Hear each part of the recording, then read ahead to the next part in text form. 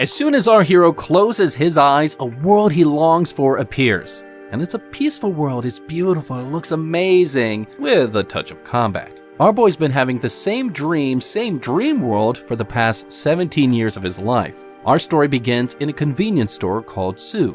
In it, we got a guy named Kang Sul, 25 years old, working as a cashier. Ugh, sounds miserable. Anyways, he was born in an orphanage and since then has been working part-time in this convenience store for a few years. He doesn't talk much, sees no reason to talk, and prefers to stay quiet. And in this way, continues to have monotonous, boring, wallflower type of days. But despite having this boring, monotonous hellhole of a life, our boy, like I said, has been having the same dream every day for 17 years straight. Kang rightfully recognizes that many people would go crazy dreaming the same thing for so long. However, he understands that his life is miserable and he lives in a tiny room and he never talks to anybody and he has no friends and he works at a tedious, boring job. As a result of all that, this dream has ended up becoming his escape from reality. And at this moment, he recalls that he had this dream for the very first time when he was still in the orphanage. In the dream, Kang Sul is just a tiny little boy thrown into a strange place. But after looking around for a little bit, what he saw was breathtaking. And he starts walking towards the place as if possessed, being drawn towards it. And Kang ends up meeting a mysterious woman wearing a foxy mask.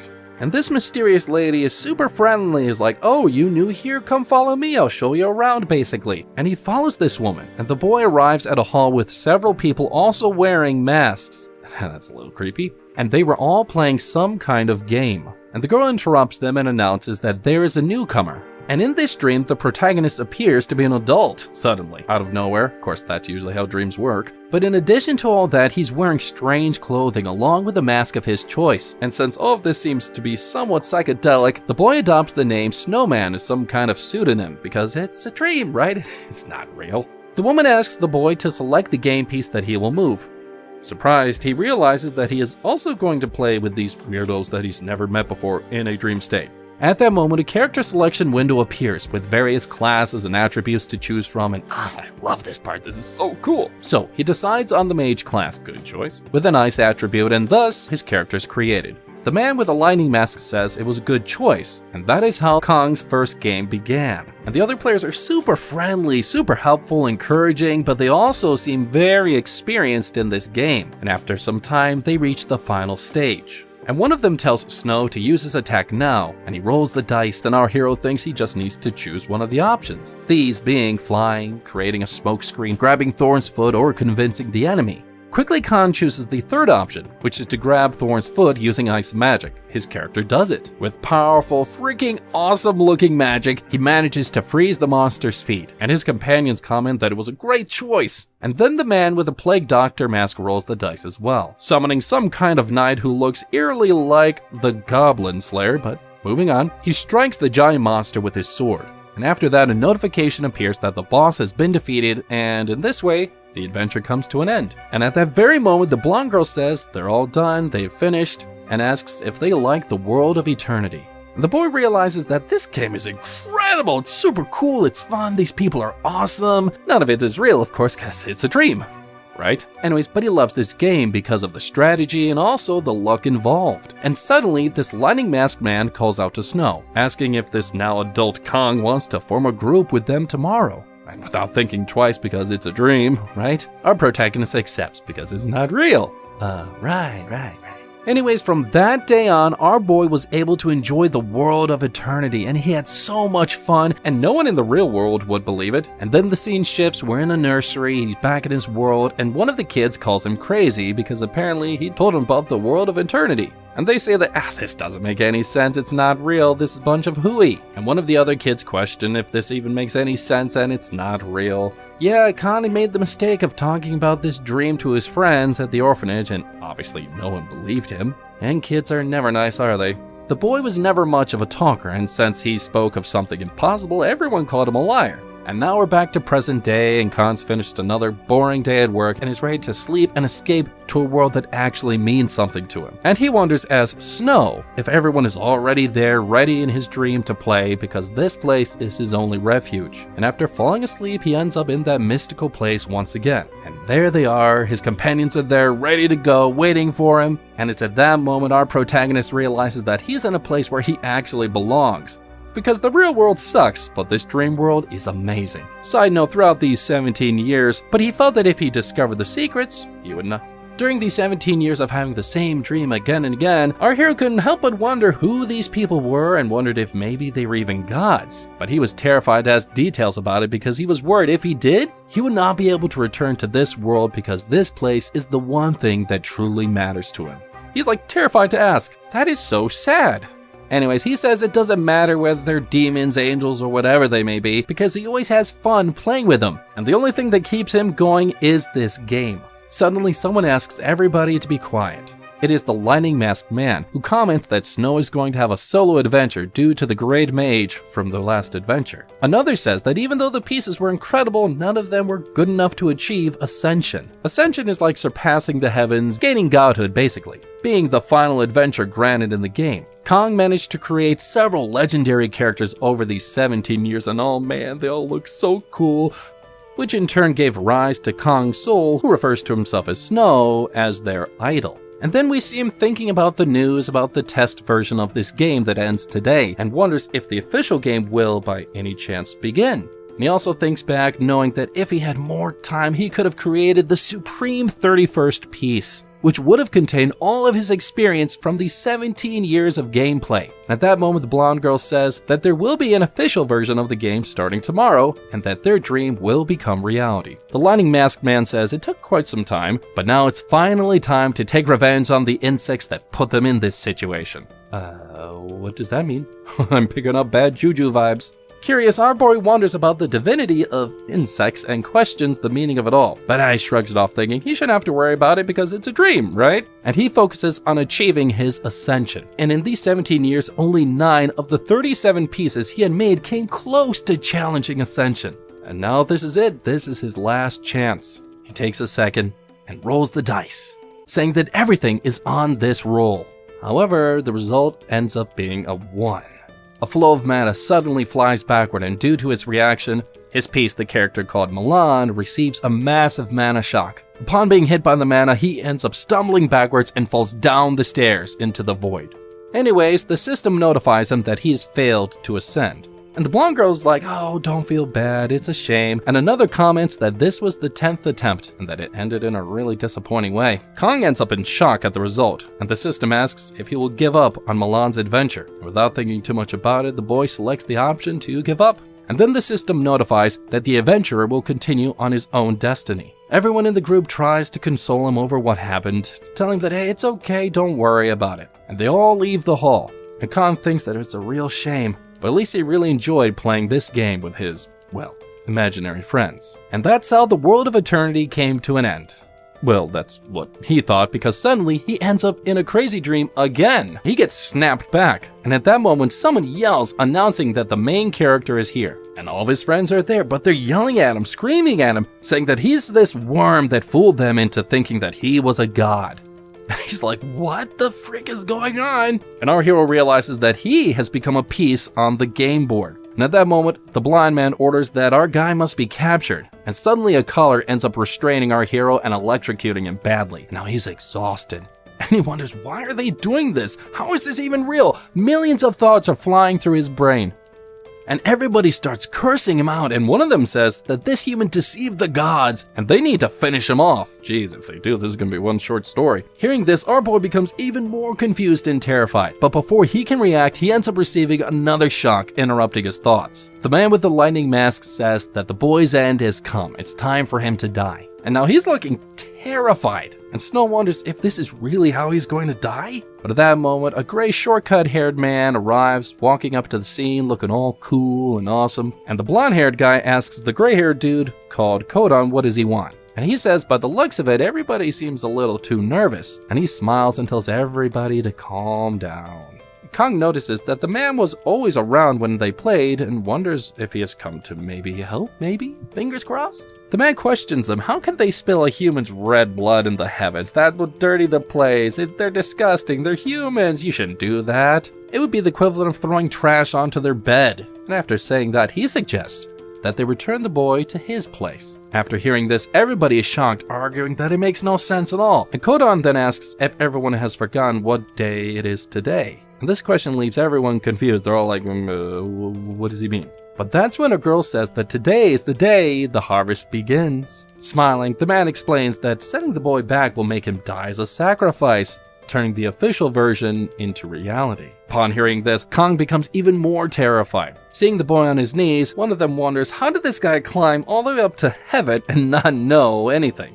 And then, smiling sadistically, the blind man says that he should stay on Earth and eat like an insect. Ugh, I hate that guy. Irritated, our hero realizes that Kodan did not want to save him, but instead wanted to give him an even more painful death. But then suddenly, someone calls out to Kong. The voice in his head says that don't worry, only he can hear him. Paying attention, the boy realizes that this is Kodan's voice. And the mysterious voice explains that his identity has been exposed, that there's no time and he must get straight to the point. And he explains that the place where the boy lived has turned into another world, and that the world fusion was scheduled for today. And he states that Kong's world will now be merged with the world of eternity. And Kodan explains in his head that the goal is to recover weakened strength, and that the hardships and stories of humanity will be sold in exchange for madness, which will be used to aid the gods. And finally, after all of that explanation, Conan tells Kong that there is only one way for him to save himself and his own race.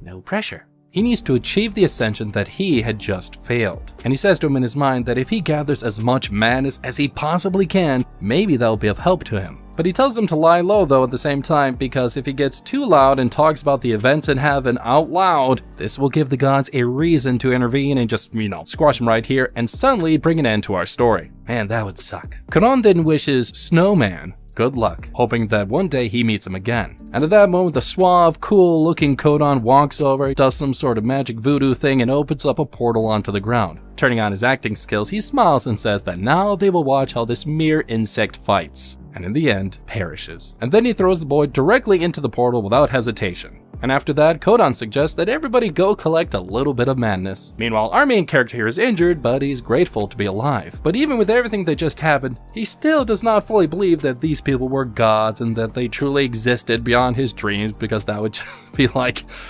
whoa, world shattering, and everything about everything he ever knew would change on a dime. Yeah, Kong, I feel for you. I too would try to hold on to my sense of reality. He starts looking around, and Kong realizes that everything is dark. He can't see anything at all. But then a notification appears, showing him that the world of eternity is being applied. After this, the game informs him that he is in Pandia. Now, while our hero thinks this was indeed the best choice for the game, in Pandia, as our hero thinks that this was the better choice for the game. And that's when the text begins to glow. Upon opening his eyes, Kong realizes that he is in a completely different world. In shock, Kong says that he truly wanted to return to his world in question. Kong can't believe that this is his world now, because he just wanted to return back to his old world. And the system then notifies him that over 7 billion lives have already joined the game, which is absurd and a massive number. And at that moment, everything goes dark.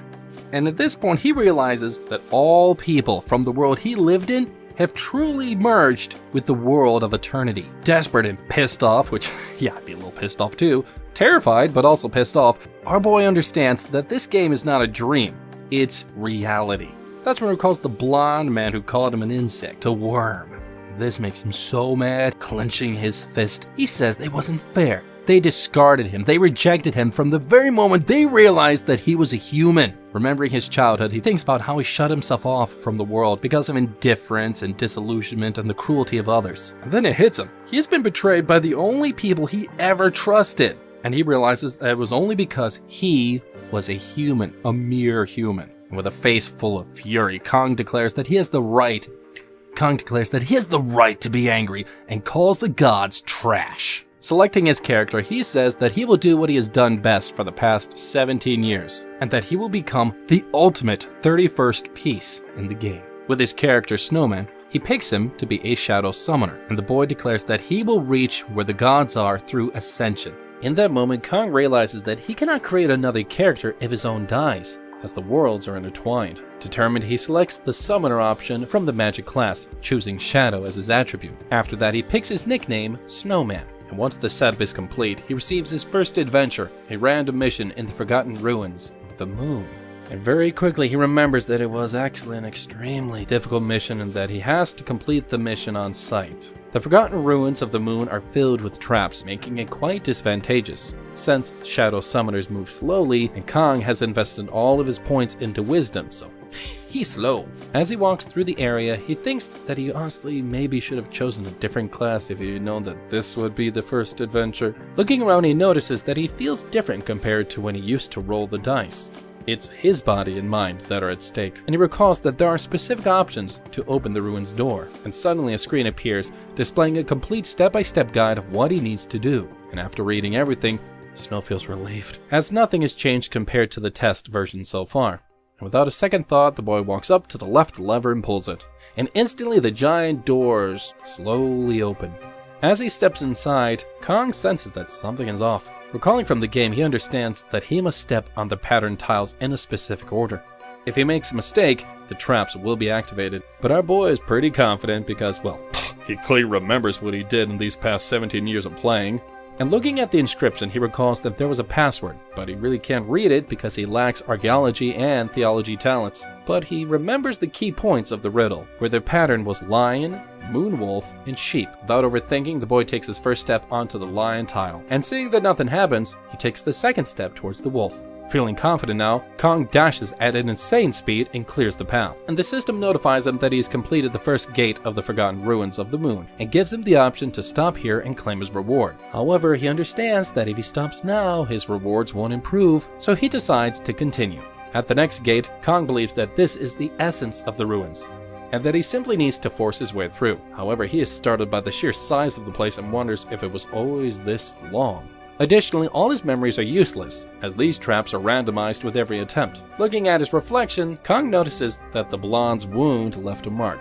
This irritates him and he decides to go all in. Snow takes the first step, thinking that the sequence might be the same as the one he played before, except a trap is triggered and it hits his arm. With a desperate look on his face, Kong starts laughing and saying that this is quite fun, and he considers the possibility that the answer was actually the 4 red tiles. And so he begins to think about the sequence, and quickly steps onto a blue tile. And the system starts blaring, saying that this was not the correct answer, and it also tells him that the hero should just throw himself forward and run at full speed. So the protagonist starts running and jumping on multiple tiles without triggering any traps, astonishing the system. They're full on shook. And with it, he successfully completes his mission. And then he explains that the tiles repeat every 5 tiles. After overcoming this challenge, Kong walks towards a treasure chest, except he doesn't open it, because he's decided to continue the adventure to the very end. And facing a door, he understands that beyond it lies the Moon Plaza. And at that moment, Kong decides to open the door. Upon entering the new area, he spots a knight. The man stands up,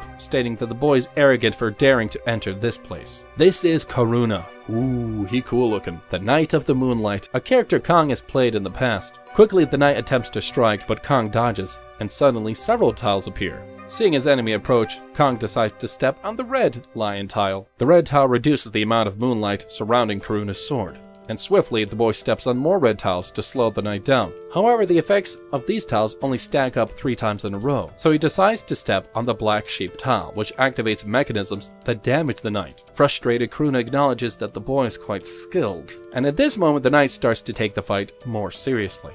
Once again, Snow dodges and decides to step on the red tile again to further slow his opponent.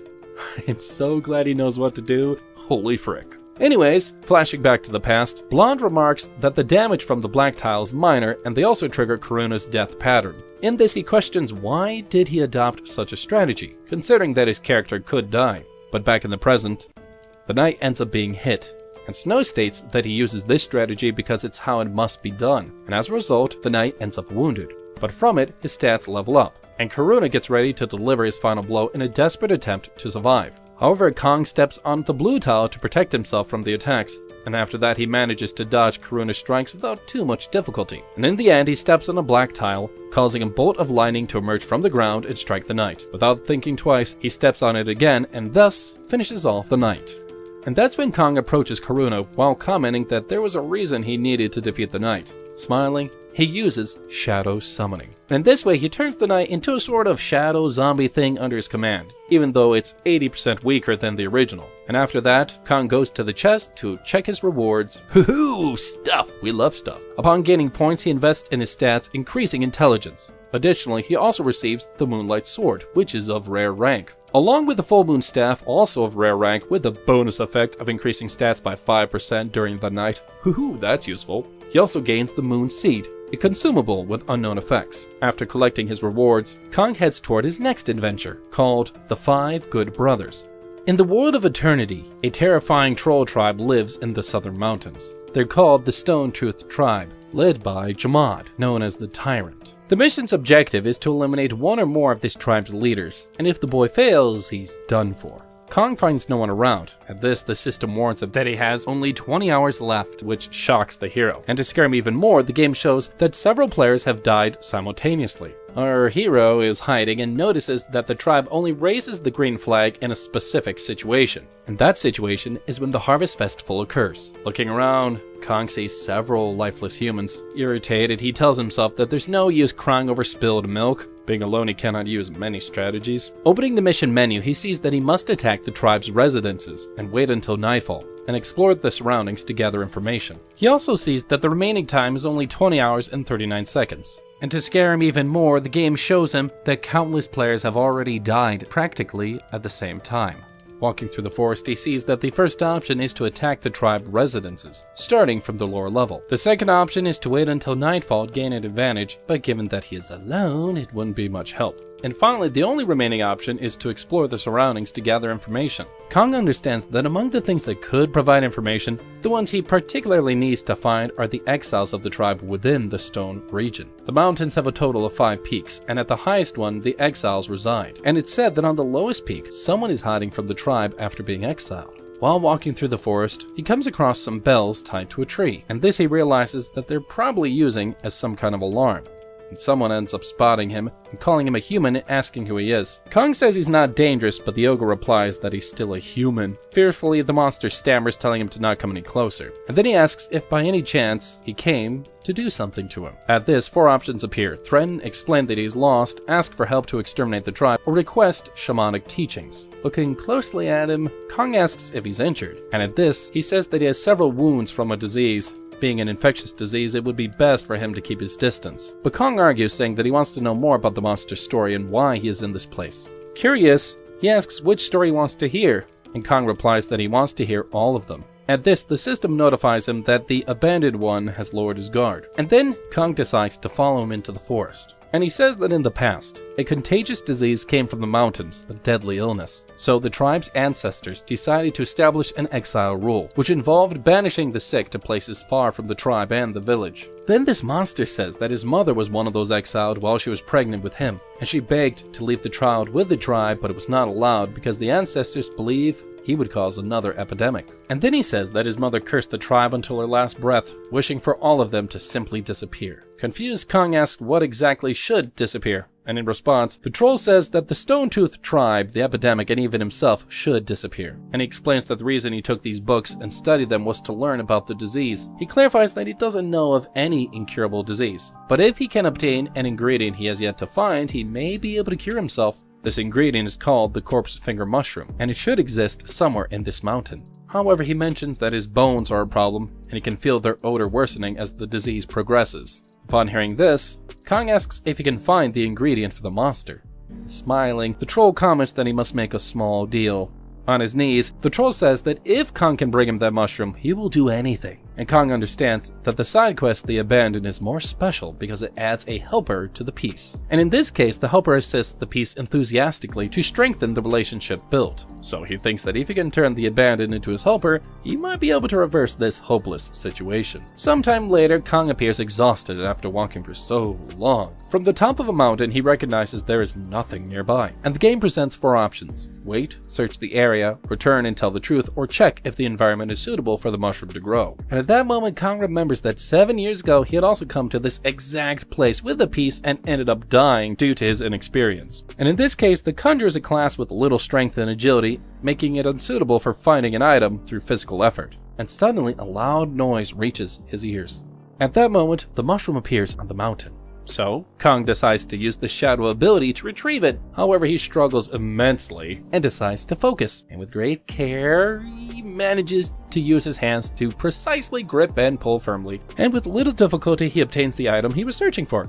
Whoo! And then the system notifies him that perception has been activated, and that the hidden adventure pocket watch owner has also been triggered. And in this case, it seems to be some kind of side mission. Looking around, Kong notices that yeah, indeed there is a watch hanging at the tip of a tree branch. Using shadow hands, he successfully grabs the watch. And sometime later, now at night, the troll is getting his dinner ready and wonders if he can trust that human. Or maybe if he made a mistake. Remembering the others who have come before, he understands that honestly he could never really truly hope for a cure for his disease. So he began reading the books left behind by the humans that the Stone Truth tribe had hunted. And as he accumulated knowledge, he started to see a possible treatment for survival. However, he realized that his end was approaching faster than his salvation. So he begins questioning whether begging for salvation from the first human he encountered was the right decision. Gazing into the depths of the forest, he wonders if that human might return. And panting, Kong reappears, saying that he has brought the mushroom back and that this disease hurts far more than he imagined. Upon seeing this, the troll is completely shocked. Quickly he bows his head to the ground in gratitude, and he asks his name, and he responds that he is called Snowman.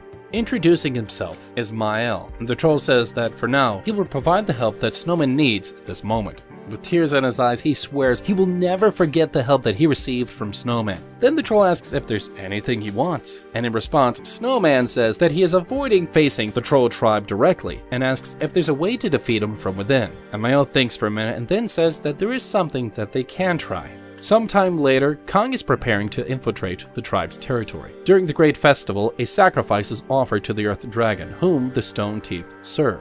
And so at night, all tribe members must drink from the great cauldron, which contains the animal's strawberry juice. At that moment, he tells him to use a certain potion that will assist in their plans. And then the system notifies him that the adventure is now called Repressed Vengeance. Mael reveals his book with blank pages. He explains that one of his dreams is to become an archaeologist, as the world is vast and secrets are unearthed endlessly. He speaks of a taskmaster who wishes for him to punish their barbarism through the immense intelligence he possesses. And then the system informs him that he has gained a helper and also received the title Attractive Being. With the vials in hand, he decides to use the red one, the Camouflage Potion, and the blue one, the Madness Potion. And without hesitation, he drinks the red potion immediately, and then his body begins to change.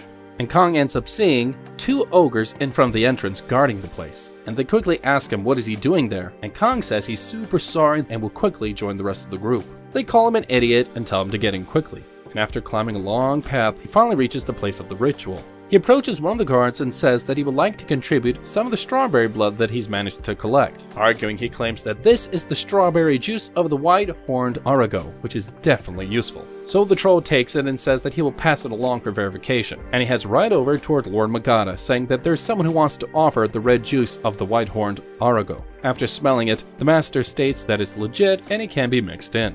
Kong then realizes that he was unable to detect the potion of madness, as it was camouflaged by an elf. Once the potion is mixed, the chief tells everyone to raise their horns, and quickly they all decide to drink without a second thought except for Kong. Kong senses the presence of someone from the previous generation, one who eliminated an entire group alone, the troll born with the power of the mountains. This white-haired figure is the tribal chief, Jamad. And at that moment he realizes that all the trolls, including the 5 leaders, have consumed the drink, and that should be enough. Sometime later, Kong ends up finding the treasure of the Stone-Toothed tribe. And according to the settings of this universe, troll tribes stored their most important items in this place. And suddenly, all the trolls begin to feel something wrong with them. And in no time, they start attacking and eliminating each other out of pure hatred. And at that moment, Karuna appears and finishes off the remaining troll. And then he starts to enter the area, and he quickly charges at a troll who appears to be possessed. It tries to defend itself, but has little success, as Karuna is extremely skilled. So he kills him quick. Upon obtaining the key, the system announces that Kong has successfully eliminated the guardian of the Stone-Toothed tribe's treasure and obtained the stone key. And he's presented with a bunch of options, but opts to find out what lies behind the door. And Kong is given the option to take the Stone Fist, which is an extremely powerful weapon. Yeah, man, take it, take it! Except he decides to not keep the key, as the reality is that this is a group that merely desires to kill others, despite being unable to do so. Sometime later, the group manages to blow up the entrance and finally enter the place. And one of the leaders notices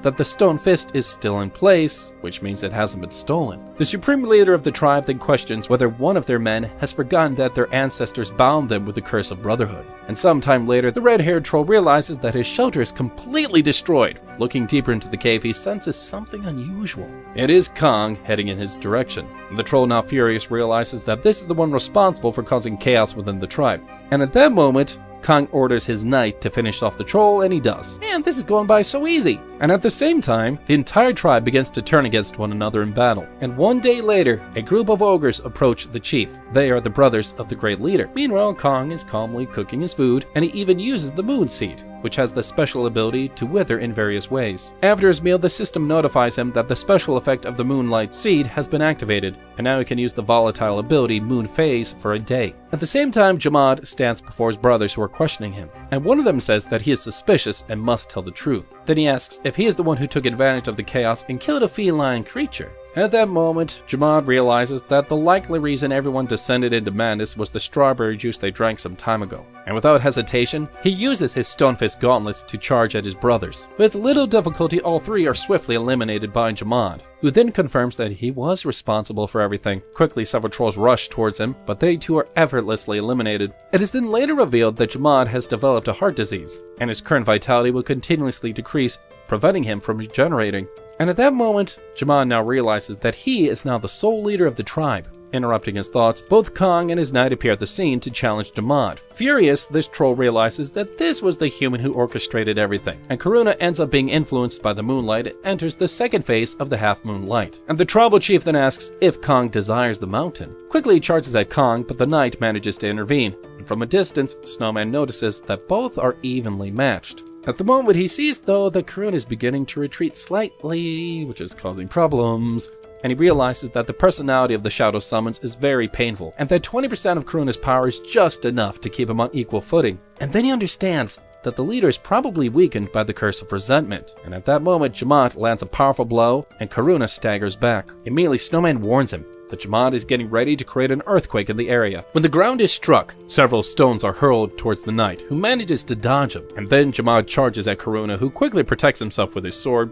Analyzing the situation, Kong realizes rather than failing, Jamad appears to be gaining more power with his Stone Fist. And then he understands that Jamad should have been recharging his Stone Fist after all of this hostility and wonders how he's still able to use his magical power. And then he notices that the Stone Fists are actually evolving into Mountain Fists. This is the same attack method that he had been using against the five brothers for 17 years. And without ceremony, Jamad manages to land a powerful blow on Karuna and sends him flying. The impact is strong enough to knock him down. At that moment, he then recalls what they told Snowman that he should flee. He was the leader of the group, and the members, by mistake, put the pieces in danger. And one of the members said that they will sacrifice the pieces and try to save what they can, as that is the best option. But now another argues, saying that he is not going to run away, stating that the pieces worked very hard to get to this point, and he will not let them all perish like this. And he understands that they cannot win through combat, nor can they win by fleeing. And the reason why Snowman's pieces can always produce miracles is that there is always a crisis and he always chooses to confront it. Returning to the present, his knight is still wielding his sword, and the system then notifies that Jamad is preparing to use Earth Slide. And it also indicates that the final phase of Karuna's moonlight striking the sky is entering the full moon phase. Exhaling a great amount of power, the tribal leader declares that he will be crushed by Tancred's power, and with a determined look, he asserts asserts that snow is finished, and then the system notifies him that he is using the volatile ability of the full moon phase. And at that moment, Earth Slide is activated, and then Kong begins to assist Karuna to boost his stats. And the knight uses the full moon strike, which has been upgraded to the complementary strike of moonlight. And with a powerful sword blow, he manages to defeat the troll without too much difficulty.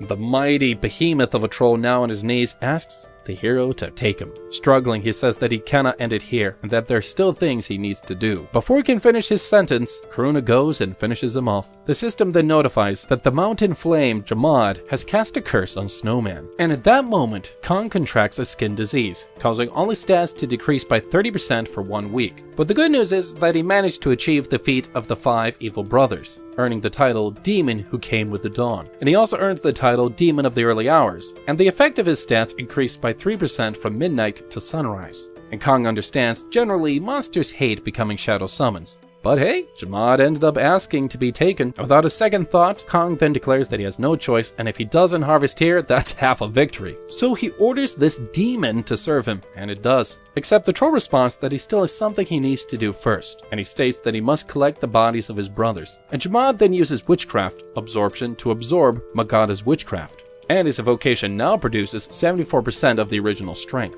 Furthermore, he also uses witchcraft absorption to absorb Tron's witchcraft, and now his evocation produces 40%. Jamal is now at level 3, possessing 26 strength, 9 agility, 30 vitality, 2 intelligence, and many other stats. Hoo-hoo, he's got a tank. Sometime later, Snowman goes to claim the reward, which is the sacred object of the stone teeth. Upon opening the chest, his level increases along with his attributes, and he also obtains the sacred object Mountain Fist, in addition to his Everstone Tunic, which is of rare classification. That makes me so happy. And recommended for levels 3 to 10. And then he acquires the Spirit Root of special classification, which can be ingested in various ways and whose effect is unknown. And seeing all the rewards, Kong is extremely happy. And sometime later he goes to a city and upon returning realizes that everyone is Korean. Upon opening the system room, he is notified that the next update is the points ranking for Adventure 2, titled The 5 Good Brothers. And at that moment of the ranking of top adventurers, the first place is held by someone hidden. And everyone starts viewing the ranking shocked by the scores, because the bald guy here questions who the guy is with 320,000 points is, calling it absurd. Recalling the issue of the world being merged, Kong realizes that this must be some remnant of the Korean server, and the system then informs the adventurers that they must go to the free city with Gongor and the rest. A group of adventurers is already gathering in front of the castle, and Kong approaches the guard and presents his identification, and the guard opens the gate and allows him to enter. Seeing this, all the adventurers in the group are shocked, wondering who this guy is. And then he enters an inn and rents a room, and the owner asks how long he's gonna stay, and he responds that it will be for a month. And at this, the man states that it will cost 10 gold meads, plus an additional 2 gold for food and bathing. Inside his room, Kong lies down and summons his knight and tells him to guard the area, and he passes out. But Kong experiences another type of lucid dream though, and a woman approaches him, saying that she's arrived before that idiot, and she introduces herself as one of the merchants responsible for acting as an intermediary during the fusion of these two worlds, and that her name is Janet. My, what a nice name for a creepy lady. She explains that with the merging of worlds, the boy's masters sold the residents of both. And she states that she is certain they are laughing and having fun watching everything unfold. And in other words, she says, the audience pays for madness as an entertainment fee. And she mentions that there is a merchant who sells items in exchange for the madness that he has accumulated. And Kong realizes that the gods are gathering madness while selling humans and the residents of Pandia. Kong then asks her if she is meeting him is because he has a significant amount of madness. And she replies that it's not just a significant amount. She says that he has actually accumulated exactly 3,000 points, and she asks that this is a moderate amount for someone like her, who has seen a lot by the way, but for humans like him, it is a substantial amount. She then reveals that at present, he is the one who has gathered the most madness so far. And then she asks if he would like to trade with her, and curious of course, Kong asks her what could he buy, and at that moment, various items appear before him. And he ends up choosing a spice vial and a pouch of fresh ingredients. And the merchant comments that he picked rather unique items, but Kong says that he didn't find anything that particularly caught his attention. Hearing this though, Janet becomes completely furious, flipping out, as those words deeply wound her pride. Wanting to prove that she has good quality items, she offers him the Shadow Flower. And with this flower, the user can perform shadow summoning, and the summoner's level is considered 10 levels higher. And the merchant informs him that these likely cost around 3,000 madness points. She then adds that if he purchases the shadow flower, she will include an extra item from the ones he previously selected for free. except in exchange, he must promise to do business with her again in the future. And at that moment, Kong seals the deal. After this wild dream, he wakes up and sees the items that he purchased on the table, which definitely confirms that yeah, it actually happened. Leaving the inn, Kong understands that his memories appear sporadically over time. He had imagined that he remembered everything about his adventures, but upon waking up, he realized that many details are missing. Stunned, he wonders what kind of phenomenon is occurring. Many people in the city are desperate over the absurdity of the situation, and looking around, Kong realizes that these people seem to be in terrible condition. In front of all the people crouched down, a man stands up and declares that they must unite and cooperate.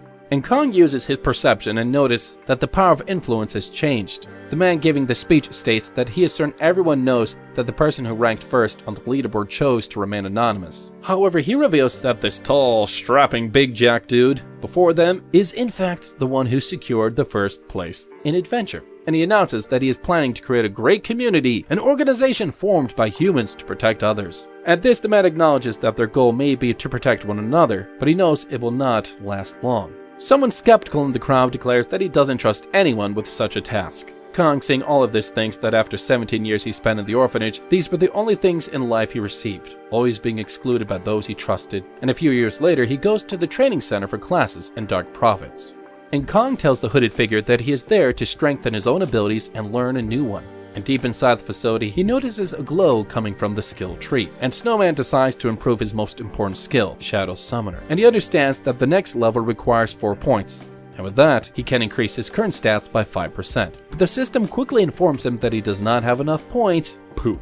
Even so, Kong feels satisfied as his stats are in good shape, and sometime later Kong goes to a bar. Holding the switch, he thinks that if he were to speak of the effects of the heavens out loud, that might be just enough justification for the gods to directly intervene. And he realizes that if he helps someone with the experience he has, he might end up revealing where his abilities came from and still get himself killed. Still though, he wonders who else might know about this watch besides him. But looking to the side, he notices a very strange and suspicious old man watching him. And at that moment, the old guy says that he actually recognizes the pocket watch and asks if he could take a look at it. He then reveals that he knows it because he was the one who actually made it. And sometime later that night, he shows the boy his workshop. Introducing himself, the old guy says that his name is Bill Marcos, and that he can call him Bill. And Kong realizes that he must have completed the side quest, Lost Pocket Watch, at some point beforehand, which is why the name sounds so familiar, but in any case he couldn't remember anything. Getting straight to the point, the old man asks how he found the watch. Omitting some details, Kong says that he found the watch while searching near a cliff. And the old guy then says that he now understands why things have come to this and asks if the watch can be returned. And he comments that he definitely made that watch and they can even see his name engraved on it. And he explains that 20 years ago, he gave this watch to someone as a gift, his granddaughter. She was captured by the trolls of Sharp Bridge Mountain 20 years ago. And Kong then asks what happened to her. And from the old man's silence, the answer becomes obvious. Ah, crap. I was hoping she was alive. Anyways, Bill comments that in the midst of all of this, someone appeared claiming they would help save his granddaughter. And he explains that this person's name is engraved on the watch, but it cannot be seen because it's hidden inside. And suddenly, Kong has an epiphany as his memories begin returning. And Kong remembers that the piece he created bearing his name was also Snowman, a frost mage. Going to the library exhausted, he wonders if everything that's happened on the game board was actually real. He then realizes that all of this was done by his pieces, and without noticing, everything ended up becoming a part of this world's history. Whoa. Bro, you're like the founding father. The next day, Kong visits the granddaughter's gravestone, and the old man comments that even though he never found her body, he will always remember her. After that, he asks Kong if he can return the watch to its rightful owner. Placing the watch on the gravestone, Kong says that he realized it too late. Frustrated with everything, he wonders if he was unable to remember this because of the trauma from his childhood was too great. And at that moment, the system notifies him that the pocket watch has found its true owner, and that he has received a skill point as a reward. And the system also informs that Snowman's memories are being passed forward. At that moment, Kong then realizes that his memories in fact have not disappeared. Parts of them are divided amongst others. And then he's told that he has experienced something mysterious that makes no sense, and that he has learned everything about an extreme that he has never known before. And finally, the system warns him that his objective is to face all his fates. And seeing the heavyset man struggling, the old man already assumes that he will have to dig another grave. And then he tells the boy that they should head back as they are finished here. Kong understands that he never imagined he would inherit something from his old game pieces, and that the ability has now been passed on to Jamad. It was a trait from the first game piece, Snowman, and it was received when it was created, a skill that can boost a piece's growth. However, unfortunately, Snowman was never able to grow stronger, ultimately losing his life on his first fumble. Bowing before the gravestone, Kong thanks his first piece, and with a determined look, he states that he needs more of his memories to finally achieve his ascension, and then 1 month passes in this realm. Sometime later, he stands in front of a board filled with various recruitment posts, except he notices that none of the available adventures interest him. Starting from the third adventure, it is possible to choose one's own adventure through the Adventures Association, except in specific cases. And as he walks around, he senses that he is probably being watched by somebody. Approaching the stranger, the system notifies him that this is an extremely suspicious man, and then presents several dialogue options for him to choose from. Taking the initiative, Snow asks him what he is doing here, and laughing, the old guy tells him to sit down, explaining that he was looking for someone to work with him. And he explains that he needs to transport some goods to Novira due to an agreement, so he needs some people to protect the carriage. And the old guy claims that the reward is generous, but Kong, using his perception, realizes that he's lying, and at that moment, the old guy states that Snow is free to refuse if he wants, as there's not much time left, and without hesitation, Kong decides to accept the job. Introducing himself, the old guy says that his name is Adam and that it is a pleasure to meet him. Adam also informs him that he still needs to find more people to join the mission, and an adventurer watches Kong, commenting that he's trying to hide the value of his equipment, but it's impossible because they are too good. He also tells his partner no matter how strong Kong is, it has only been a month, so they should be at similar levels. And at that moment, the thug tells his partner to return to the guild and bring 2 more people while he goes to talk to the merchant. The next day at Kongori Square, the system notifies Snowman that he has started his next adventure, and that the third one is about to begin. The adventure is called Novira Transformation Guard, and in the south of Pandia, there is a treasure known as the Great Silent Forest. The problem is that there are many thieves along the way, so he needs to protect the carriage. And at that moment, Kong recalls that he remembers this adventure. Snowman had completed this adventure before the 5 Good Brothers, but when he played his second piece, he was unable to finish it. And sometime later, Kong arrives at the group he was recruited into. The thug introduces himself as Shinjo and his partner, Bak Song. With a serious look, Kong remembers that his second piece must be somewhere nearby. The merchant informs the group that they must take action if any problems arise, and that they will be handling reconnaissance. Then, I guess we'll call him Eminem, comments that this is going to be easy, while his partner remarks that he understands why Snow took this mission alone. And with a dark aura, he thinks that Kong probably knew this mission would be easy, and now he's just a bastard.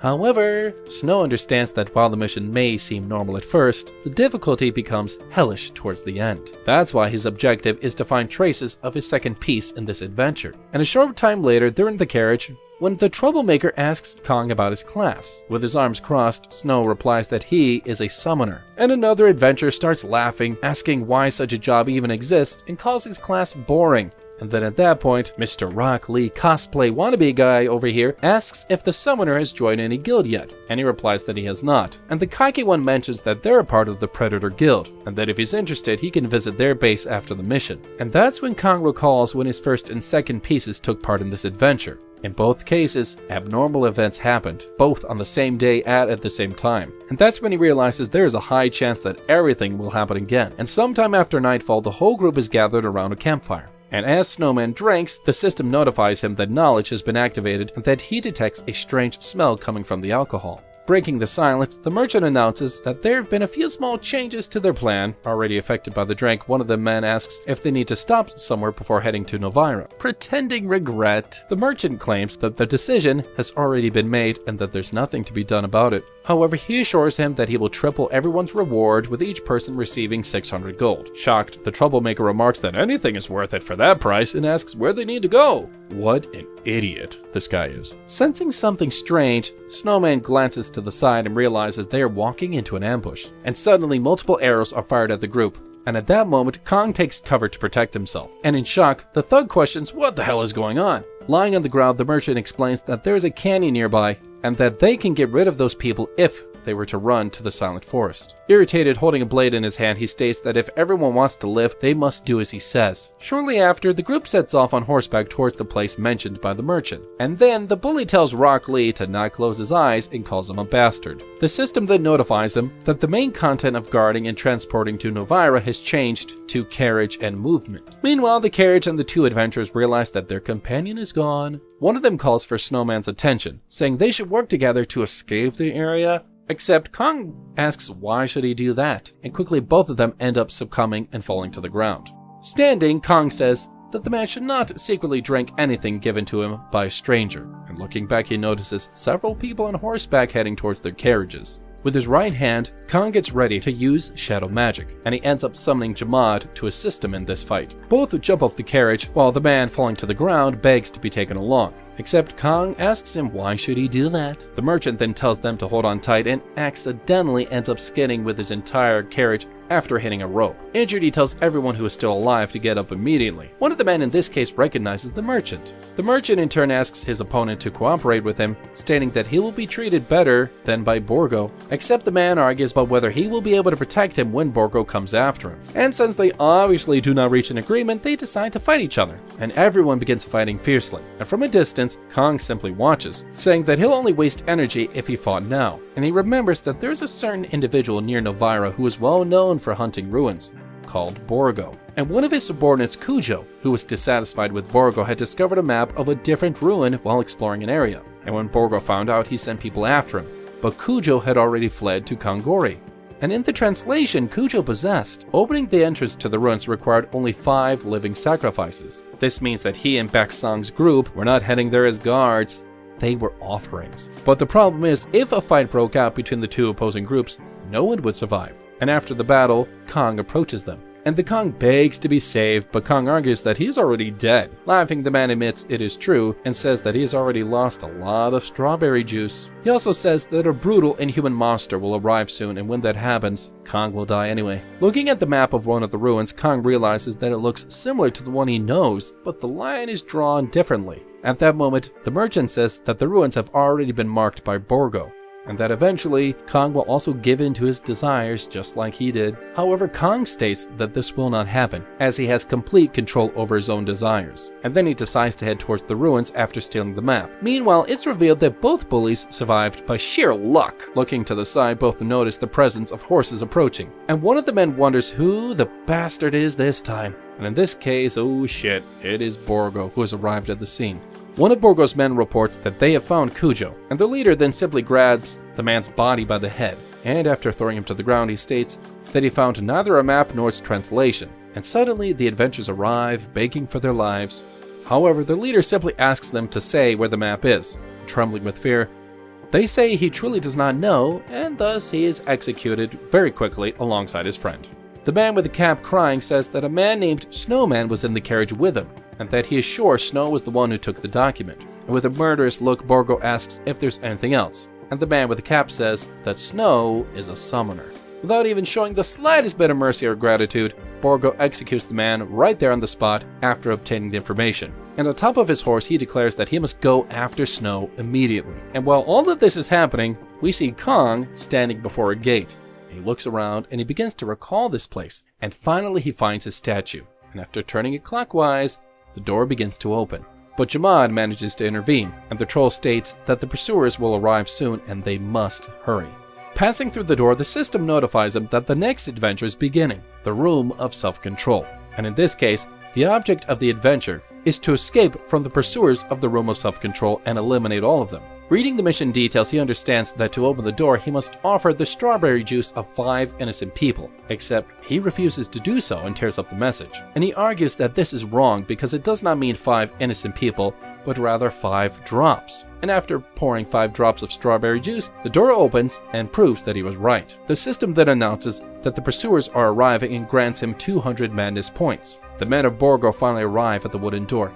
And at that moment, one of the old men states that the translation Cujo stole was incomplete. Looking carefully around, he notices something strange, and the old man informs the leader that Kong knew Cujo's translation was inaccurate. Curious, Borgo questions how does he know that. He then calls for the old man, Kurjin, and says they need to move through the ruins faster than the boy. Meanwhile, the system warns the hero that Borgo is approaching, and they seek both him and the treasure. Faced with several options, the hero decides to decipher the ancient language. And afterward, the leader understands that showing respect means praying or bowing with reverence. Looking around, he notices that nothing has reacted and indicates it's safe. And a short time later, Borgo's group reaches the trap room, and one of the men then accuses the old guy of conspiring with Cujo, questioning how else he would know the way. And at that moment, the old man remarks that they would need to strike the ground as if bowing. He explains that there are arrow traps in the area, and they must take time to deactivate everything properly.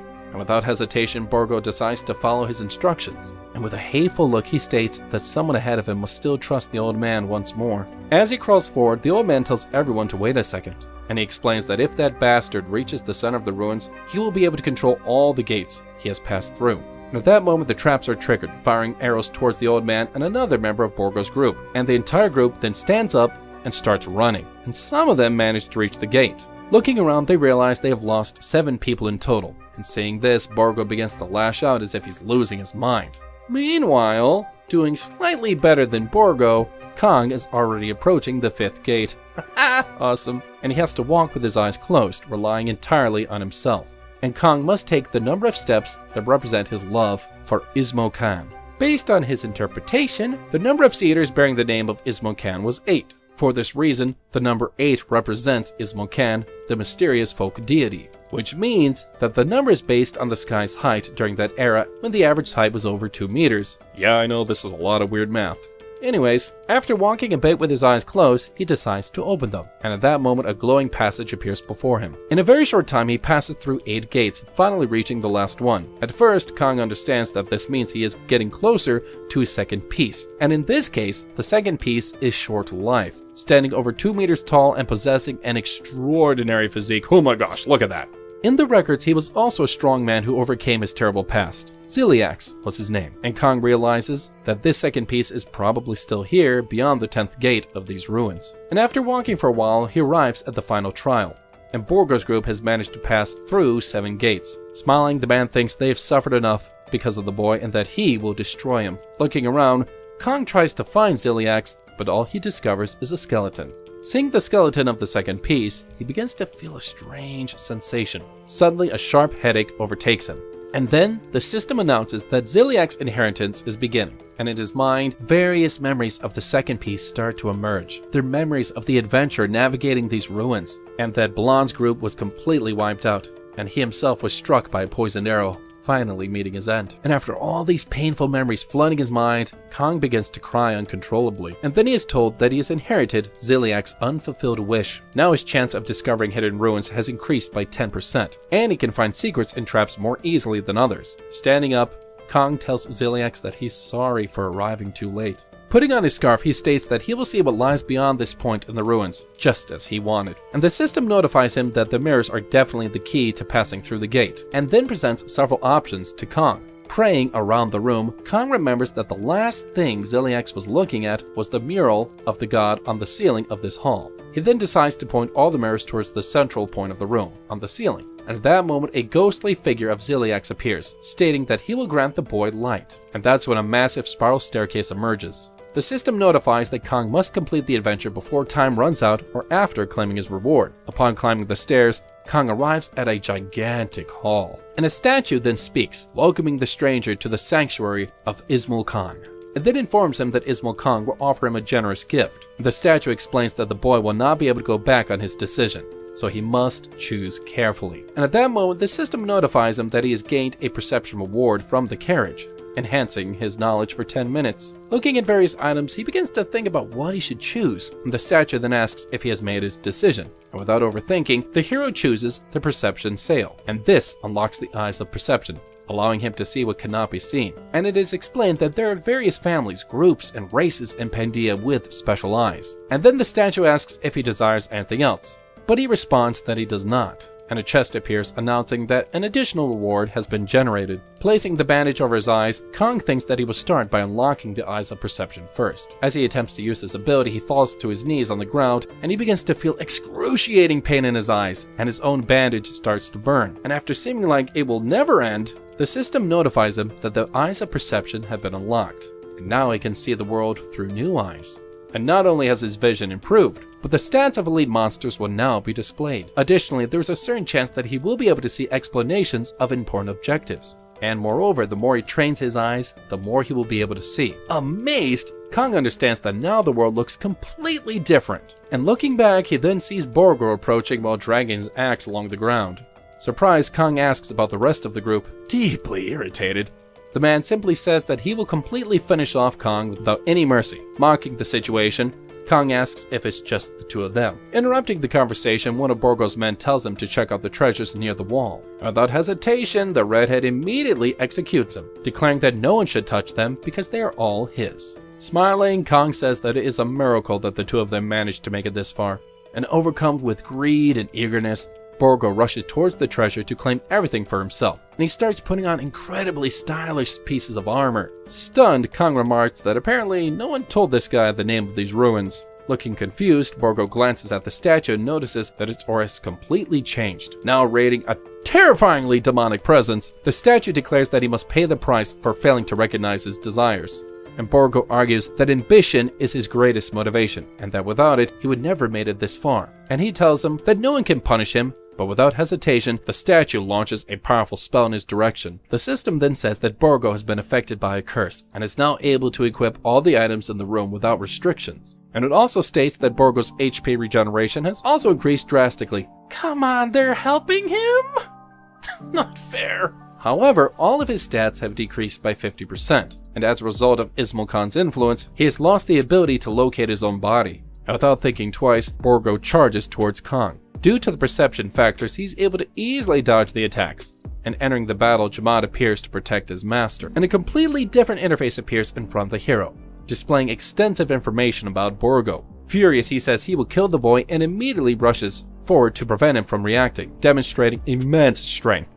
Jamaad manages to launch Borgo far away, defeating him with ease. And at that moment, the demonically infused statue commands Borgo to stand and protect the hall. And his arms begin regenerating. Jamaad lunges at him, but he manages to defend himself. And realizing the gravity of the situation, Kong acknowledges that this is extremely dangerous. And then Borgo's unique ability, Decisive Strike, is activated. And in this case, his next attack will deal double damage. Using his hammer, the guy manages to strike Jamaad, sending him flying. And mockingly, Borgo says that there may be no one left. Now completely out of control, he questions why the boy is smiling. So he argues back, and Kong simply comments that he is not lost yet. Borgo then charges forward, but Jamaad appears just in time to defeat him. And smiling, he states that the ambitious must learn to restrain themselves, otherwise they are nothing but fools. And then Jamaad activates his earthquake mode. Using only his feet, he lands a powerful blow on Borgo, and this guy is alive purely out of sheer hatred, kind of like Guts in Berserk. He is that far gone. And at that point, Borgo uses his treasure ability and hurls something at the troll, who quickly blocks it. Clenching his gauntlet, Jamaad tells him that he is overly ambitious and lacks a proper plan to follow. And then striking again, he remarks that Borgo is fast, but he lacks determination.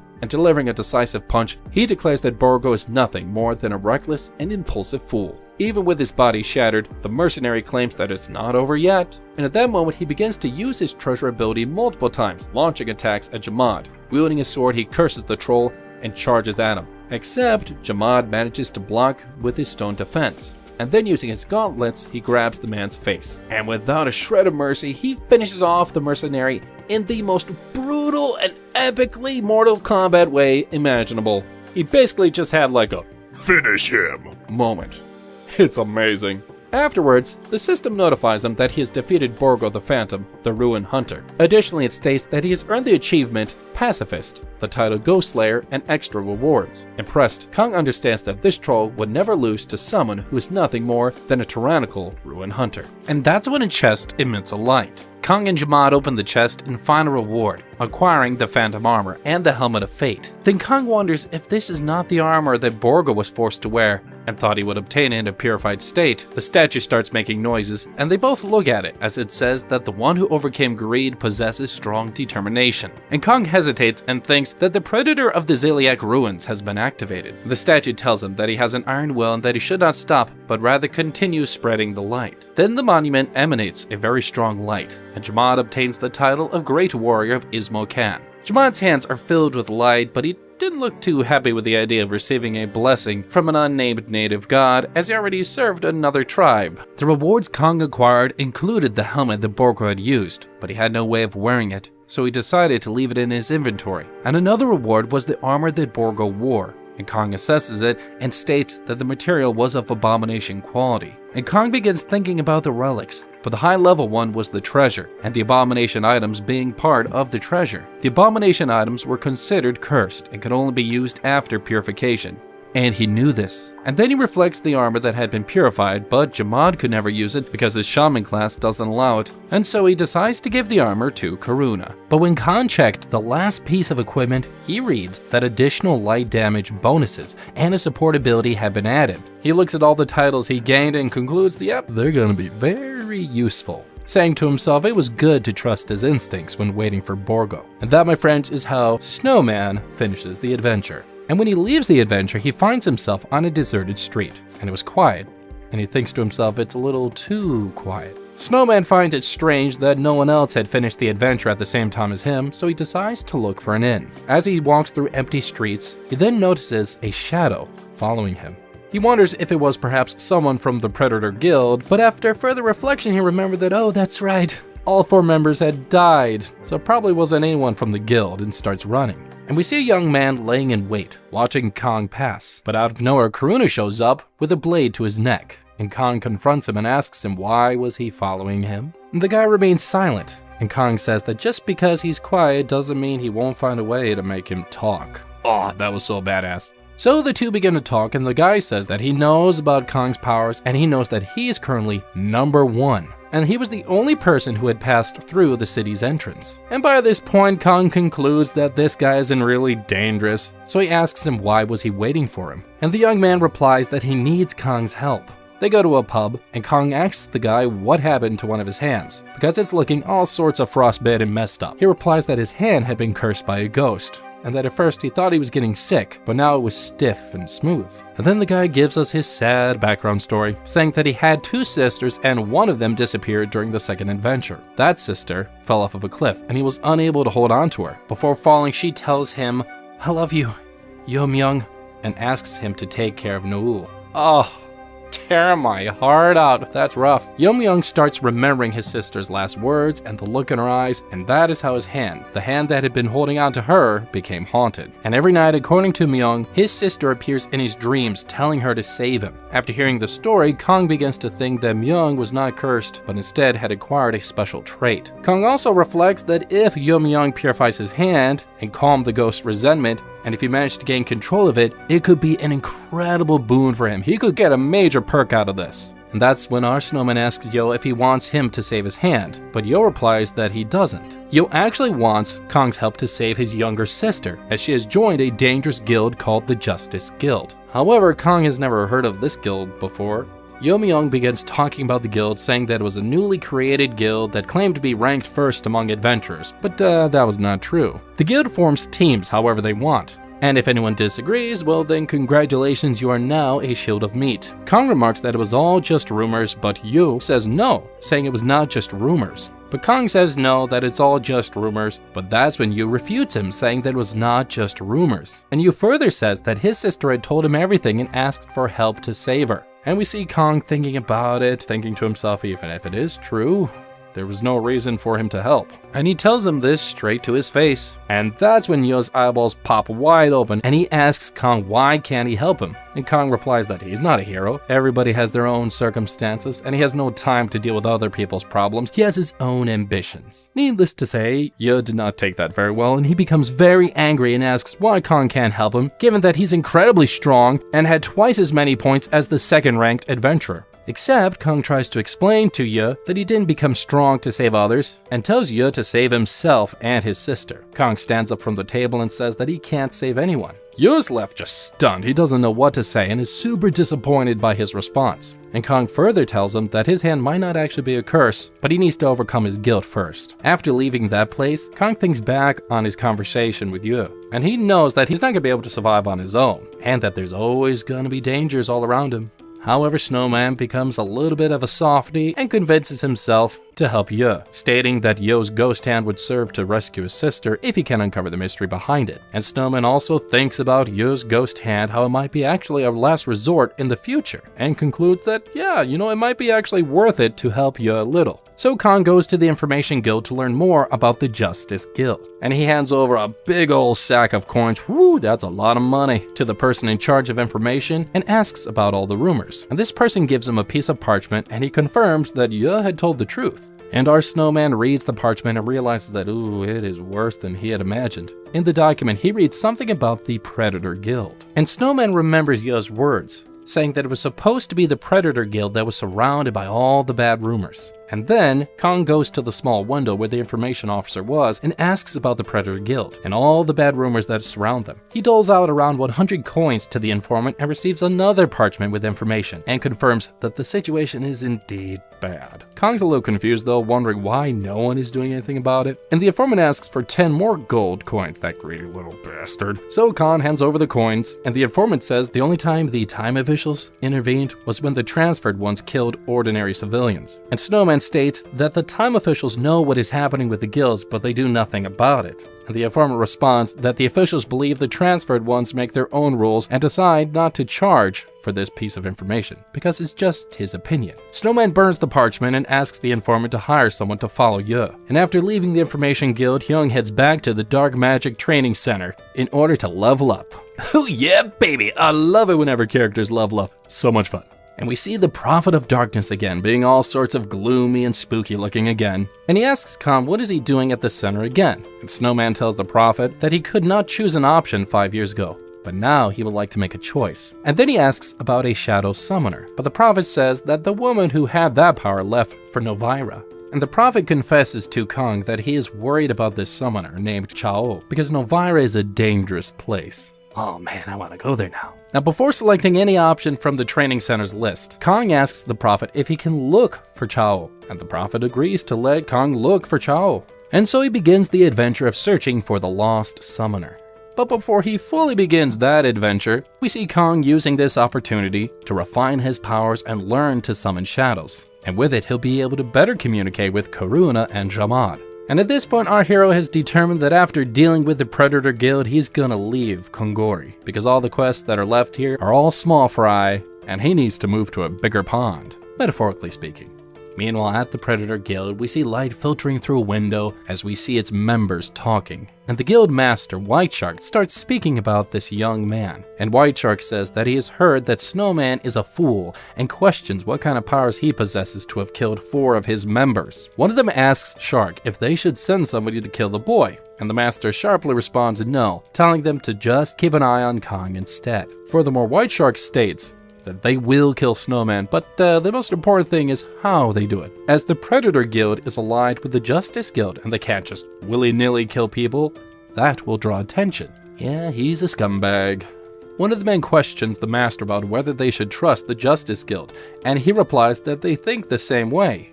And for now, they're simply using each other's advantages. Additionally, the master says that the leader of the Justice Guild, named Jungwon Chul, is a fool. He'll never be able to hold the guild together. And White Shark talks about his plans to take over Kongori and destroy all the guilds and be the only group left where violence will reign. He sounds insane! On the lower floor of the Predator Guild, a man says that Hyung Nim is in second place in the rankings, behind someone with a private name.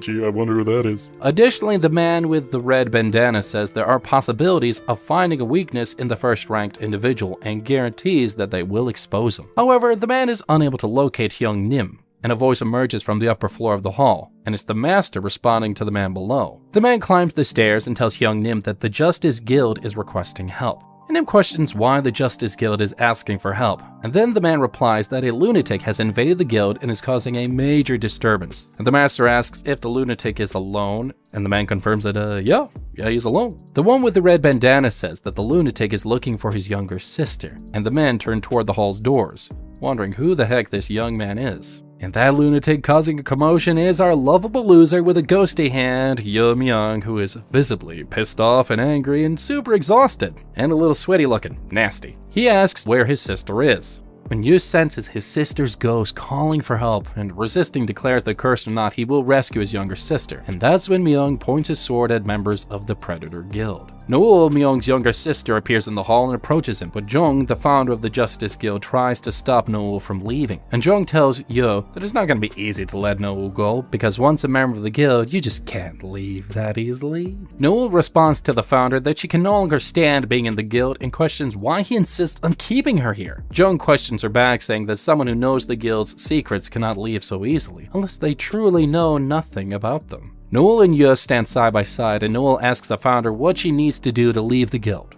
Wang Chul says that she must promise not to tell anyone about the Justice Guild, and she must also return 5,000 gold coins. And Noel becomes furious and says that he has no right to extort anything from her. And the founder retorts saying that the Justice Guild acts according to its own interests and orders the guild members to capture the siblings. Noel asks the members to wait because this guy, he is lying to them, and calls the founder a liar. She states that the private player is not amongst the guild members, that the guild never helps the weak, and that in reality they use them as human shields. The guild members just stare at Noel, completely unmoved by what she just said. And now Noel is shocked, asking if they will remain in the guild even after knowing this. The founder tells Noel that she would do anything to survive and that the world has changed. Ye turns to Noel and tells her not to worry and that they should leave. But Noel insists that she does not want to stay in this guild any longer. And that's when Ye receives a kick to the stomach. And other members approach Ye and begin beating down on him. It's starting to get ugly. Noel tries to stop the assault on her brother but is held back by Jung, and she screams, demanding that they let her go. Jung glares furiously at Noel and hits her, calling her a fool. And Yul, seeing this, he flips out, and his haunted hand glows with a purple light, and oh man, it is looking so freaking cool. And he activates a hidden quality in his ghost hand, and begins to defend himself against the guild members. And he realizes that his haunted hand has now become awakened, and becomes honestly terrified. But it still looks super cool though. Moving quickly, Yum manages to escape the assault, leaving the founder and his members startled, and Jung orders someone to call the Predator Guild. Noel then calls out to Ye, but he's in a trance, he doesn't hear her, because all he sees is his older sister who fell off of a cliff. And he thinks all because of him. And then he hears her ghost say, "Take care of Noel." And that's when Yo realizes that in reality he was supposed to protect Noel all this time, but he couldn't hear those words because of his guilt. And that's when he determines that his sister gave him the power of the haunted hand to protect himself and Noel. And with that, he snaps himself out of it and moves towards Noel to protect her, and warns the others that if anybody approaches, he will kill them. And that's when a voice echoes through the hall, saying that Wang Chul should have kept one of the Predator Guild members here because he knew that trouble would arise. And we see the owner of the voice, which is the master of the Predator Guild. And Whiteshard asks him, "It's not you, right? The private player?" At least that's how I think his voice would sound. And the two begin to fight. And the master says he's having fun with this battle, but notices that Ye is not very skilled. The fight continues and Whiteshark pins his hand on Ye's skull and starts to question him about why he is doing this when he claims to be so strong. And of course, Ye gives a lame, smart aleck response, but Whiteshark finds Ye's words super hilarious. He thinks this guy is super funny and comments that Ye's treating him like a villain. Now, as this fight is taking place, Noel is pulled away by the guild members, and Whiteshark tells Ye that right and wrong doesn't matter, only violence does. Ooh, he's a dangerous dude. Ye tries to defend himself by pulling out his sword, but the master of the Predator Guild notices this movement and mocks him, saying too predictable. And unfortunately, Ye ends up breaking his sword, but even during all that, Whiteshark still holds him forcibly up against the wall. That's when someone suddenly knocks on the door. Oh, is it him? Is it Snowman? Yes, it's him! Woo! Man, I was getting nervous there. Back to the story, we see Snowman telling them to open up because he knows what's going on inside. Whiteshark and Wang Chul exchange glances, and Wang Chul tells Noel that she has indeed turned the situation into a real mess. And Shark comments that he will take care of the stranger as well, and Snowman enters the room asking Ye if he's fine. And, well, he's not exactly doing great, but Ye takes a moment and recognizes Snowman. And he asks him if he remembers who he is. Badly injured and exhausted, Ye does recognize Snowman and asks what he's doing here because he had refused to help him earlier. And Kong tells him that he didn't come here out of charity, but rather to settle some matters with both guilds. And he asks him, why are you in this state? And how did he end up there? And Yo brings up his conversation with Kong, his refusal to help, and how Kong told him that he should take care of himself and save his sister. And he tells Kong that he tried to do it, but he just couldn't do it. He failed. And Snowman says, I see. And he understands why Ye was unable to succeed, and tells everyone that he's going to be taking the siblings with him. And Wang Chul is shocked. He's like, is this man insane? For real, is he really trying to do this? And that's when Whiteshark points at Kong and asks if he is the so-called Snowman, and if he was the one who killed his guild members. And we know what's gonna happen now, right? Kong's gonna say, yes, it was me, there's gonna be a great fight, but no, Snowman says he didn't. Jeez, come on, we're splitting hairs here. But fortunately, White Shark doesn't believe him and declares that he will kill him. Yes, we're gonna get that fight anyways. Oh boy. Then Kong looks at the members of both guilds and says that he knows everything that has happened between them, asking if anybody does regret their actions. Oh, those two guilds have no idea the world of hurt that is about to rain down on them. I am so here for it. And Wang Chul questions him, asking him why should they regret anything. And Kong looks at everyone and concludes that no one feels any remorse, and Wang Chul orders his men to get rid of Snowman. And that's when Shark gets ready to attack Kong. And then Snowman explains why his points are private and quickly demonstrates his power by summoning a troll. Look at that thing! That is awesome! Shark is super confused and terrified, and Snowman asks him if he understands the meaning of the word private. We see Wang Chul looking all sorts of awkward, sweating, and is like trying to pass this off as like, oh great, I've been looking for you for a long time and now here you are right in front of me! And then Snowman asks Wang Chul why they think they are above everybody else. And oh boy, that shuts him up real quick. But Shark responds saying to Snowman that they're at the top because they're stronger and that violence is power. And then Kong says, how fun. Then you must also know that violence can only be conquered by violence, right? And White Shark just stares at him with a wicked grin and agrees, saying that they will become the strongest. And Kong says he doesn't care who is strong or not, and repeats his question about whether anyone regrets the guild's actions, but no one responds. I know I'm just the narrator here, but if I could talk to the group here, I'd say, dudes, can you not pick up on the vibes right now? He is clearly stronger than you. Maybe just say sorry and you get to live another day. And then Snowman declares to everyone in the hall that he will hurt them, and only spare the siblings. And that's when Kong orders Jamaad to attack them all, and Jamaad starts charging at the guild members. White Shark defends himself using all of his powers. However, Jamaad severely injures White Shark and makes a whole lot of strawberry juice gush out from his shoulders. And after seeing all of that juice flow out of him, Jamaad says that he liked Khan's phrase about violence only being controlled by more violence. And then Jamaad finishes White Shark off. Now the founder tries to leave, but his hand is quickly chopped off by Karuna in a really epic fashion. Haha, I love it. And he's begging for mercy, and we see Byung telling the founder that he should have never hurt his sister, saying that he will kill him, and the entire time, Wang Chul is begging to be left alive. So he turns to Snowman, pleading for help, but he refuses, saying that he is just like the other guild members, and Snowman states that he will go beyond the laws, regardless of who created them. And in a fit of rage, the founder tells Snowman that he is insane, that he is just like everyone else in the guilds, and that he is also a monster. And Kong agrees that he's a monster. But Yo tells the founder that he is wrong, saying, that man is a monster?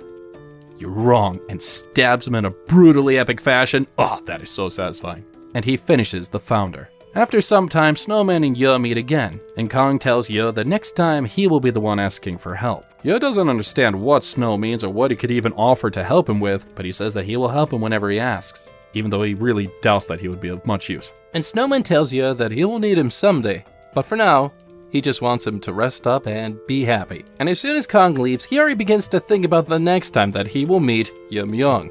And at that point, he thinks his hand will become even stronger. A few days later, Snowman rolls a lucky travel dice, and he sees that the number lands on a 2, and oh shit, that's not good. He's shown a vision of a young man drenched in strawberry juice, and then he says to himself that he hoped the adventures in Navira are not too dangerous. Of course, Kong, my boy, you did roll a 2, so don't expect a good time. Then we are told that there are several variables involved in an adventure in the area around Navira, and all because he rolled a 2. He might experience a rather unexpected adventure. Needless to say, Snowman is not happy that he rolled a low number, but he goes, it'll be alright, he's got 2 overpowered pieces with him and he'll be fine as long as nothing too unexpected happens. And thinking back, our protagonist believes that this is a great opportunity to earn more rewards. He also believes that with Kaluna and Jamaad at his side, it's going to be pretty easy to handle most of the adventures. We then see a carriage approaching Navira, the only city of this size that is located near the Great Forest Ruins. Nearby, we see a bald guy and a girl, a bunch of people talking about how the forest tears adventurers apart. All the while, the girl states that this is not a joke. Still teasing and mocking her, the bald guy says that this is the charm of the ruins and that they can only enter because the weaker ones manage to leave. and they continue explaining that the Vira is a place where an economy is centered on ruin hunters, making it a very important business. Additionally, the most essential resource for hunting in a ruin is none other than manpower. Being sort of a former beta tester, our protagonist knows that he first needs to check the news at the Adventurers Association in order to better understand how the city operates. So he goes to the location and gathers some information. Reading the notices, Kong realizes that most of the postings about ruin hunting and occasionally mention someone called Borgo. And one guy says that he wore a black robe, big eyes, pretty face. After that, Kong wanders around the city talking to people asking about Chao. Farther along, he asks other citizens, and they claim that they can't think of anybody with those characteristics. And we see him still investigating when another person says that this lady he's looking for passed through the area about a month ago. But then the girl suddenly acquires what I like to call money dementia, and a scroll pops up and says that he has now found traces of Chao through this strange girl, but she doesn't seem to want to speak. And he's giving him a list of options, and he picks number 6. Smart move. Then suddenly she remembers something and claims that the girl was looking for a room to use for research. And then she tells him about a mansion that a family used to own and that it was often rented out to outsiders because they weren't there to sell it. And she tells him where it is. Yep, that's a spooky place. I really don't want to go in there. And then we see Kong arriving with his hand on the doorknob saying that the door is locked. And once again, his instructions say that there are many ways to enter the mansion and gives a list of what he can do. And he decides to jump through the window because frick ghosts. Yeah, I would too. And he says that there are traces that someone has been here. And he thinks to himself that they're actually pretty recent, maybe a few weeks old. However, at that moment, the place is empty, and Kong gives orders to Jamad to search for the research room and look for a person named Chao. And Jamad suddenly gives his back to him, a little annoyed, and says he thought he called him for something that was actually important. But he goes and does it anyway. Meanwhile, Snowman talks to Karuna and asks if he's always been this quiet, even though he is an elf. But he says he doesn't remember.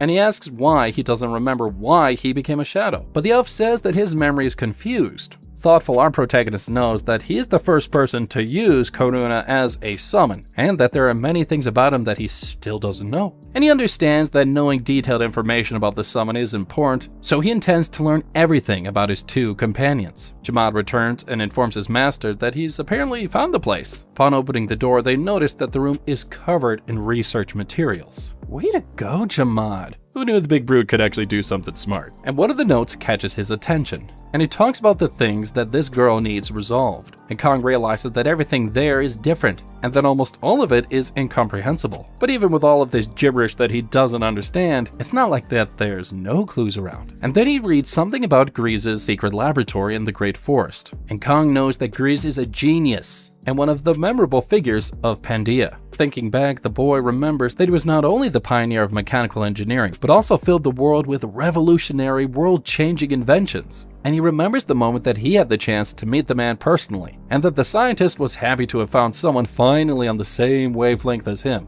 Like, he was really happy about it. Even though it was their first meeting, they spent a lot of time together, and he had a unique way of speaking. Still thinking about the notes on the wall, Kong Soul knows that finding this laboratory will be hard because, well, the man was a genius and worked to hide it. The scroll then says that the main content of the Lost Summoner has changed, and that the next adventure is beginning. In the forest, Snowman thinks that this means the laboratory is somewhere nearby, and they inform him that he found a clue pointing to the secret location through Chao's research room. They call Grizz a genius and say that normal people are incapable of understanding him, and thinking conventionally will only make the young man go crazy. To overcome the challenge, the boy activates his knowledge and realizes that he has become stronger after obtaining the Eyes of Perception. After analyzing the trees, he notices that not only do they all have the same height and width, they're also uniformly aligned. And he concludes that the path must be there, and for this reason he must be careful. And that's when an alert is triggered, warning that there's an unidentified danger in the area, and looking more closely, he finds a surveillance device, almost like a bird, in the tree that belongs to Grizz, and he knows he has to get rid of it. And the scroll says that the device is active and gives him some options of what he could do with the surveillance bird.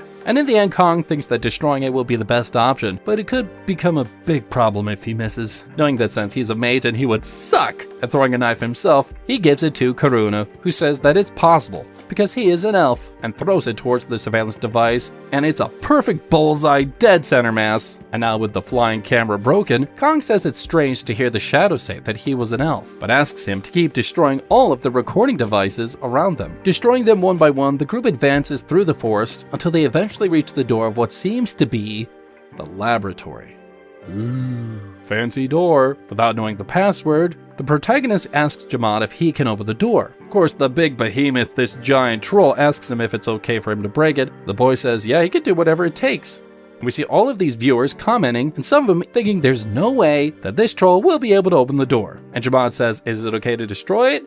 Using the strength, this absolute beast mode, the monster just tears open the door like it was just cardboard. It is amazing, and asks him if that's enough, and the young man responds that it is. Remembering, Kong talks about when he asked Grizz about the door to the place, and Grizz says that he worked very hard on it, but he could never make it functional, so he only used it as decoration, relying on the fact that because people saw a fancy looking door, they thought that it would be hard to get into. Passing through the door, Kong states that his colleague destroyed people's common sense daily, and then he says that it's still too early to conclude whether Chao was here, and that judging by what was written on the door opened by Jamaad, there are possibly other entrances. Inside the place, Snowman says he seems to hear propellers spinning somewhere, and then he notices a smell, saying that the air seemed too fresh down here for it to be just an underground laboratory. Wondering if he's even growing plants down here, wandering around, he notices a paper stuck to the wall and he walks over and reads it. And Kong is super happy having found what he was looking for, and he says that he's gonna take this paper oh so discreetly. The scroll explains that he's found traces of Chao at the location,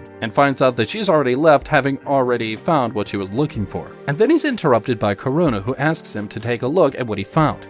Handing him a stack of papers, he realizes that there are questions about death all over the place. Doubts, such as whether dying really hurts, and if we really decompose after death. And the research states that the author is so curious to find out that they can no longer bear it and want to verify it personally. After digging into it further, Kong concludes that this is indeed Grizz's research and does not understand how it's related to the item Chao took. The boy continues reading the papers and thinks that it might be an invention that allows one to simulate a false death. And going deeper, he notices the name present seems to be a device to experience death, and he wonders why Chao took that item. He then sees a passage in the laboratory that catches his attention, saying that he has no choice but to keep searching. Walking, the group arrives at laboratory number 2, and then a presence is felt behind the door. And Karuna, looking so freaking awesome, kicks the door in. And behind it, we see a robot that scans the protagonist's face and reports an error. And oh shit, oh geez, what's happening?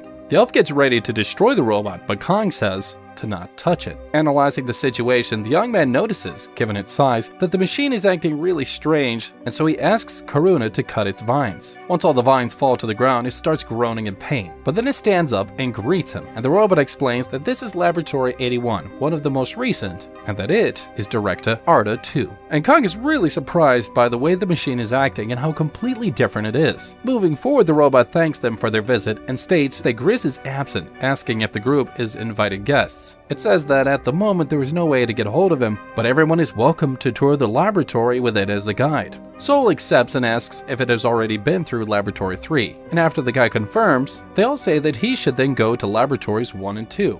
In the chat, these people, whatever they are, go wild, commenting on what is happening. Arriving in Laboratory 2, the robot explains that it is used to research spiritual vessels. And Kong wonders if they managed to create a vessel with multiple attributes. And the machine says that this is one of Grizz's greatest achievements, and it continues explaining and talks about the problems encountered during development, but that the chief was able to solve it brilliantly. And then Kong asks that if Arta is the director of the laboratory, and the robot says that his title doesn't mean much, as all the research was conducted by Grizz. And Soul asks that if there would be an alternative form of the spiritual attribute vessel, and they say that it is an ongoing theory. However, the probability of the scientist's idea being wrong is extremely low. And Arta says that it would be possible to imbue a vessel into a belt, allowing the user to wield the power indirectly. Responding, Kong says, "This is insane. So, where's the belt?" And they say it should be in Laboratory 2. Searching around, the robot doesn't find it and questions where it's gone, while Kong asks if the object has disappeared entirely. The robot says that it is the biological research complex, and that it is extremely large. And it further explains that this type of research is related to the food of the future, a solution to end hunger in the Empire. And Arda tells them that the laboratory's control center is also there and asks if the boy wants to be guided to it. While walking, Kong asks if the robot knows anything about Milan, and the machine responds that it does not, but that this data has not been recorded in its system. And people in the chat are just like, whoa, who is this? What's going on? And they become super curious about who or what Milan is. And we learn that this person spent a lot of time with Grizz in the past.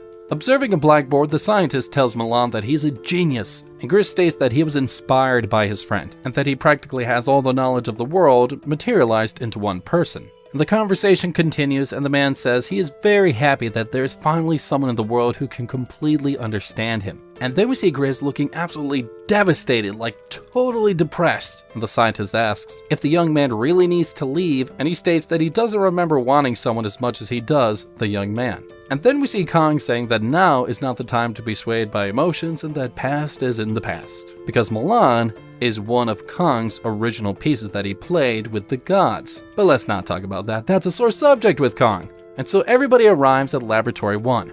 Curious Soul asks if the robot is the only one in the lab, and it responds that there are 20 other researchers. And Kong says that he knows why that it is the only golem in this immense laboratory, saying that it was only because that it was able to get away from those monsters. Oh, look at all those teeth. Anyways, they show the abilities of the overgrown organism, and what it means, and what it's about. Kong thinks that this is what happened, and that it probably used a hive mind to take control of the researchers. And because of that, everything inside of this spot, this laboratory, has become an enemy. But then they suddenly announce that Karuna has entered the first stage of the moonlight. The monsters begin to develop, but then suddenly, a vine with barbs all over it lashes out, getting blocked by Jmad. And we see Karuna entering the first stage of the moonlight, slashing apart one of the vines. And the monsters begin to heal, and the elf calls out to his master. And everyone in the chat goes wild over what they're seeing. Arda then says that there seems to be an error in his storage, and that he will do his best to try to remember what happened in this place. And at this point, Kong's not messing around, saying, "Arda, hurry." And Kong says that he can't believe the difficulty and understands the reason why this is a solo adventure. But then Arda says that he has finished recovering his memories, and he states that he discovered that the plants have an excessive growth signal, and it was this reason why he lost communication with Grizz. And he continues saying that this strange plant life form is intelligent and highly aggressive. Moreover, the research quickly stopped functioning after being controlled by the vines. He was able to get away to Laboratory 2 and avoid danger, and it was after that he met Kong. Karuna asks if they have any weaknesses, and the robot explains that they are the same as any other plant, and that they're vulnerable to insects and that they burn easily. But Karuna says even if we burn them, we might get caught in the fire, and is there any other way? And the machine says yes. If they manage to reach a control unit, they will be able to activate the device and cause a large fire. Kong asks Arda for some oil, and it agrees. A massive fire spreads through the area, and everything begins to burn rapidly. And we see the adventure change, and they explain what the new objective is and the remaining time. Jmad says that he's become slower, while the protagonist tells him to keep moving forward, and to burn the vines on the golem. Meanwhile, Arda says that if the young man can rescue the researchers from the vines, they will help him.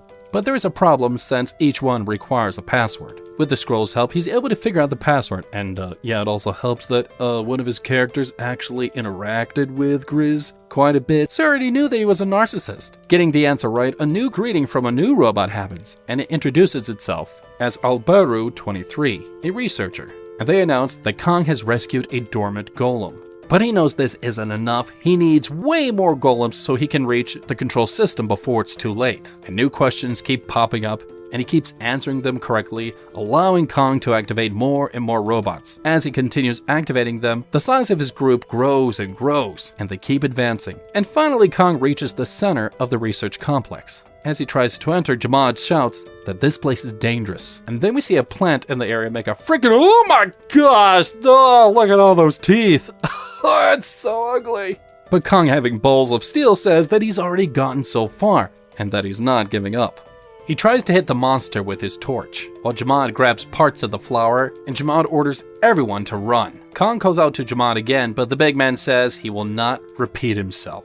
Then it's announced that the overgrown organisms have activated captivating pollen. Jmad turns and faces the overgrown creatures, yelling, "I'll be right behind you!" And all Kong can do is say, "Alright." And Kong wonders why the frick did they have this thing inside a research institute. He tells Arda they are screwed if they stay here and asks the robot to connect quickly. But Arda says that he has to wait for permission from Grizz. What the frick? Fortunately, Kong says override it. But before they can do anything, a plant grabs Arda.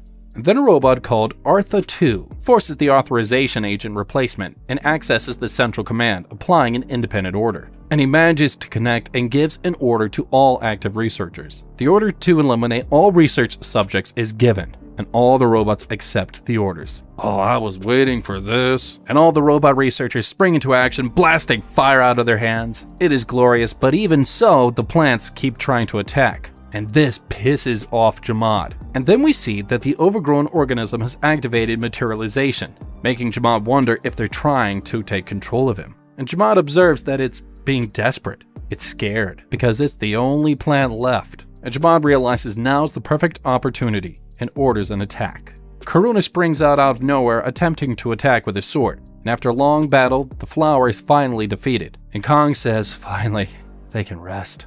And then it's announced that the evolved creatures have been eliminated, that Kong has leveled up and has acquired some skill points. And additionally, he got a hold of a multi-spiritual capsule belt and other items. And he's super thrilled, saying that he knew this object was here. However, the scroll warns that it is incomplete. With the book in hand, Kong asks about the plant, and they say it is a common level. And then it's announced of a hidden adventure that's begun, and that he cannot proceed to the next one because it's a linked adventure. And Kong thinks that it was the plant that was the trigger to the start of this adventure, but he's okay with it and doesn't matter to him. Moreover, he knows that he cannot wear the belt because it only gives +2 stamina, and instead looks at the next reward, seeing a coward's leather armor. And it says that the object can be worn underneath other clothes, which he considers to be a good item for now. And he sees another award that is the Absolute Vitality Powder, which has a rare rank, and he thinks this seems pretty valuable. And Kong says that he knows where he can use that powder and that this was a good haul. After checking the rewards, he wonders if maybe he should release the last golem.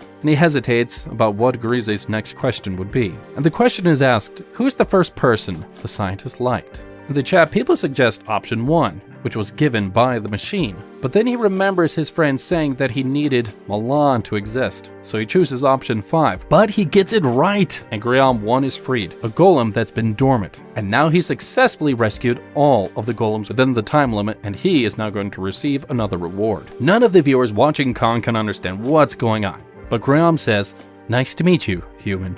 How can I help you?" And then one of the robots thanks him for solving the laboratory's problems, and they hand him a pair of boots. And the scroll explains that they're ideal for escaping life or death situations, and that when activated, sparks will be released, allowing Kong to move very quickly. Oh, that's a big relief, because he's super slow as a mage. Anyway, they state that the duration of the power is not precise, and that no issues have been found so far. Soul says that the part about no issues having been found yet bothers him, but he still thinks that it's worth using them for now. One of the golems says that Grise was interested in various new materials and worked very hard to apply mechanical engineering. And Kong asks if he invented the boots, and is told yes. Surprisingly, they ask for his name. They have to tell Grise that there was a visitor, but he doesn't answer the question and insists that everything is fine. And that's how we see that adventure end and a new one begin, called The Symphony of Colors, an unfinished study. Arda introduces himself and asks them to repeat, as his connection is poor. And they tell him that an emergency has occurred and that an unknown evolved creature has appeared in the biology laboratory. And they ask how he handled it, and they're surprised to hear that a young man reset all the golems inside the institute, something they consider impossible. The one speaking is Grise, who says that the questions placed on the robots can only be answered once, that even he himself had gotten a particular question wrong once, saying that it looks like that man knows my connection with Milan. Curious, he asks where is this thief? And they tell him that he left after dealing with the creature. And the scientist says that nothing can be done about it now, and it's not as if Milan will return, and he announces that he will visit the Institute soon. Arda says that he will prepare for the visit. And we see that the adventure was Symphony of Colors, a grim study in Pandia, where the object was to capture or kill as many spirits as possible. And Kong starts complaining because they've given him only a month to complete the task, which he thinks is honestly going to be pretty boring. Ugh. Yeah, we know, we get it, you know everything, and you're super cool. And he also thinks that the name of the adventure is concerning, especially since nothing has yet appeared since the multi-spiritual capsule. Beside him, a few people stop to watch him. One of them tells the other to not worry about it because he's just competition. Hearing their conversation, Soul thinks that they must be players as well. And just because they were on the same adventure did not mean they had to cooperate. Some even competed and fight against each other. Seeing the direction where they're headed, he sees that there are some people behind a counter. and that it was the reception desk of the Aquarius Magic Tower. And then we see a poor girl who looks like she's been working for way too many days in a row and looks exhausted, and she asks him if he is here to help. Kong says yes, and she replies with a irritated, and she states that many adventurers were called, and then asks for his identification card. Reading the identity, she begins to talk about the registration location and his name, and then her brain stops. The girl becomes frightened, and her colleague asks her, what is it? Is it a fake document? Upon seeing that it's legit and that he is Snowman, the two are stunned to realize who he is. Then the male receptionist starts to get a little too loud, so his female colleague clamps his mouth shut, and then they ask him if he did destroy the Stone-Toothed tribe. He says that he's not really sure about that, despite having confronted the tribe, and the two start freaking out. Kong thinks that the fame he's gained from the Five Good Brothers adventure is starting to take effect, because after accumulating enough fame over a period of time, even the wizards of Pandia can change their attitudes. And Kong is given a spiritual capsule as a gift. At this point, others around him are starting to take notice, and they're getting a little salty about it because gosh darn it, they wanted one of those too. However, Kong already has one, so the young man asks for it to be registered, as it could cause issues when claiming rewards. Taking his capsule, the receptionist is stunned at its design and asks if he made it himself, and he responds that he got it from a friend. He calls Pren to take a look at it because it's different. She says there's no problem with it, and in front of Kong, he sees the story of the adventure beginning to change. Nervously, the girl then asks him, where did he get the capsule? And then the scene changes. We're in a forest, and we see Kong thinking to himself about how he's gonna first start with the green spirit, which is more docile. The instructions for it were written in the manual, describing how to capture the spirit, but something worried him. Thinking back on his conversation with the receptionist. And he told them that he couldn't tell him where he got the capsule, because they're the type of person that doesn't like their identity being revealed. And so he takes it back, as they were starting to become suspicious. And he asks if they're all done. And the young man stutters and is like, yes, saying that all he needs to do is to bring the spirits in those capsules. However, they've received news that some adventurers have disappeared, so they ask that Kong be careful and to not cause trouble. Soul thinks that was a subtle way of saying they will not help him if something goes down, and that he's gonna have to survive on his own.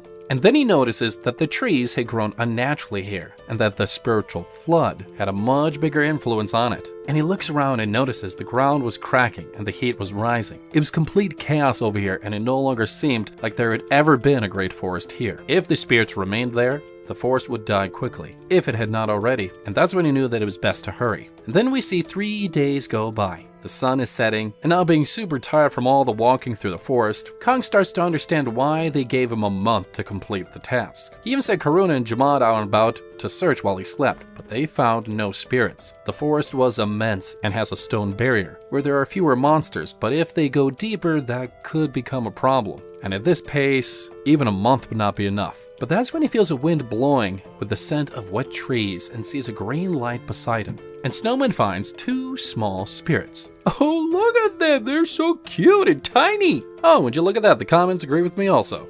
And that's when a scroll with options appears in front of him, asking what does he want to do with the Verdant spirit. You see the usual spread, kill, kidnap, try to talk to him, follow him. And Kong, being the ever-practical one, knows that since, he does not speak their language, he decides in the end to follow them. And as he follows them, they begin to move through the trees and hug him. And one of them mistakes the man's leg for a tree and hugs it. At least that's what Kong thinks. Kong then decides that he's going to treat them just like he would have been babysitting his nephews, and continues to follow them. Sometime later, Jamad and Karuna find him sleeping with the little ones around him. And then the man starts to notice that as they touch the dry ground, flowers and grass sprout rapidly.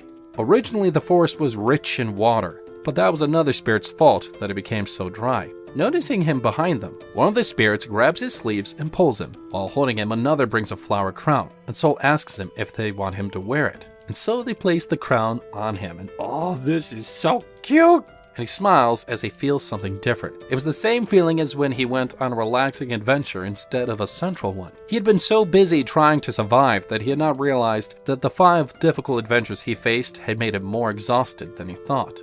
And that's when a notification pops up telling that he's made a contract with the Verdant spirit, saying that his mental power has permanently increased by 1 and that his mental strength has increased. Looking down at these little ones, he asks if they would like to go with him, and they nod and then are absorbed into the young man's capsules. Grease's belt required 3 spirits to reveal its effects, so he needed 2 more as soon as possible. And then the story shifts, and we're taken to some other players discussing whether it was worth continuing to search or if they should accept the penalty and move on to another adventure. In the end though, they agree to inform the others about giving up and moving to another mission. And while they're talking, something caught their attention, and they were nervous, saying, "Didn't it disappear that way?" And the other says, "Yeah, since this is within the boundary stone, it might be just a beast." But behind them, a giant spirit appears and attacks them without them noticing. Sipping on back to Kong, we see him sitting in front of a bonfire, and he thinks about the spirits that he's captured. The second one he got a hold of was the spirit of the Orange Dawn.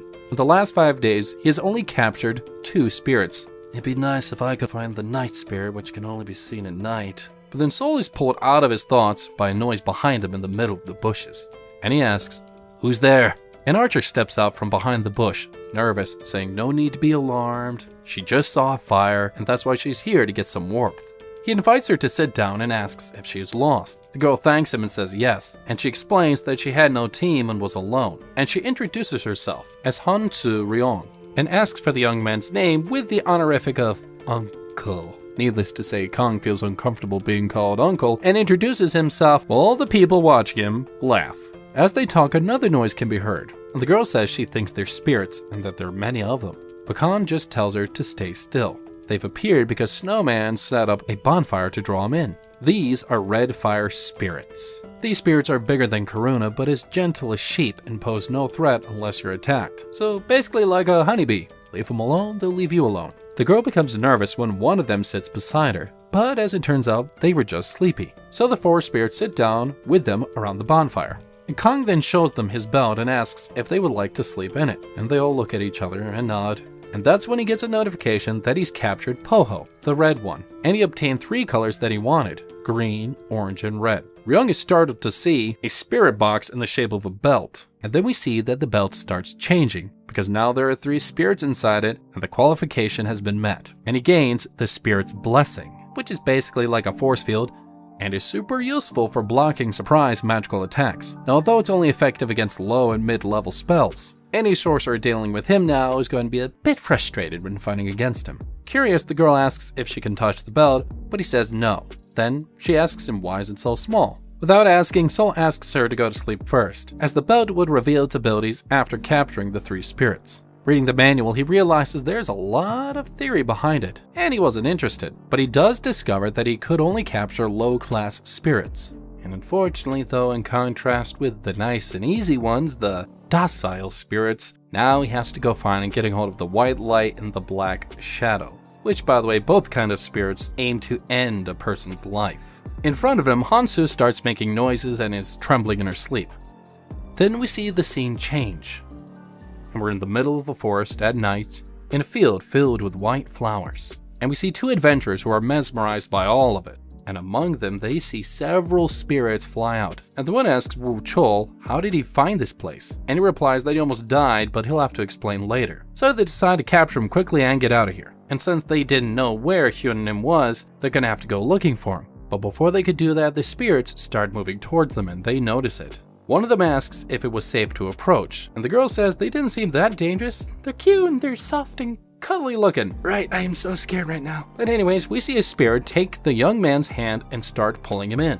And we watch them guiding the adventurers to where they had been dancing earlier. Looking at these flying beings, they think that this is pretty cool and it's safe. And then they are thrown to the ground, and the young man looks at Wu Chol, who is standing before him. He asks for help to get up, as he was feeling unwell. However, what he sees is not Wu Chol, because the man standing before them had black eyes and a very different, unsettling smile, terrifying them. Yeah, I'd be terrified too, this looks super creepy. But then the scene changes and we're taken to the next morning and we see it raining in the forest. And Ryong screams in fright when a lightning bolt strikes a tree.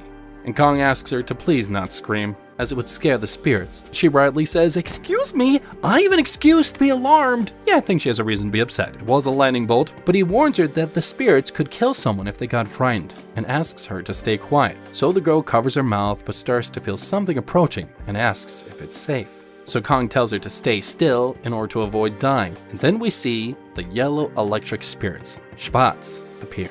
He asks who the two of them were. Thinking about what the manual said about him, Soul asks if there was something that he could help with. Schmatz is intrigued by the question, since the adventurer didn't know what he would ask him to do. Judging by his answer, Kong says there really was something that could be done. And while he didn't know how difficult it would be, he would help however necessary and whatever he asked him to help him with. So the spirit asks them to follow him. And then we learn that sparks are one of the few spirits that are able to communicate. And we watch them being brought closer to the problem that Schmatz has. And we learn that sparks will follow someone if they help resolve their problem. And the manual recommends capturing one only after solving one of its concerns.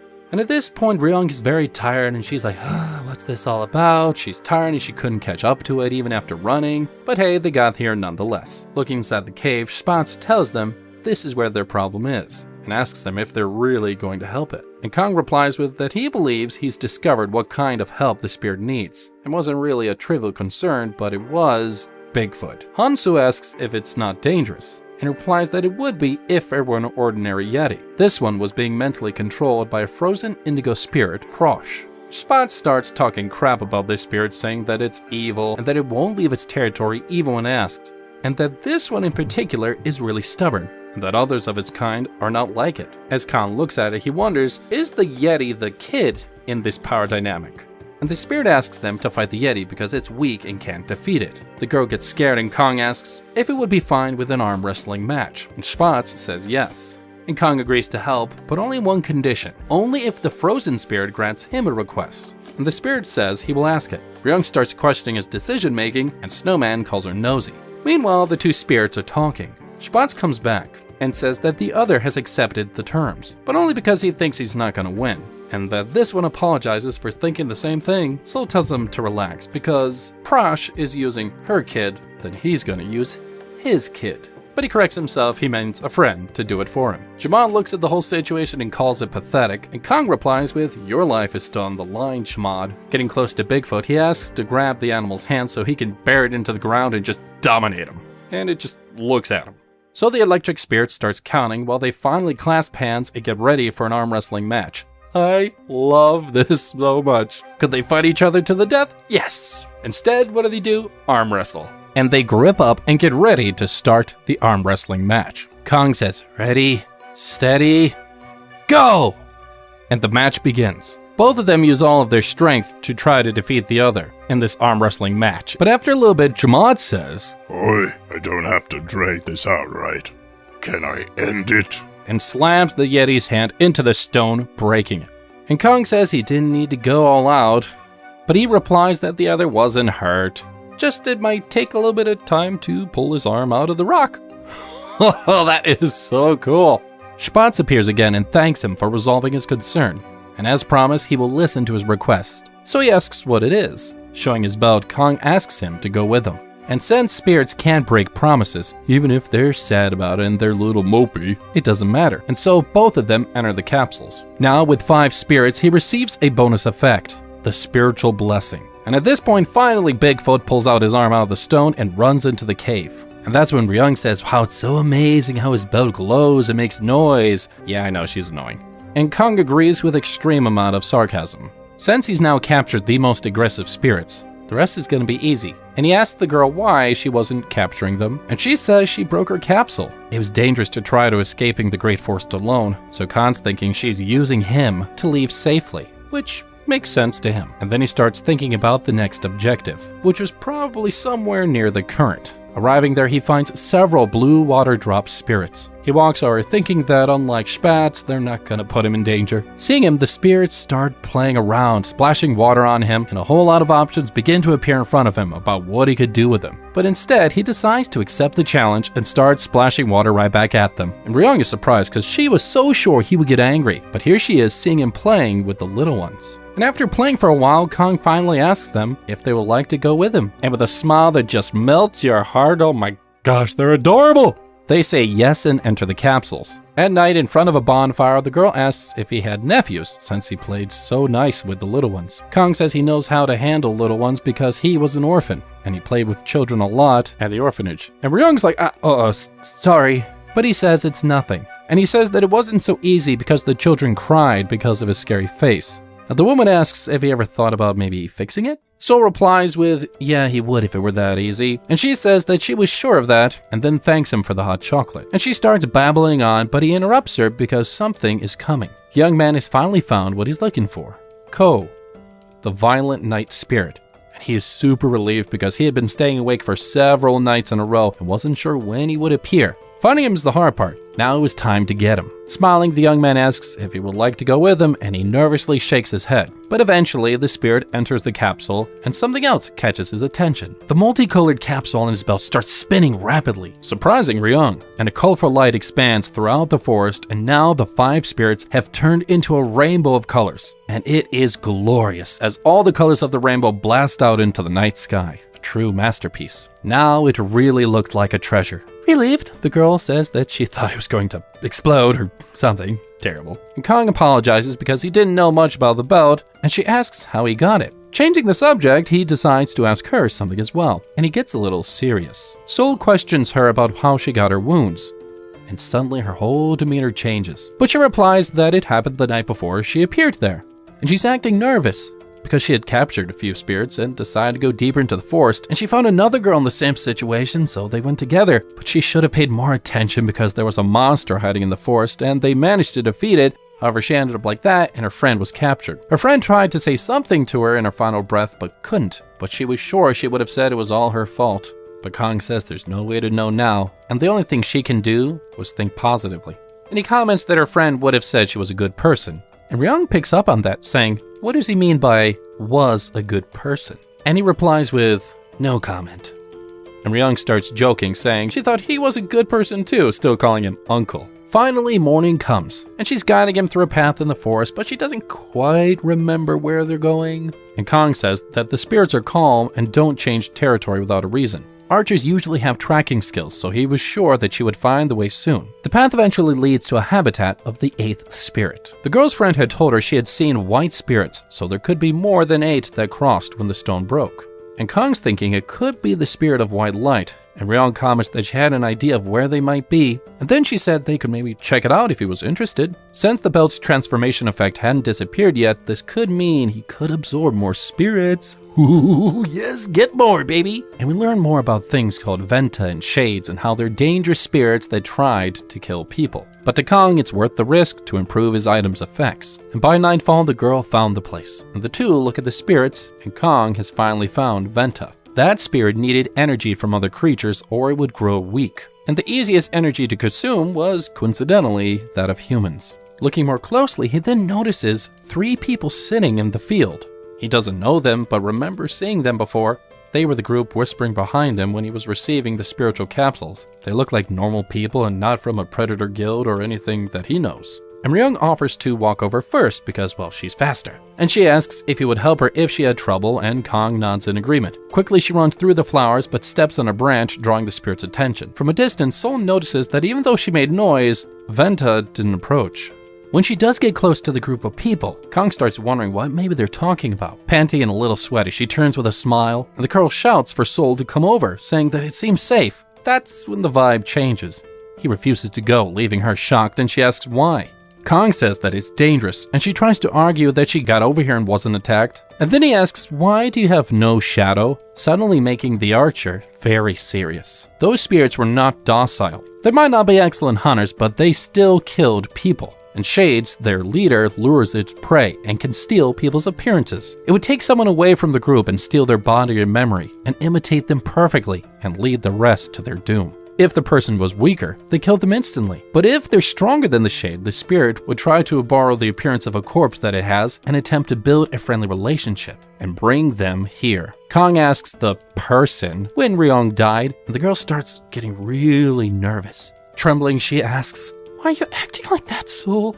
And then suddenly, she changes, smiling and taking on its true form. And the spirit finally says, stop scaring me. The receptionist said that the mages that had disappeared were victims of Venta and Shades, so Kong decided to pretend that he didn't know that it was a Shade. And he remembers the note mentioning the Shades, and said that if someone was strong enough to lay hands on them, they should also be strong enough to capture them on their own. And Ryung smiles and comments on how the man had said that she was a good person. Soul says that the dead girl was probably a good person, but he was just a disgusting thing pretending to be her. And the spirit replies, "So, you tricked me from the start.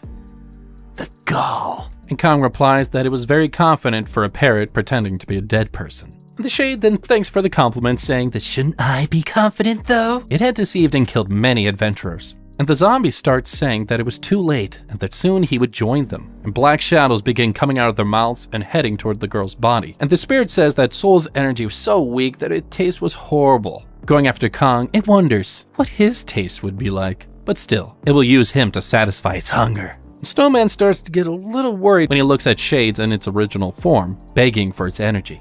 The spirit swallows the small ones flying around it, using the ability Coexist. And its attributes increase based on the number of Ventus he's absorbed. Done powering up, the Shade says, "I shall engrave this lesson into your bones. That pitiful power you have so much faith in is nothing before us." And that's when Kong summons Karuna, who blocks its attack with a sword. And the Shade says that this is the first time he's seen this one, but says to Kong that wasn't he forgetting something? The night belonged to him, so there was no way to defeat a black shadow spirit at night. Karuna asks Kong to step back, because it seemed dangerous, and he doesn't argue with him and steps back. Moving into the middle of the flowers, he says that this distance should be enough. Irritated and calling him arrogant, the spirit charges at him. However, it is suddenly stopped by Karuna, who intercepts all of its attacks, and he says that the other wouldn't last long. And that's when he enters the first phase of Moonlight Crescent Moon. Then, attacking again, he enters the second phase, Half Moon. And since his attributes increased, his abilities also grew, and he could reach the third phase more quickly. And he does and strikes the spirit with even more power. But the spirit says that that's nothing to him. And the spirit gets ready to use energy absorption, saying he will tear him to pieces. And that's when the spirit begins to absorb all the Ventus around it, and the Shade grows larger and larger. Seeing this, Kong starts laughing and then says that, "Time's up." And suddenly, the spirit starts gagging in pain, asking what has he done. Then Soul calmly asks, "Did you like the hot chocolate?" Grease wrote that it would be easy to give him a spiritual solvent that he liked, since he likes sweets, so he did. The Shade begins involuntarily releasing all the Ventus it had, and begins taking damage, unable to coexist anymore. And seeing the little ones on the ground, the adventurer thanks the genius. Still weakened, the spirit begs for its life, saying that he would serve him if he let him live, and that he could trust him because spirits cannot break promises. Taking his belt out, Kong calls him annoying, and orders him to enter the capsule while the others scream in terror no. As he begs to be released, he starts getting pulled inside, saying that someday he'll regret this, but Kong just replies with the most epic of, "Nope." And the people/deities or whatever who's watching Kong right now are shocked by this change, wanting to know what would happen next. And Kong gathers the energy of 9 spirits. And before he realized it, he was in space, with his belt emitting a strong white light. And in front of him, the spirits shone like stars of their own. And his belt was filled with energy. Reading the notification scroll, he realizes that it has changed and it is incomparable. And he didn't quite expect it to drop so soon. The unique effect that he got allows him to activate it without having to face enemies directly. And in front of him, an option appears to enhance the spirit ability of his choice. Clicking on it, different elements appear for each type of spirit. And since he can only choose one, he decided to select the black energy, because since he's a shadow summoner, this would be a great choice for him. And now he's managed to expand his shadow space, which means he could add a new shadow into his group. And he gains 10% magic resistance, and his spiritual barrier becomes stronger due to the type of spirits he collected. And that's when he receives the title of Peerless Item Owner, granted to a player after collecting a certain number of incomparable items. And then he's suddenly back in the field, and he decides that he needs to pick up the pace. And then the scene shifts and we're back to our 2 favorite people at the front desk. But we see them sleeping on the job at the counter, and someone tries to wake them up. Eventually Kong says that he wants them to inspect his containers.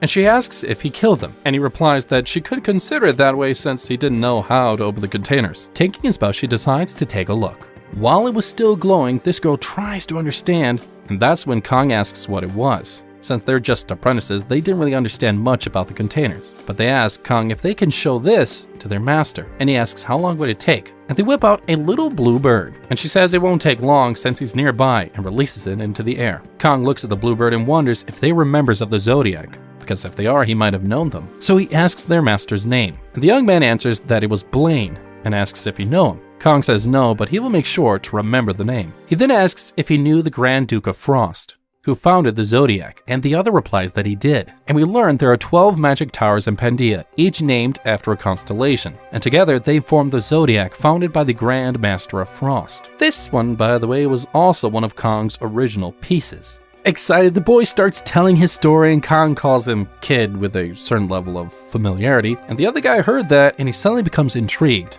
But the other replies that the Grandmaster seems like an incredible person. And the other comments that he wasn't saying that just because he was his master, but that he was really an incredible person because he has seen the Grandmaster of Frost in person. Thinking about the name some more, Kong starts remembering Blaine. And then we see a scene of a hand covered in ice, with the boy saying that he wasn't feeling his emotions because they were escaping him, and that he felt neither anguish nor sadness, and asked if he was okay. Since hail magic had the same characteristics and side effects as ice magic, once mastery was reached, emotions were erased, and when Blaine was there, he had helped him. If their master was the same one he knew, there was no need to worry. And that's when a man appears, calling the mages lazy and they lack training, and the girl says that Snowman was waiting for him. They greet each other, and the wizard says that he is responsible for managing the mages sent to the Aquarius Magic Tower. And Kong thought that he was different from the other mages, and the man comments that he has heard of him and asks if he could take a look at his vessel. And Blaine then says that he will use magic to analyze the 5 and touches it, and then suddenly he becomes frightened. And he asks how did he obtain it? And Kong replies that he had received it from someone he knew. That's when the wizard snaps his fingers, using brain freeze on everyone except Soul, leaving him surprised. He then says that neither his disciples nor anyone else can hear what he was about to say, and he tells them that that item is dangerous. His boat functions by restricting the powers of the 9 spirits inside it and using them in harmony, but Venta and Shades make that impossible, because if that balance were lost, the individual powers of the spirits could combine into one and it would be impossible to restrain them. It wouldn't be a problem though if he was maintaining that balance himself. And he was just letting him know about it since it seems like Kong doesn't have a power that's related to it. Faced with that knowledge, he then decides to make him an offer that maybe he would like to make with the Aquarius Tower. He gives him some options, but in the end, Kong refuses. And Blaine says that honestly, he would do the same if he had such a rare item as well. Even so, he asks him to not ignore his request and be careful, as that belt could cause him problems. And then he hands him an invitation in case he decides to visit the Aquarius Tower. And Kong accepts and says he intends to return. But the other comments that he might need the tower someday or even help it. And Kong says that the Zodiac has always repaid kindness and hostility twice over, and the mage agrees. And then he unfreezes his 2 secretary people, and he says that he was looking forward to his visit because he felt that they could do things together. And the girl wonders if she had maybe a dream or something and heard the master calling her. He then tells her to hurry up and record that Snowman has captured all the types of spirits, and she asks if he has captured Shades as well. And Blaine says yes, and that was the reason for the disappearance of the others. So he wanted to reward him properly, and seeing all the rewards including a glove, a cape, a weapon, he wonders how he knew he would use them. The mage then tells him to consider them as a celebratory gift for their first meeting. Turning around, Kong thanks him for the items. After he disappears, the mage comments on what had happened in the Jagged Mountains, and his master asks if he thought he was special, and both agree that they felt something different about him. Blaine says they would be sure when he visited them, and the girl doubts it since she hadn't given him an invitation, but her master didn't respond, and absolutely understanding his silence, Friend tells him to stop using brain freeze. And then we see the point ranking table appear again, with Soul in first place with 920 points. And aside from the difference between rank 2 and him, the others were quite similar, and the skill level was standardizing. Before entering Navira, he saw that less than 20 days has passed since his last stop and decides to check his rewards. And he has basic and normal titles as well as the Venta Cloak, ooh that's cool, a handmade item for summoners, with the bonus effect of illuminating dark places, which is pretty awesome. He's not gonna need a torch anymore. Looking at the Spirit of Protection gloves, he wonders if they were really a rare item, but the bonus effect would help with stealth attacks on limbs. And taking the treasury quality item he received from the adventure, he sees that his wisdom has increased by 15%, but something still bothers him. Shadow summoners were divided into 2 categories. The first uses powerful summoning and the other uses multiple low-level summonings. And since he is the first type, he knows he needs the effects that increase his summoning attributes. But that item decreases his summoning stats, which is not great, and the staff he used provide the same wisdom boost, making it difficult to decide due to the bonus.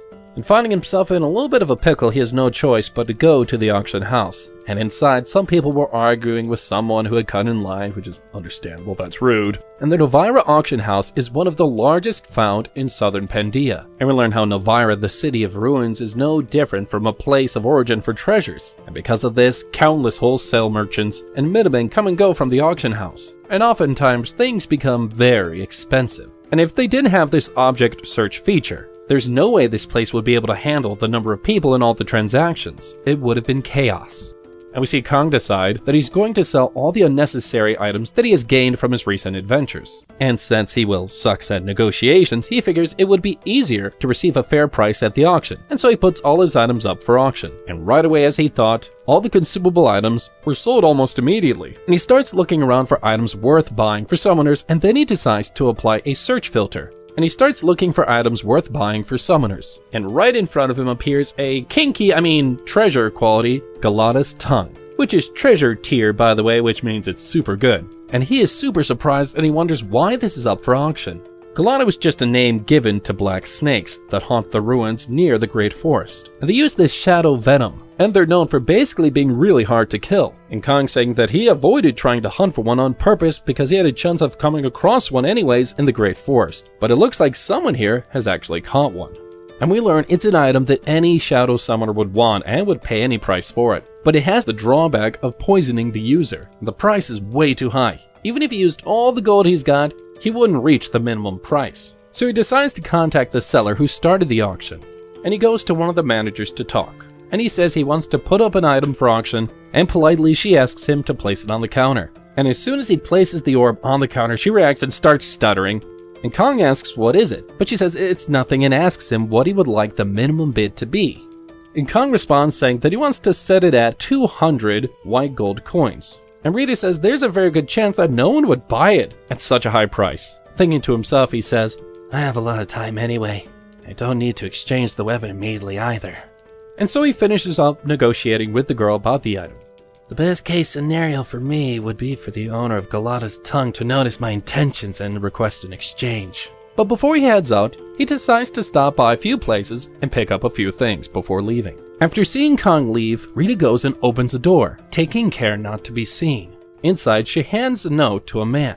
And then we see the scene change with open sky and seeing Kong think about how it was a good chance that the person who had auctioned the Galata tongue would be a famous and skilled person in this region. Standing in front of a panel, Kong thinks about checking the Adventurer Community Board to see the situation in Novira, and he reads several complaints about someone named Daiheka and the problem with having a lack of security. And he sees conversations of people talking about moving to Kongori, as it seems to be more peaceful there. While searching for Chao, Kong hears about the 5 great hunting factions in the city, but with Borgo's collapse, everyone's tense. Besides that, they talk about someone with a high rank and thought it might be Myong, and so decides to leave to find a place to stay while people talk about the battles between factions. The next day, we see Kong finding a place to stay and cook. However, it's pretty expensive. But he agrees to the price and the owner hands him a key, and then he tries to find information about Chao. But all he gets was about a ruin hunter who had acquired the treasure that he was looking for. And he reads a rumor about the Galata's tongue that was auctioned belonged to one of the factions that had recently explored the ruins. And he sees a rumor saying that Kibo's faction had a weapon in their possession, and he was a shadow summoner.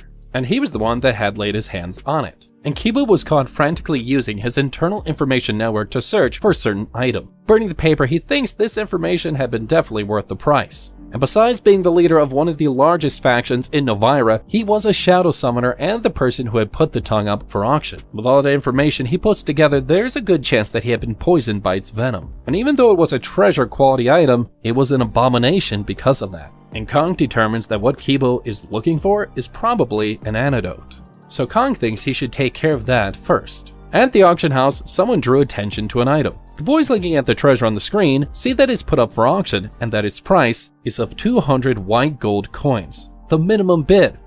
And all around them, people start discussing the price and how they would become rich if they had managed to sell it. And then we see Rita welcoming Snowman again, who asks about the status of the item. But unfortunately, she says no one has bid for Shaze's blessing. And she suggests maybe lowering the price, but Sul refuses. But he did state that he would be open to a trade. The girl asks what would he want in exchange. But Kong says he really hasn't decided on anything, but it would have to be an item of similar worth. And then he'd consider it. And then of all the things she suggests, she brings up Galata's tongue would be comparable minimum bid. And then he gets a little grin because he got what he wanted. And Kong says, yeah, that wouldn't be a bad option. Staring at him super intently, and I'm starting to get kind of creeped out about her, Rita asks if she can proceed.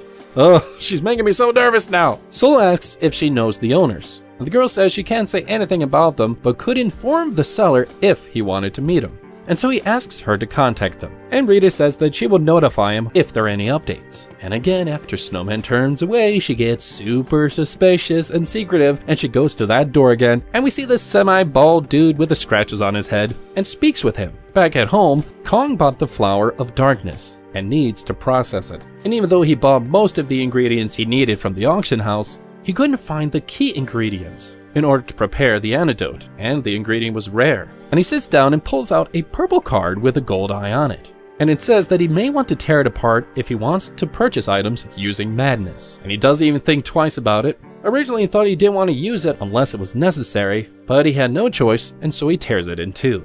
And Kong enters a lucid dream, and he wonders if maybe because of what happened in heaven, it doesn't feel pleasant anymore. And he calls out for Janet, but he realizes there is more than one in front of him. And one greets him, saying, Snowman, good to meet you. And Soul asks if they are all merchants of madness, and he replies that they were. And Snowman asks if they were with Janet, but he says he can't tell him that. And Kong wants to know why. And he says to keep a fair trade, because he was just somebody who got caught up in the fusion of worlds. But he has gathered a good amount of madness, and everybody wanted to have a chance of buying some madness from him. And everyone wanted to be remembered, because they knew that he would have only bought from Janet if he knew she was there. And all he has to do is pay the appropriate amount of madness, and he can buy any of the items that they would show him. The promise says he knows about the promise that he had made with Janet, but they had placed restrictions on Janet's for making that promise. And Kong says he understands, but only wanted them to show him the items that he needed. And then the merchant shows him one of the items, which was a pair of earrings that would increase his physical strength once a day, granting him immense powers. And others start showing various items and making their offers, claiming to have what he needed. And they were all unique and rare items, but not what he was looking for, until he noticed beside him 2 vials. Smiling, he stares at the merchant and says, "It's you, Janet."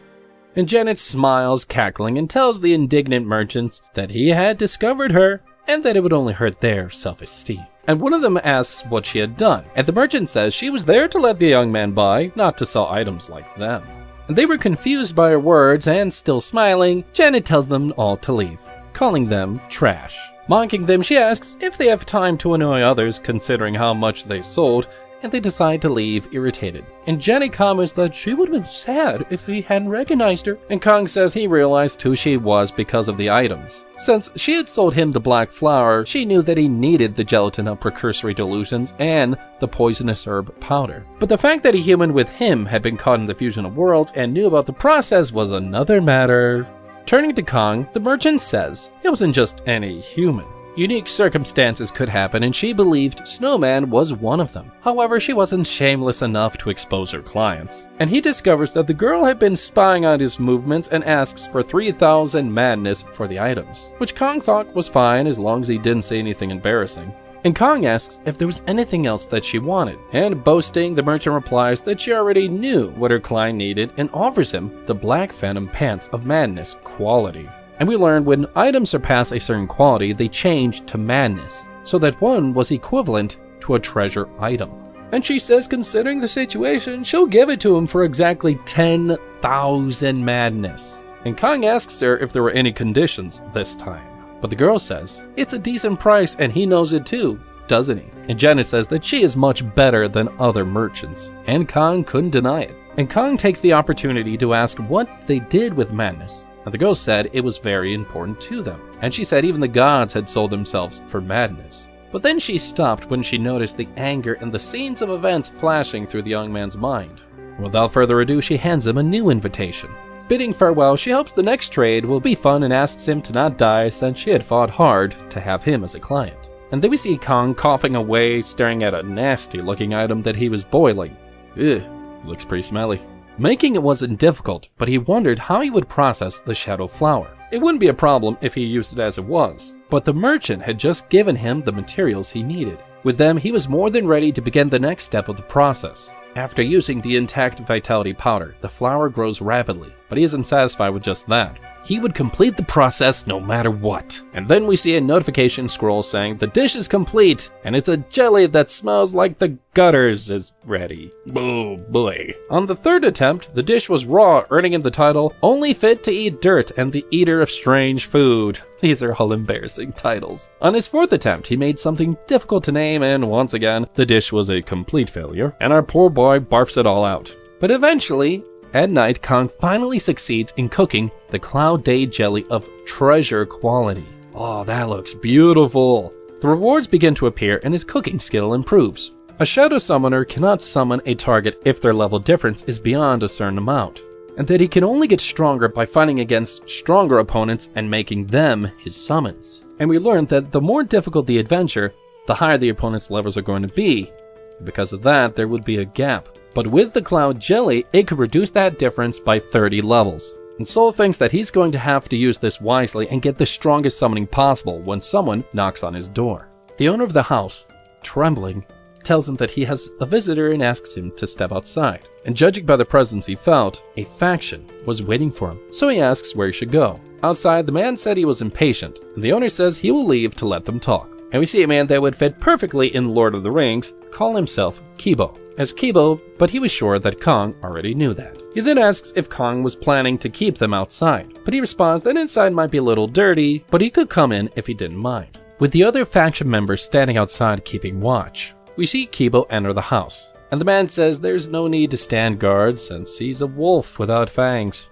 Looking around, he complains about the smell, and Soul says that he had his reasons. And Kiba says he'll tolerate it since he had been let in despite appearing so suddenly, and Kong invites him to sit down. Before they can start really talking, someone starts shouting from outside, pounding on the door, saying it's dangerous and asking to come in, knocking even harder. Embarrassed, Kiba goes, putting his hand on his face, while this girl insists on entering, saying she'll break the door, and Snowman allows her in since she won't stop until she gets what she wants. And the man excuses himself. And we see Mira enter, saying they should have done this from the start, and Kibo tells her to be quiet, and he calls her a funny child, and shouting starts complaining about the smell of the place, and Kibo asks her to keep her voice down. Kong looks at them both, and thinks this girl could pass as his granddaughter based on her age.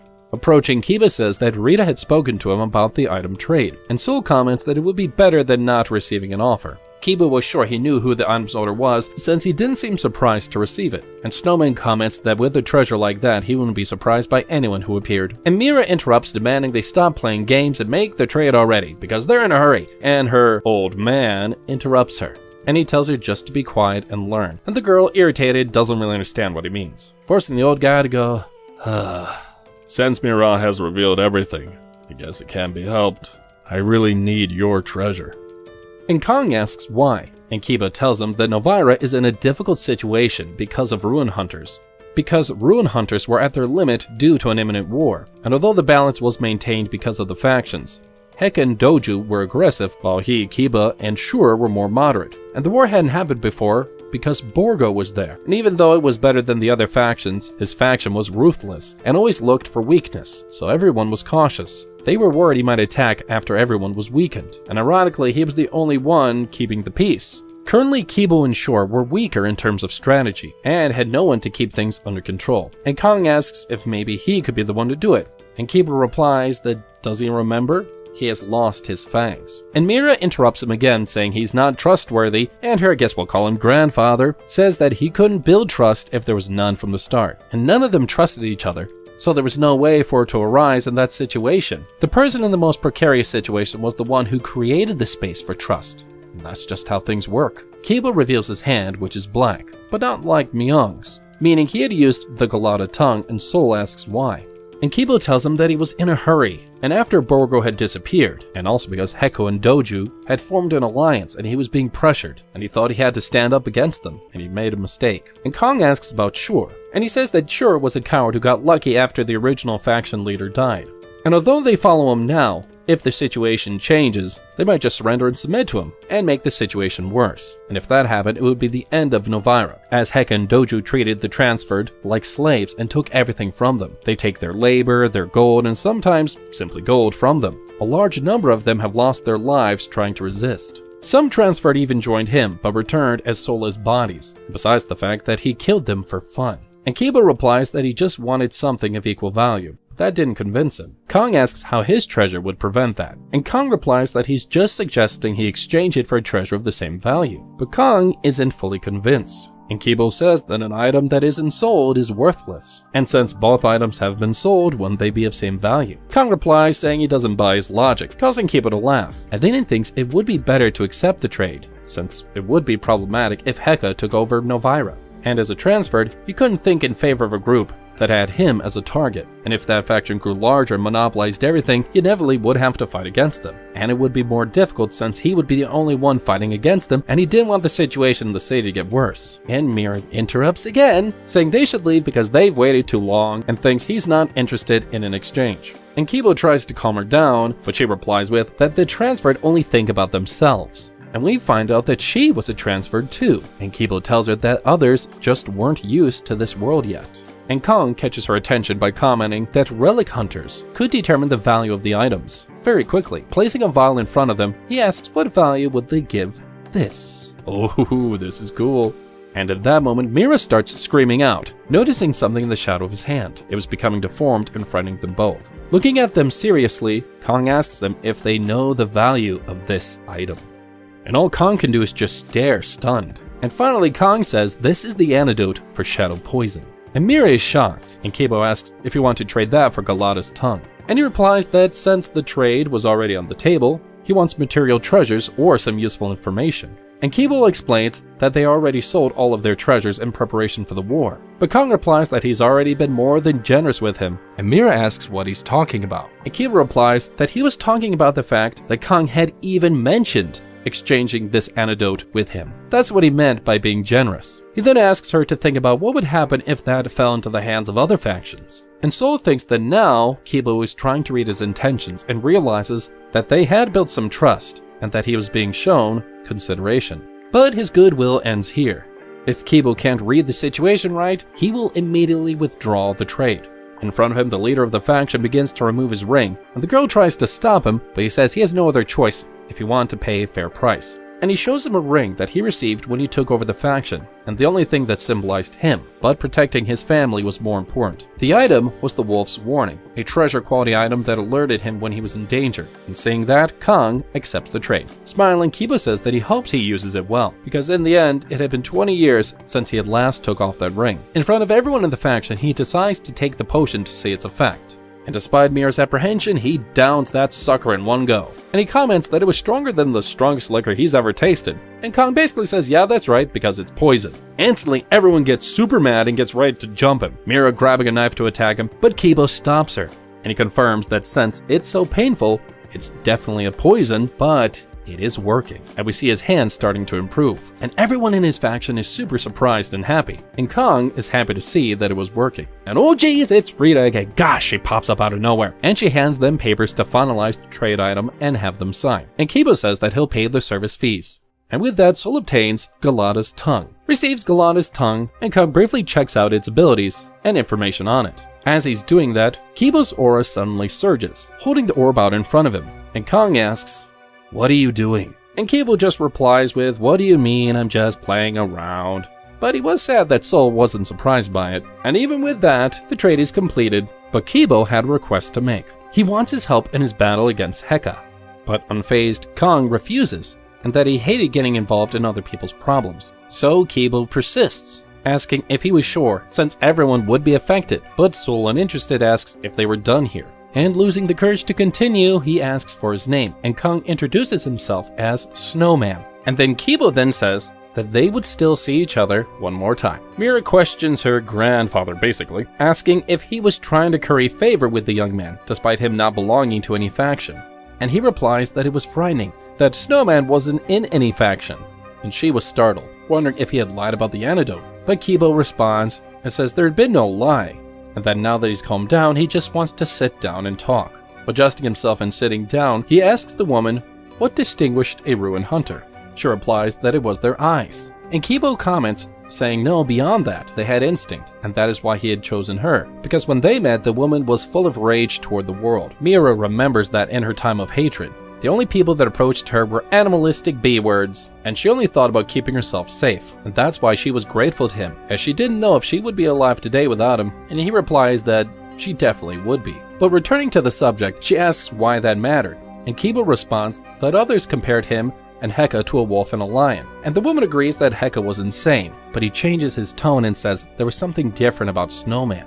That scared her, making Mira question if he had really been frightened by the young man. And Kibo reveals that the energy he had exuded wasn't for play, and he had intentionally shown his strength to test the young man. And all of his instincts told him that Kong was extremely dangerous. Because of that, he said he should have found it strange that the young man had treasure and the antidote so easily. And there was also the belt, which seemed extremely valuable and even more incredible than the orb, making it clear that the young man had more hidden treasures. And Kibo turns to Mira and asks her to listen, and that she should never approach Snowman without caution. Mira startled, asking how highly was he ranking the young man, and he replies that after receiving news about him from Rita and doing some research on him, he discovered that Snowman had arrived in Novira on the same day as the Private, and the woman asks if that was just a coincidence. Despite his doubts, he was able to confirm it with his own eyes, that Snowman was the Private, and that the Heka faction had probably already noticed him too. Mira then asks what they're supposed to do then, and what would happen if he allied with Heka, but Kibo then tells him to continue getting ready for battle,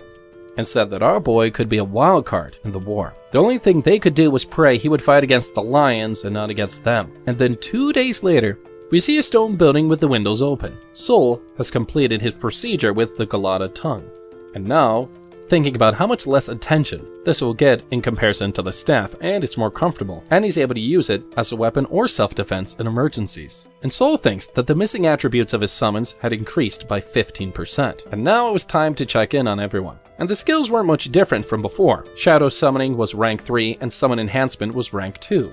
But even so, the difference was like night and day. And his main attribute, Constitution, was absurdly high. Look at that number, jeez. Thanks to the space, all attributes had plus 15 points. Karuna had leveled up 8 times and Jamad had leveled up 6, but they didn't gain much in attribute quantity.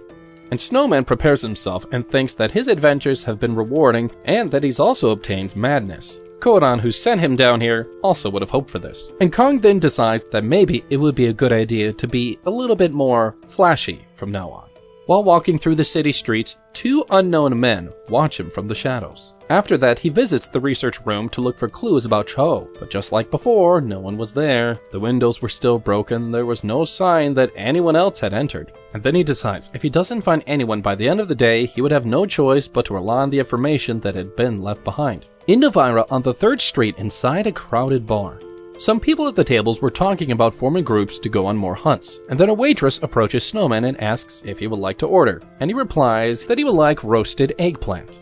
Ooh, yummy. But before he could even finish his order, the waitress and he both notice something strange. The smell of blood fills up the bar, making her afraid. And all the groups all around him that had been talking began to stir and shout for everyone to run. Heka appears with his troop, leaving the others terrified. Then Kong realizes that he had felt he was being followed during the day, and discovered it was the Heka faction.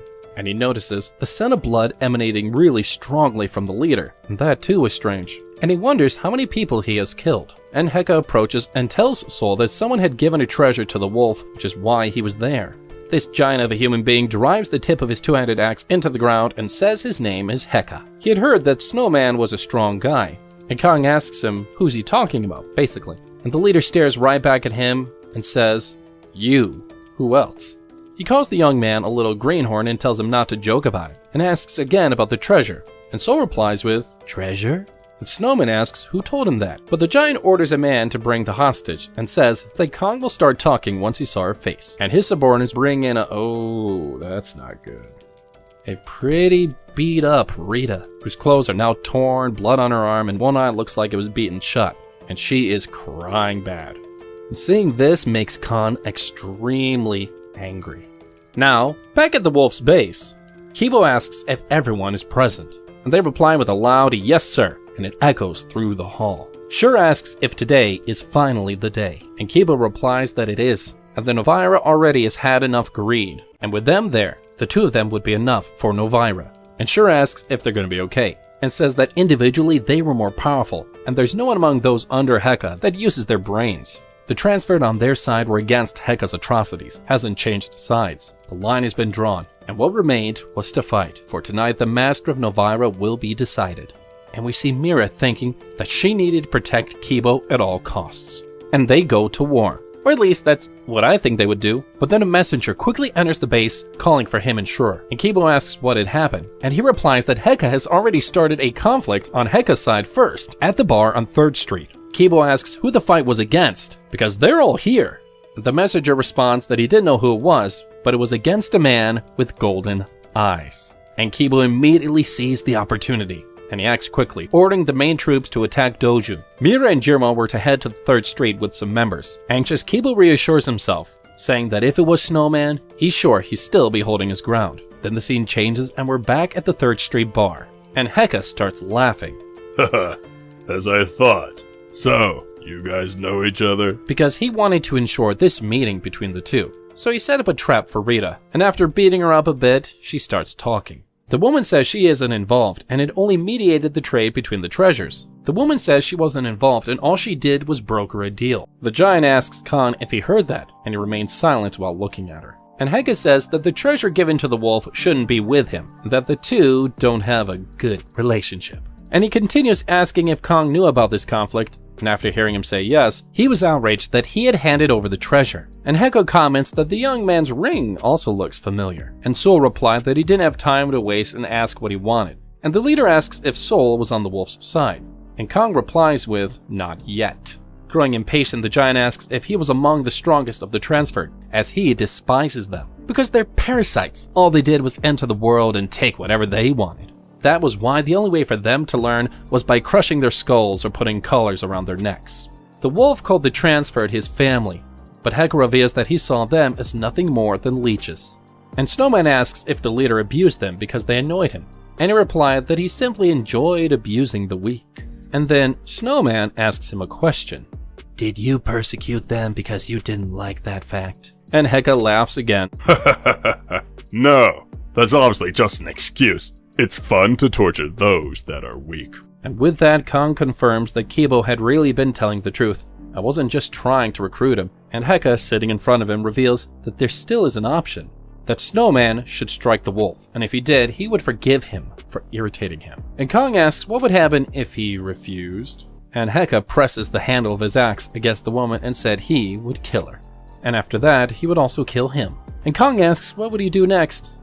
And then Heka's confused. And he questions his curiosity, but Sul just smirks and replies that it was just amusing to hear a story from someone so idiotic. Ooh, that pisses him off. And he raises his axe to strike the woman. But as he carries out the attack, he realizes that Rita is no longer there. Kong had used the Shadow Hand ability to pull her away. And Heka stands up asking if he's trying to run, saying that his last option had now run out. And Snowman replies that the option had already been discarded long ago while summoning Karuna and Jamad. And Heka tells his men that Kong was a summoner and that they should fight him as they would against Kibo. And Heka launches a heavy attack, but Karuna steps in front, and he counterattacks with ease, and the impact sends Heka flying. And Kong says to him, "You asked me if I sided with the wolf, right? I'll answer it again. I've taken his side now." And Karuna charges at him. Outside, a few blocks away, war has erupted between the factions. The wolf's men notice Doju emerging from a burning building covered in blood, and he shouts that the wolf was an evil bastard and that when Heka arrived he would rip the leader's head off. And Kibo responds that he knew, and that was why he was working as fast as he could, because the night would be long, and he activates the orb. His opponent says he felt sick because the man was turning the dead from his faction into shadows. Kibo replies the conversation had lasted long enough as the shadows drew closer. Doju is horrified by what he saw and begs them to not come near, but faced with so many he couldn't resist. And Kibo declares that Doju has died and orders that the information be spread to everyone and that those who surrendered be spared. And someone yells out, "Yes, sir." And an ally states that this is only the beginning of the plan now, right? As Heka was still alive. And Kibo orders them to find out where the leader is, because right now he needs to meet with Shur. And in the distance, Shur appears calling for Kibo. As he gets closer, he says that he had heard about Doju's death and asks if only Heka remained. And Kibo replies that he's sure that Heka is getting ready. And he starts to talk more, but then someone calls out to him. And it's revealed that Mira has returned. And Kibo asks what happened. Not knowing how to respond, one of the men says that he should see it for himself. And silently, Mira walks over dazed as she approaches. Kibo, coming closer, feels relieved that she was safe, and she lifts something in her hands for him to see. And Kibo is shocked to see Heka's decapitated head in their hands. And we see her thinking that what Kibo said was right. The lion had met the storm. Because in that bar, all the members of Heka's factions were brutally slaughtered, and in the middle of the room stood Snowman, saying, "You're late." He said this without a single scratch on him, as she stared at him, seeing Heka's head exposed on the table. And after that, everything went smoothly. The faction of Shur and Kibo took the lives of the remaining soldiers. And after that, Shur handed out most of the rewards and left, and a new leader was born in Nubira that night. The next day, Sol went to the wolves' base, and upon sitting down, noticed that the sofa was really nice. And Kibo says that it was because it's the guest seat, and that it was the opposite position from their last meeting, and says that they've changed places from the last time they've met. Amira asks why he decided to kill Heka, and he replies that it was because of the agreement, and Kibo revealed that he had been expecting that, and that the young man should have sided with him during the meeting. But Kong says he wasn't planning on getting involved even back then, and returns to the main topic. He asks what Snowman wants, and he replies that he wants anything that could help him. And Kibo then asks him permission to tell him something interesting, and he tells a story from his past when he was traveling through the desert for monetary reasons. At the time, he would do anything for money, but one night while camping, he saw a person running away, and that person appeared desperate, and Kibo acted quickly, eliminating pursuers. The man who was saved revealed he was deeply grateful and promised to reward him someday, and the two had maintained a connection up to present day. And now he plans to pass along that favor from another man to Snowman. And Kong reveals that the man he had saved was the successor of Orgo, which left Kong stunned. Seeing his shocked expression, Kibo basically says that he wasn't surprised that he knew the name. And yeah, Snowman's already very familiar with that name, because Snowman was once Orgo. He had created pieces with various different concepts, and the blacksmith was one of the most memorable. Orgo was a blacksmith with incredible talent, and the items he created surpassed the quality of normal rewards. He had enormous potential, but the weapons he created fell into the wrong hands, and because of that, Orgo received the title the Blood-Soaked. And in the end, his delicate heart was pushed to the limit. Because of his past, Snowman decided to let him live the life he wanted, setting him free, because that would be a far better fate than witnessing his tragic end. Although he begun his journey as a solo blacksmith, this piece had closed the curtains on its journey, while bearing the resentment of others. Sol thought he hadn't expected to hear that name here, and that the person who would succeed him would be this guy. And Kibo reveals that the man he had saved was named Hamun, and that even though he had stopped working as a blacksmith, he still owed his debt. And Kong asks him where Hamun was, and Kibo asks why he thought he was bringing up this information. And Snowman concludes that the man is in Nubira. He thought back and remembered he had created Orgo after acclimating to the world of eternity, and that following his trail would be of great help. But he was surprised that Hamun was still alive, despite 10 years having passed. While walking through the city streets, he finds the man he was looking for. The man says that he already heard everything from Sir Kibo, and so notices that he has a mole under his eye, that he is indeed Hamun who's grown up a lot. And then he asks if he was interrupting anything, and Hamun replies that Kibo was his savior and that if it weren't for him, he would be dead. And then he invites Kong inside, and he approaches him with a teapot, and Snowman asks him to not serve him tea, leaving him slightly flustered, and he replied that it was a work habit. He noticed that his master used to say the same thing. He asks if Sol had ever met him, and after hearing that he had, he asks if he knew the cursed title his master had received. And Kong says, Orgo Golden Hands, and the man confirms it. In his thoughts, Snowman reveals that he wasn't surprised by that title, as everything that the blacksmith created had strange effects. Hamun revealed that his master lost interest in the world and left, and after that his works fell into the wrong hands.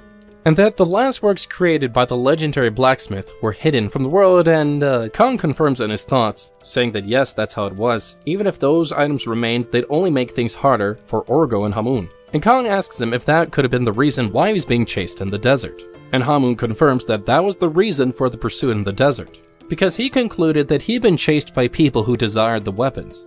He thought the pursuers would give up if he ran to the desert, but that wasn't what happened. Well, because of that, it was a relief that Kibo was there, as he was now able to establish himself in the city, and if not for that, he wouldn't be alive. And Sol was about to ask about Hamun's skill, but then he replies that it had been a long time since he has last worked with an anvil, except since there was a debt to pay, he wanted to repay it willingly. He asks what does Kong want, and then a system message appears with 3 highlighted options. And Snowman noticed that 2 options were grayed out because he needed to change Hamun's mind as a requirement. So he drops off a piece of armor and a sword on the ground, and the blacksmith quickly notices that the helmet was made of spirit stone, and that it would need to be melted down because repairing it wouldn't restore even half of the spirit stone's power. However, the sword caught his interest, and he questions where Kong had got it, and he replied that he found it in a forgotten moon ruin. And all the information about the sword was a mystery, even its powers, as well as its engravings. Due to its complexity, the legendary blacksmith wouldn't have knowledge of the sword, as it belonged to a civilization that predated this current one. And Hamun asks to keep the helmet and the sword, because the sword has piqued his interest. And Kong appreciates the amount of interest that Hamun has. And he says thanks for the offer, but he only had 15 days left. And Hamun replies that that was enough time. And then we see him in Chao's research room. Jamaad, complaining, pushed a piece of furniture, and Sol asked Karuna if he felt uncomfortable not having the sword, but he says he doesn't mind. And the elf calls the troll a suck-up, irritating him, and implied that he was only giving a compliment, making Kong wonder how in the world, despite being total opposites, how they even managed to work so well together. And then Karuna notices a similar pattern on one of the visible walls. And Snowman says this place has patterns on all of the walls, and he didn't really look into each and every one. And he asks if the elf was sure, and replies that he was, and that it definitely exists somewhere in his memory, saying that his memories from before he became a disciple are hazy. And he wonders how he could remember this even after saying he couldn't have those memories. The pattern translated into a journal entry asking about the advantage of summoning and with unity with the summoner, and whether it was possible to overcome the instability of the unit. And we learned that people were trying to take advantage of the great vitality of the forest, but the writer claimed to be capable of laying hands on a powerful shadow, and he was confident that these people were necromancers and wondered what their true objective was. And Kong begins thinking about what he had seen, and the system issues a new secret quest. And he notices that Karuna was staring at him as if he wanted to see this through to the end. And Jamaad mocks the elf for being interested in the symbols, and Sol agrees to go forward with the mission. He thought he was having bad luck picking up this adventure at this time, and that he should find Chao and leave Novira as soon as possible.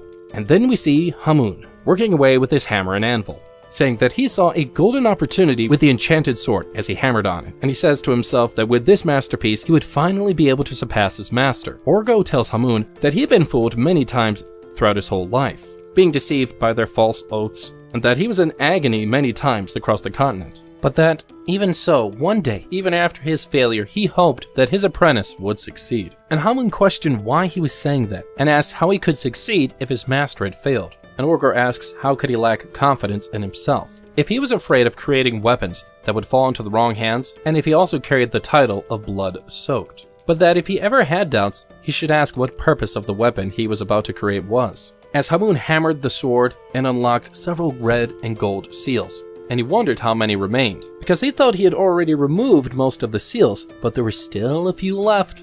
And that, the seals didn't just restrict the sword, but also the wielder. And the blacksmith wondered what the sword would be like after removing all the seals as he hammered away with excitement. But even in his euphoria, he knew that this item must never fall into the wrong hands. And Hamun thinks that his master spent his entire life regretting letting weapons fall into the wrong hands, and that the greatest virtue of a blacksmith might not be his talent, but rather his ability to judge people. And after working tirelessly on the sword for days, the blacksmith holds the blade and asks Kong a question. And he warns him that if the answer is incorrect, he will melt the sword and erase it from the world. The question is, what is Snowman's intention with this sword? And he becomes apprehensive and thinks he made a mistake, as he did not expect things to end up this way. Maybe you should have put a little foresight in then, huh? Sol thinks that Hamun saw his master's pain, and Hamun responds that his answer will determine everything. And he thinks that all the mistakes he made as Orgo were coming back to him, while Hamun demands an answer. And Snowman decides to give him a short answer, that he doesn't know what the master told his apprentice after abandoning him. And he answers that he simply does not know, leaving the blacksmith uncertain. And the blacksmith continues saying that he does not know the fate of the sword, and that he will attack or protect whoever is necessary with it. The blacksmith asks if he truly has no idea what to do, and Sol decides to be honest, saying it would be strange for someone to have such certainty about the future without knowing anything about it. And so Hamun hands the sword to the young man, trusting him, and the sword was now of an unrivaled rank. This is awesome! And Hamun tells him, the one who is certain of oneself will not need the item that you make, and the one who actually needs it will be unsure. That is what his master told him. And for that reason, Kong has the right to wield the sword.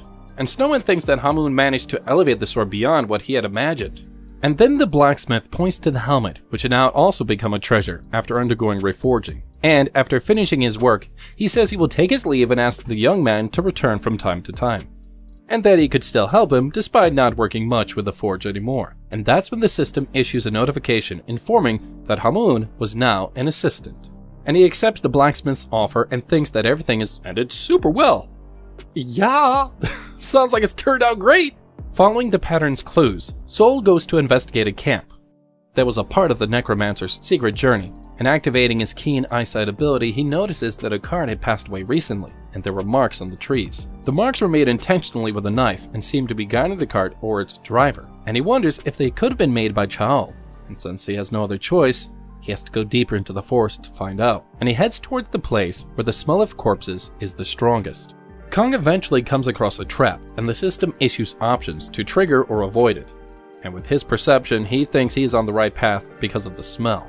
He then decides to disable the trap, activating his perception ability and finding the cursed token. And he awakens the token using his whip, but Soul thinks something is wrong as the word Necromancer appeared in the journey's record. Remembering the journal, he then highlights the part that spoke about the Church of Eternal Life. Now this Church of Eternal Life had a great connection with him, as it was created from one of his pieces. Oh my gosh. And Snowman thinks that the Immortal, the leader of the Church of Eternity, must have disappeared by now, and now feels like he just walked into something bad. When he was the leader, he had servants, but seeing him now, they would only hunt him in his future journeys. Now, as he approaches the tents, he then thinks he needs to confirm the church's connection to this journey. Inside one of the tents, two people can be heard talking. A man asks his companion to stay calm, and the latter responds that it is impossible, as the schedule has been delayed for months. He asks what the others intend to do and whether he really plans to enter the mind of the corpse. The companion is uncertain. The man clarifies that the corpse has already consumed more than 20 people and asks how he still has the courage. And he continues saying that it is too dangerous because it did not even need to move to do so. And Kong listens to the two men from outside, and he theorizes that they're talking about the pronouncement of Death Crystal to create a forced undead. It does not take much effort for a necromancer to awaken an undead of similar level, but it does for a higher level one. The crystal allows for the removal of the corpse's memories and make the necromancy process easier. And Snowman listens in on what the guy is saying, that they have no way to control it once it turns into an undead. And his companion reveals that the Archbishop will come personally to deal with it, and is irritated with the situation because the church would not help them, despite this work being so important. And the man says that if they do anything, the church could execute him. But his companion is afraid of the corpse's power falling into the hands of the Archbishop. This seems like a complicated situation. Soul then moves away from the tent and rushes to explore while summoning Karuna to support him. Upon entering a cabin, he spots a guard sleeping and wonders how he can sleep in this situation. In any case, he manages to find his objective, and it was good that he went straight into the largest tent. On a table lay the pronouncement of Death Crystal, and Snowman notices the color of the crystal, which should be pitch black, but since has devoured several people, it is now red. Along with the crystal, there were documents about the Church of the Truth of Death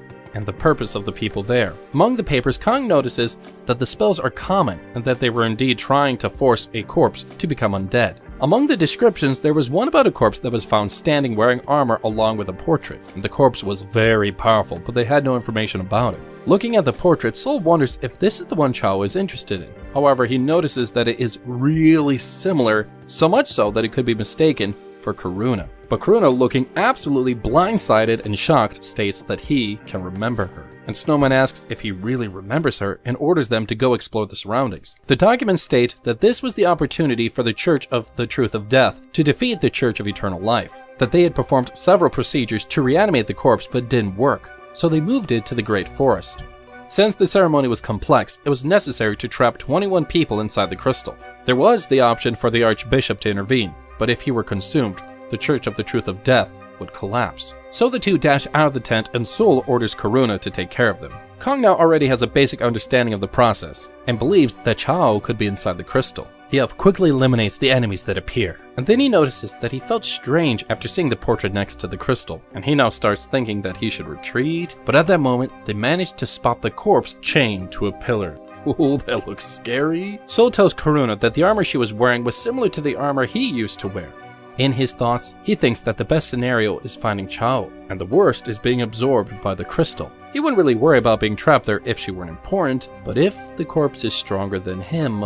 And at that moment, Karuna begins to ask who she was and who he was, and the young elf becomes tense. Kong becomes tense and starts calling him by name, and then a strong pressure knocks the elf down, and at the same time the crystal begins to react. The crystal has activated, and the system notifies that the main content of the journey has changed. The Necromancer's secret ceremony has been renamed Promise. Memory fragments are revealed, and in them a voice says that these are the twins they spoke of. The red-haired elven child responds that they have no names and didn't have time for that. And the king decides that the elven girl would be named Karen and the elf Karuna, and asks if they desire anything. And Karen tells him that she wishes for his death. And a guard points a sword at the child's neck, and he asks if they wished for the Emperor of Mantra to die and questions the reasons. The child responds that he does not know hunger, and that everything was taken from them before they even received names because of the war. While crying, she says if not for the Empire, the village would still be intact. And the Emperor asks about the elf's village and says that he remembers something from the territorial dispute reports. For that reason, he had no choice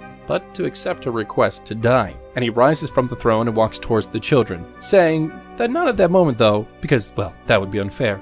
But he would consider it if they became the strongest knights of the Empire. If that day came, the king will give his life to them. And Snowman asks Karuna what all of this was, and he reveals that it was the mental world of the corpse, and that it also seemed to be his past. It appeared to be the past in which he lived alongside someone, and years later, Karuna and Karen, now clad in imperial armor, approached the Emperor in some sort of ceremony, walking up the stone steps. The king was the closest to perfection a human could be, but he had flaws. And he asked the elves about the promise from 15 years ago, and Karen responds that yes, it's the same. He asked the elves if they remember the promise from 15 years ago, and Karen responds with yes. He asks if their goal is changed, and she answers no. And then he asks, do they have the qualifications to pull it off for that desire? But she says no. And the Emperor reveals that many are after him, and that he wouldn't be surprised if he were killed any day now. The king orders that if they want to keep the promise, they must swear to be his knights. And then Karen oversaw the greatest contradiction of the times by witnessing the king keeping death by his side while they both made their vows. After completion of the oath, a new milestone was established in the Empire, as the Emperor now had 10 guardians. And sorely surprised that Karuna was a royal knight, but in the current Pandia, the Mantra Empire no longer exists, and he wonders what happened. And then in a time skip, Karen asks Karuna if he's really leaving, and he responds that he is, because the world Jean showed him was something that he wanted to see for himself. And Karen asks Karuna to never forget the promise he made, to return the moment she needed him, and he replies that he would not forget. She asks her brother not to take too long, and he responds that he wouldn't. In tears, the elf asks him to stay healthy and well so they could do many things together. But then the brother asks when he can go, and she quickly says goodbye. In another time skip, years later, the elf receives a letter from Karuna, and the king asks if it is from him, and she says that it is. They both joke about honorifics, at this point appearing to become friends. And Jin states that her brother is cold even with her, and that he can count on his fingers how many times he has left the capital. And the elf jokes, asking if he wants her to feel sympathy. But the king teases her for crying out of missing her brother, and she becomes flustered, saying if she would like him to fulfill that promise right now if he didn't stop. Being the ever-astute king, he asks about Lane, as he is still the most powerful, but comments that she could surpass him in a decade of training. And Lane mentions that if the siblings were in the Empire, without them, both would be the vanguards of the Guardians, which makes her emotional. Jin asks about the letter, and Karen responds that it is about a promise that he would return. And then in another time skip that happens in the memories, the Empire is now under attack with several buildings on fire. Lane shouts to everyone that the usurpers are attacking and that all must defend, and the Guardian reveals to the elf that there was a traitor in the team, leaving her shocked. Within minutes, a woman who accompanied the king for years reveals herself as the traitor, and Leona says that this is the end of Mantra, and that the elf should step aside because she would remove Jin from the throne, just as she desired. Karen draws a circle in front of her and declares that anyone who crosses the line will be executed, and the traitor provokes her, asking if the elf still believes that her brother will return, saying that he will not come back and that she should give up. And the elf responds that despite the despair, her brother is coming back and that he promised to return. And that's when the sky in the memory begins to collapse, and Karuna, in shock, remembers his promise that he should return to his sister. But from the fire mixed with the fallen sky, Karen's voice echoes through, asking, why? Why did Karuna break the promise? However, as she keeps repeating it incessantly, Karen emerges with hatred, and she screams with all her strength, "Why did my brother break the promise?" Kong tries to warn Karuna to be careful as a wave of fire is heading toward him, and at that moment a wall of water appears before them, and Jamaad emerges from the crystal along with the water. The water entered the crystal due to the rain, and they would have drowned if it had taken a little longer. And that's when he begins his 10th adventure, where he discovered that his summoned being was a guardian of the Mantra Empire. His objective now was to kill Karen, and he would receive the status of defeated if he failed. The level difference between them was too high, not to mention that he sees that she's absorbing the Great Forest in mere seconds. In order to revive herself, looking at his summoned beings, he shouts that they need to flee. Using his boots, he starts running as fast as he can because behind him a massive fireball forms, consuming everything. And ooh, he just makes it. Caught in the explosion, Snowman and the boots turn red due to the effort he exerted. He wouldn't be able to defeat her in his current state, and with their level difference, a single punch could erase him. He would die without accomplishing anything. If he gave up, he would lose everything he had built and be marked as defeated. The chance of the system offering him an adventure he couldn't win was almost zero, so there had to be something he could use against her. It always gave players a test for them to overcome, just like fate. Thinking about this, he remembers the Church of the Truth of Death.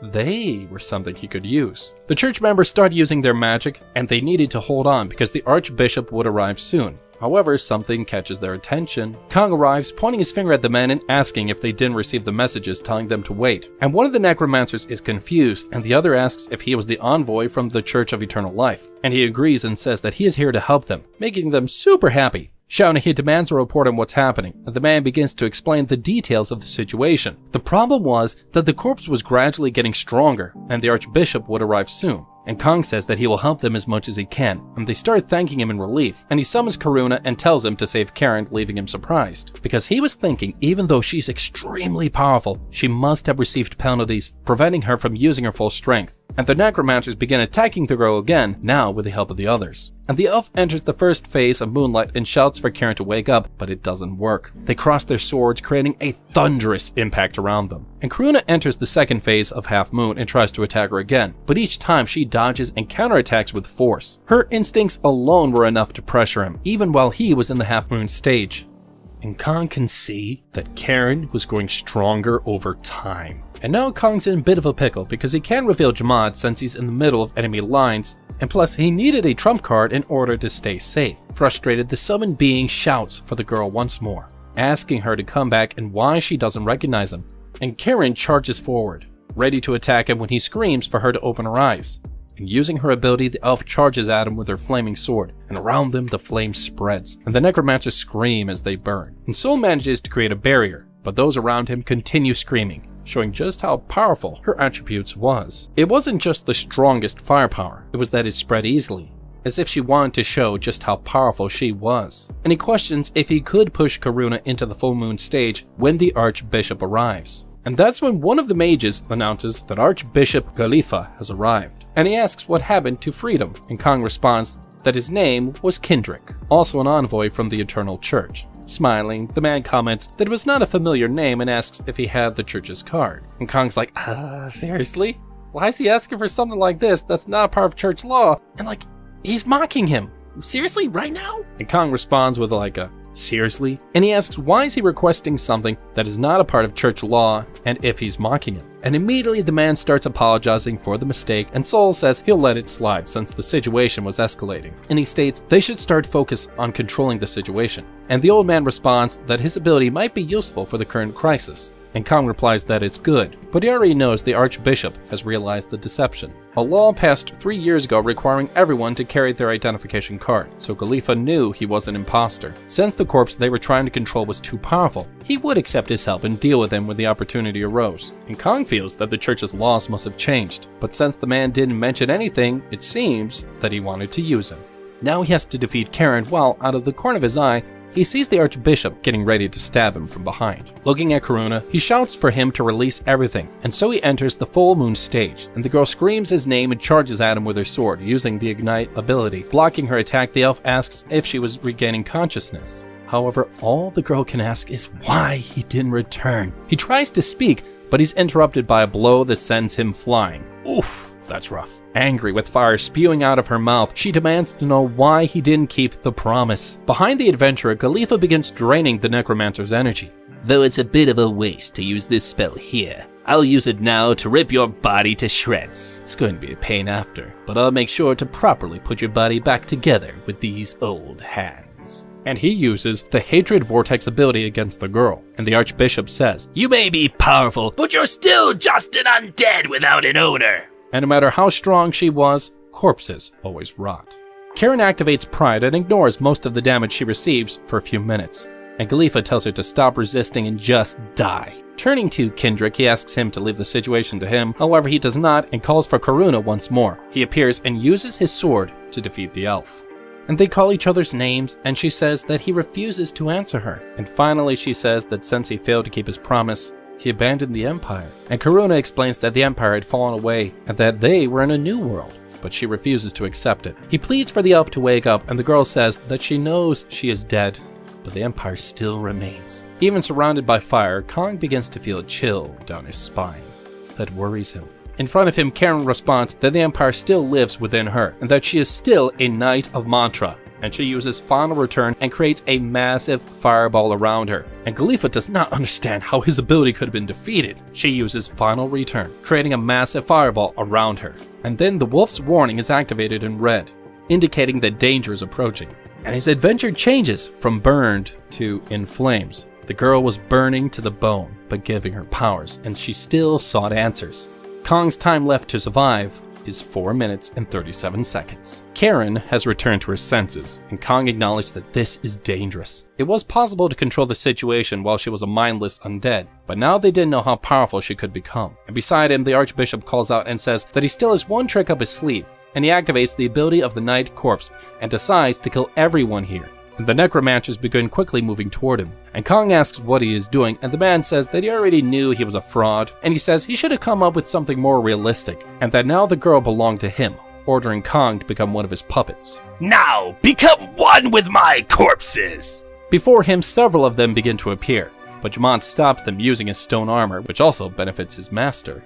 They explode on contact with a living being, but he is a shadow, so Khalifa's plan ends there. The Archbishop grows worried and orders the corpses to return and protect him, except Jamant's faster. The Archbishop tries to use his ability against Jamant's attack, pleading for him to back off. With little effort, the shadow steps on the man, wishing him sweet dreams. Have a good night, geezer. And the rewards begin to appear, and Kong thinks, whew, it was a good decision to keep his summon hidden. Yeah, I would say so. I was getting nervous watching.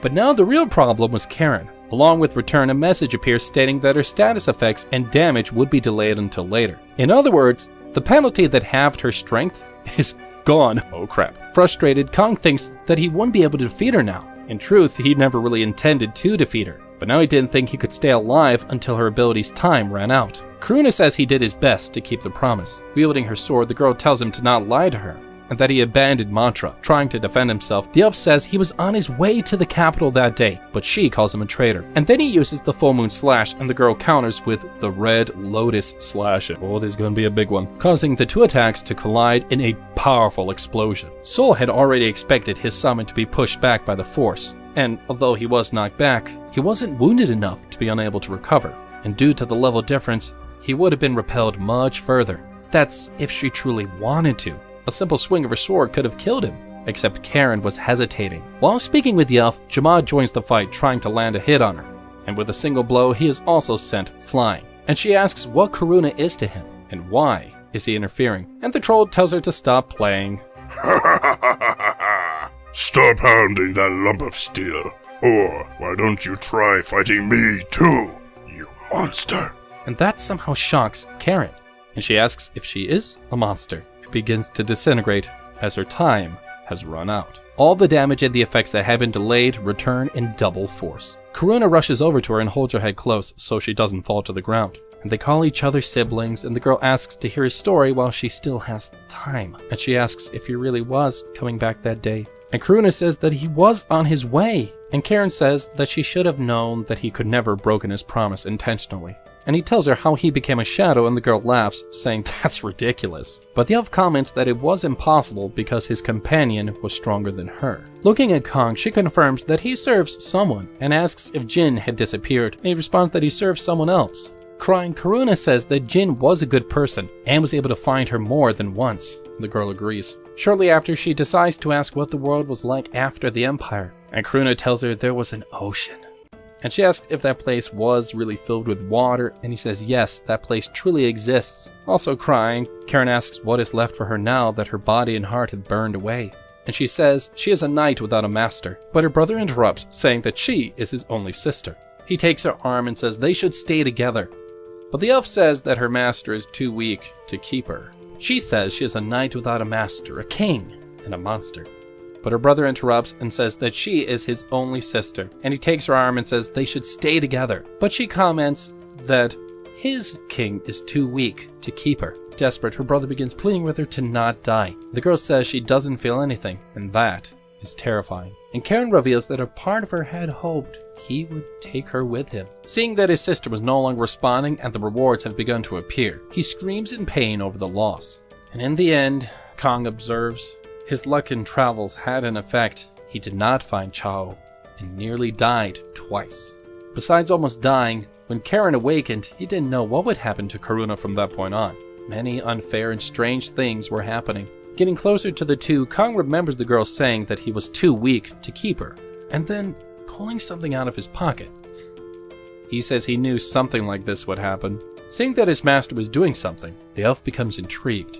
And after eating the jelly, a notification appears, saying that he had an excellent meal. The jelly from a cloudy day's bonus effect activated, and he's able to use Miracle of a Cloudy Day, a volatile skill for 1 hour. Taking advantage of it, he extends his hand toward Karen and says, "Serve me." The comments all around begin to comment on how absurd that was, and Kong thinks to himself, for 17 years, I've rolled countless dice, fought endlessly to find and create the best outcome. And trying again, he asks the elf to serve him, and her body begins to fill with energy and levitate, leaving her brother frightened. And the soul connection to Karen has been activated, and Kong gains a special achievement and the title Outlaw. Karuna asks his sister to go with him to a new world. Mantra no longer exists, and everyone they knew was dead. The same applied to them, and no matter what happened, it no longer mattered. He begins to talk about a new era, but the girl interrupts, asking how he could speak that way. She was sad that Jin had died, but her brother says that everyone dies, including them. Irritated, the girl asks why he was trying to do this and what existed in that new world. Her brother responds that he only wanted to be by her side. After venturing out, he realizes how small the empire was and how vast and full of wonders the world was. And Karen says she's lost everything and asks what's the point of being reborn if everything turned to ashes. And beside them a bright light appears, and the young man says that he doesn't know either, and the wall breaks, and Karuna tells her to find a reason to keep living. Smiling, Karuna looks at her and tells her, let's go to the sea together. And accepting, the girl asks him to take her there.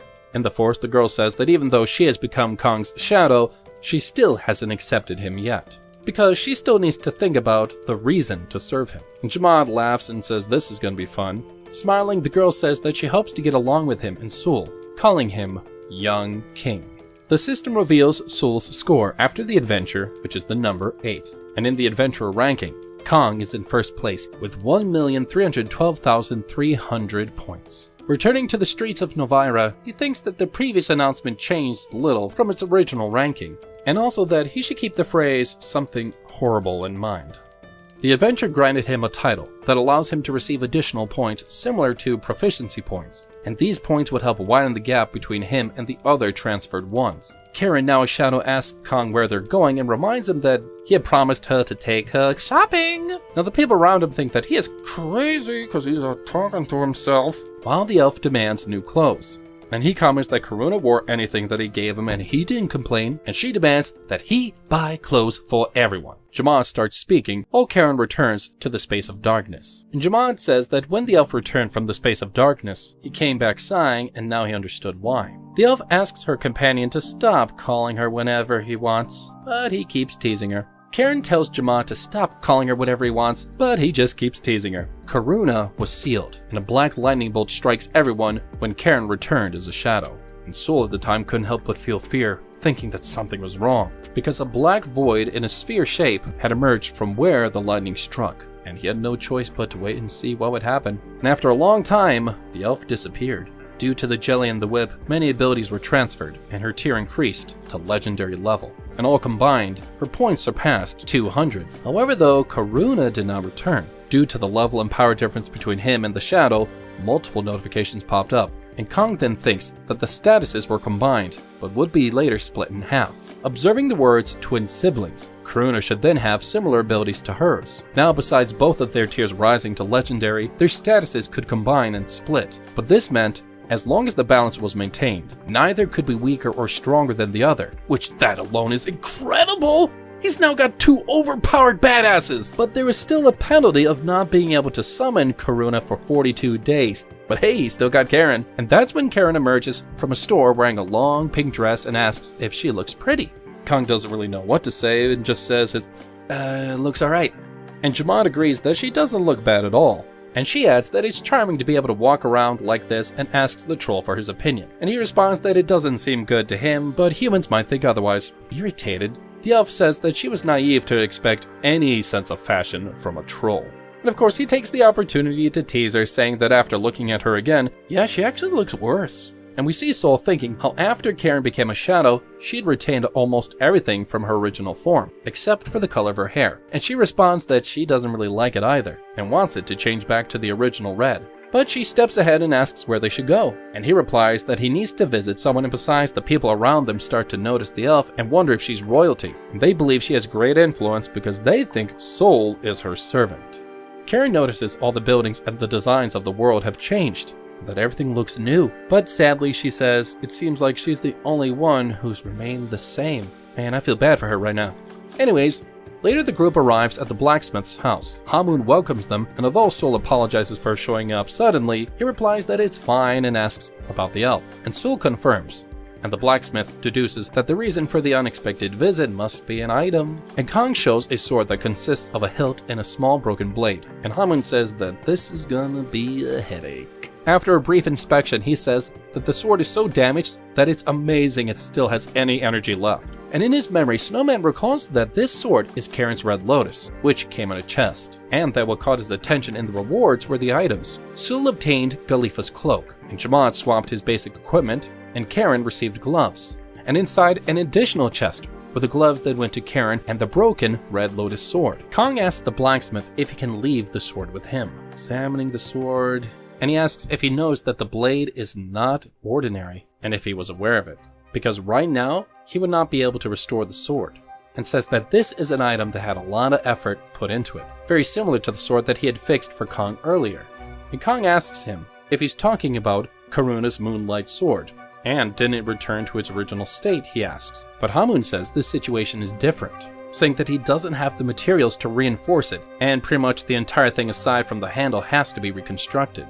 And Kong asks if simply bringing the materials would be enough for him to restore the sword, but Hamun says that such materials have not yet been discovered, and even the legendary sword was not in its final form, and that it was only an imitation of its original power.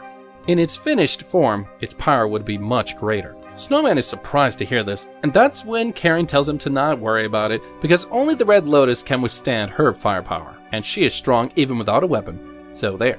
And Hamun wonders about their relationship as she called him Master. And that's when Karen reveals that she is a shadow. And he comments that he found her energy quite unique, but actually wasn't able to tell that she was a shadow. However, since she is a shadow, there might be an alternative, which piques Kong's curiosity. The blacksmith asks about the legend of the Blazing Queen Spider. And Snowman asks whether he's referring to Snowman questions whether he's referring to Anakindria. And Hamun confirms and praises Kong for having so much knowledge. And in response, Snowman says that it is a well-known legend.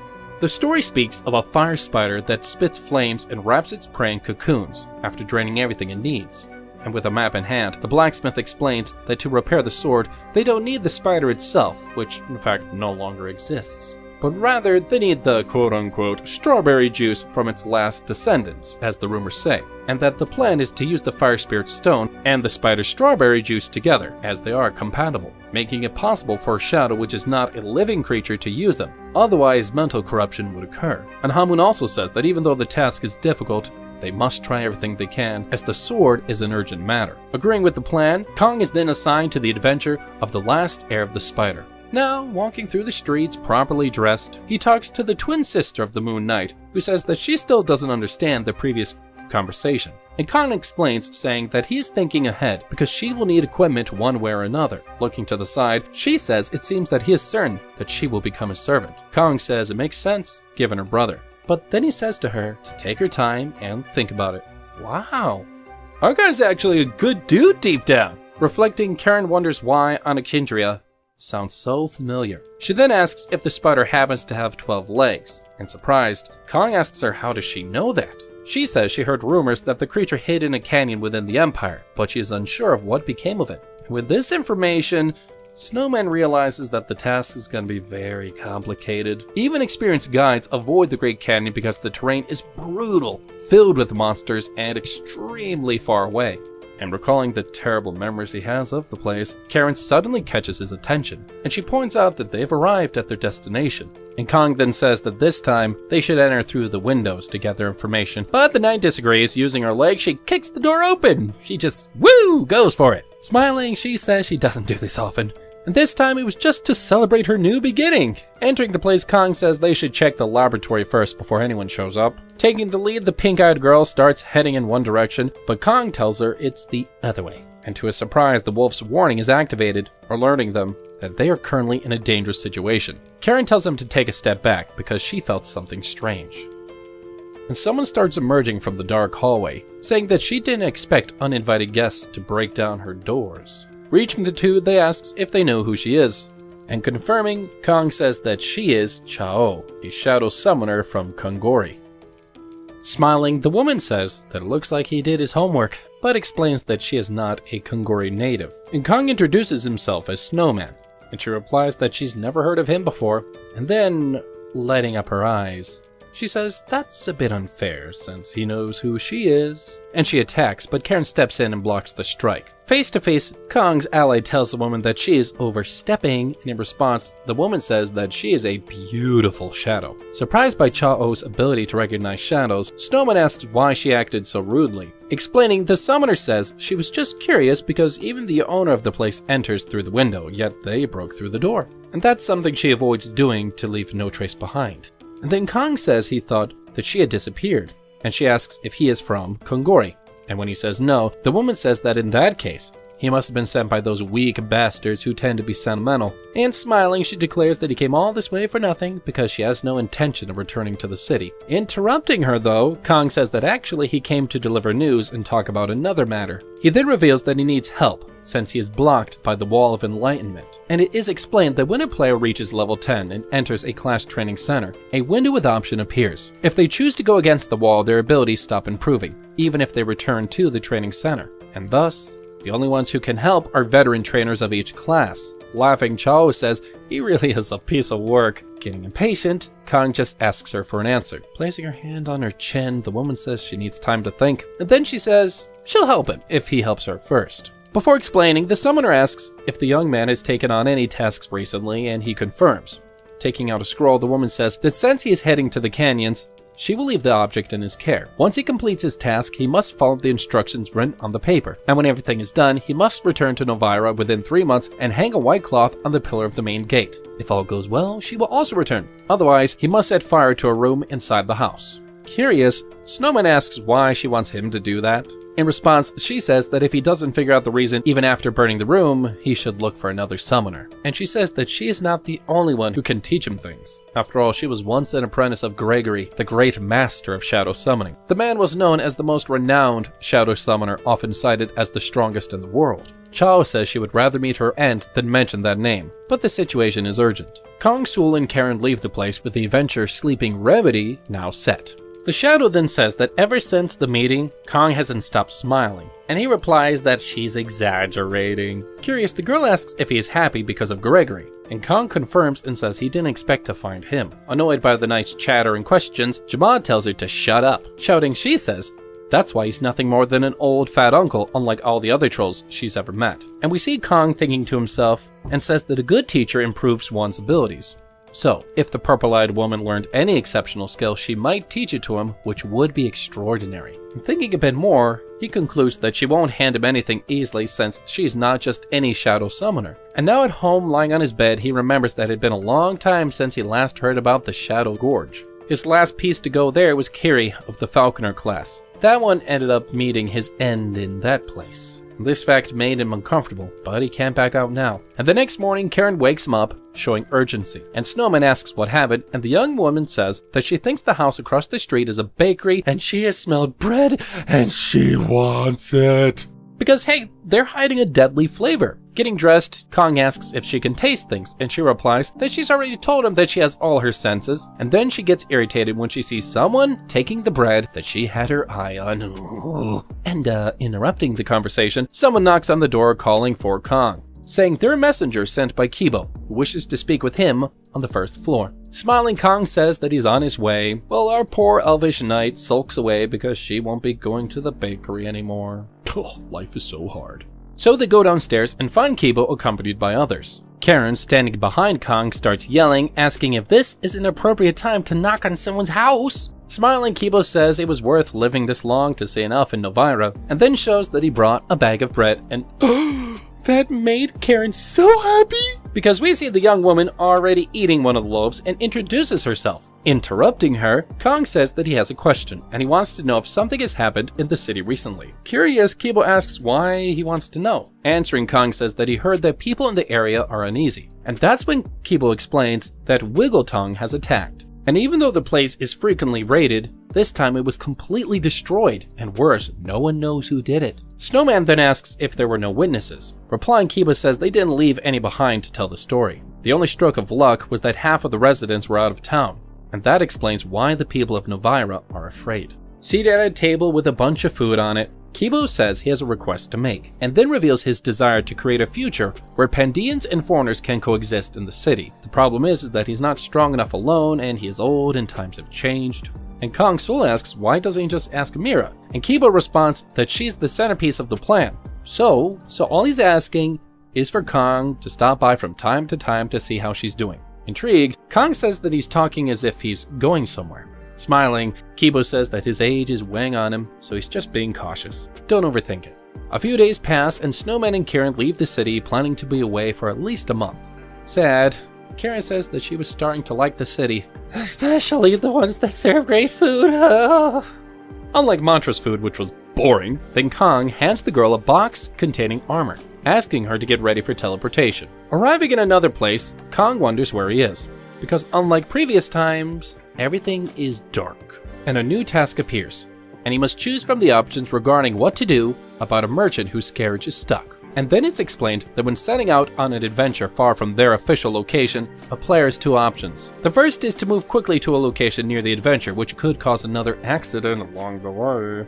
The second is to choose the expedition system, where in-game time continues normally, but the player arrives almost instantly. However, in the meantime, the player must also answer multiple choice questions, with their answers affecting the conditions of the piece. And the system takes luck into account along with the player's attributes. Therefore, one must be careful. And so, Kong chooses to ignore the merchant, and nothing happens. Continuing the journey, he keeps answering the questions, sometimes being affected and sometimes not. And finally, he arrives at the Shadow Gorge, where the real adventure begins. Named his last descendant, the mission requires Kong to find a rare material for Hamun. And under the moonlight, he asks the knight how long they have been there, and she says maybe 5 days, and asks why he wants to know. And he says he's just a little bored, but in his thoughts, he reveals that he wanted to know if his summons understand the passage of time. Jamaad then says he will make a campfire since staying in the dark all day is not good for him. And then Karen says that the troll's body is perfect for blocking the wind because he's huge. And Kong also thanks him for the help. But Jamaad says there's no need,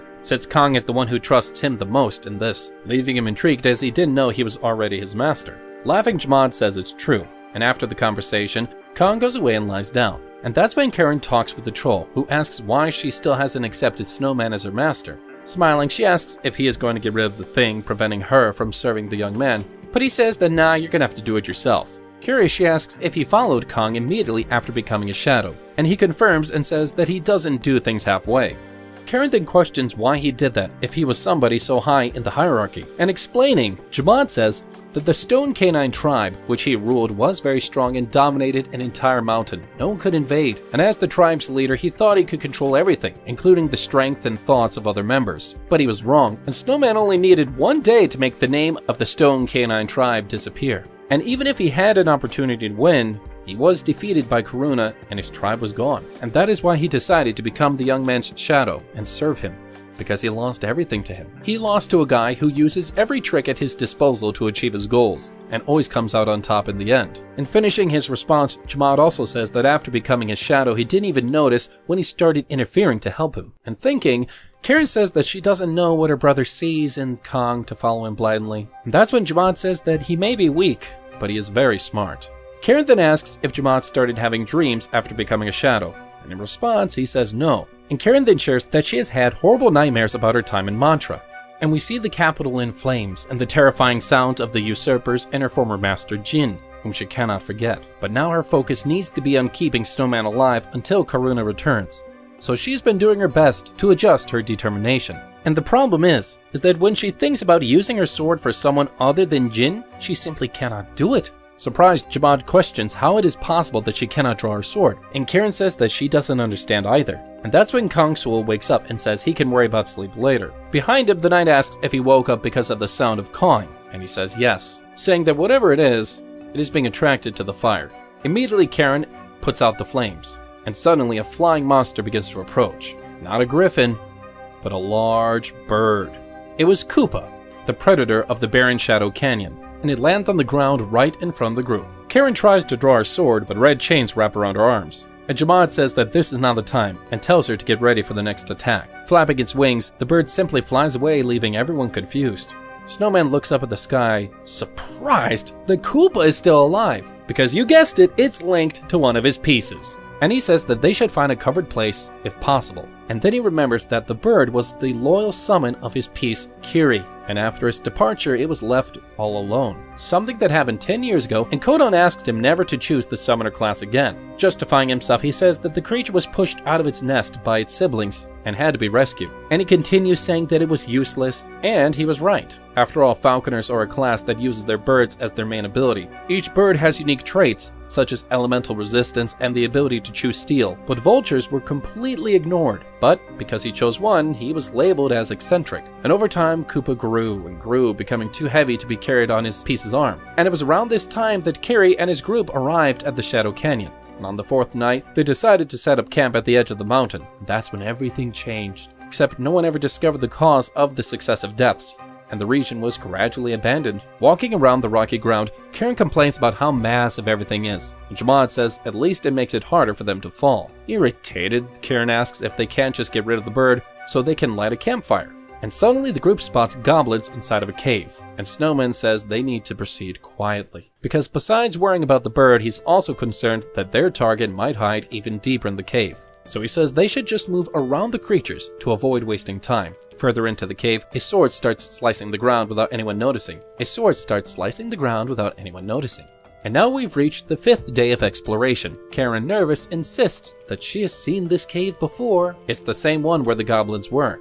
And Kong then says that in that case, they've wasted the last 5 days. Intrigued, Karen asks what could be wrong since they haven't seen any webs. And that's when Jamaad joins the conversation, saying he hasn't found anything either, but his biggest question is where the small creatures went. Suddenly, Snowman's intuition is activated, alerting him that something left traces in the area. Following the trail, he tells the others to come with him, and then shows them something, a kind of incomplete hole, filled with grooves. And as they all observe, he says that's probably why they haven't found any spiderwebs. Jamaad punches the ground, shattering it, revealing a passage beneath the cave. And Kong asks whose underground territory this might be, and Jamaad says he isn't sure. Karen, acting impulsively, says they'll just have to jump in and find out, and jump straight into the center, leaving Snowman stunned. Jamaad, however, simply remarks that no one could have stopped her anyways. Climbing back up, Karen says that the tunnel below is blocked.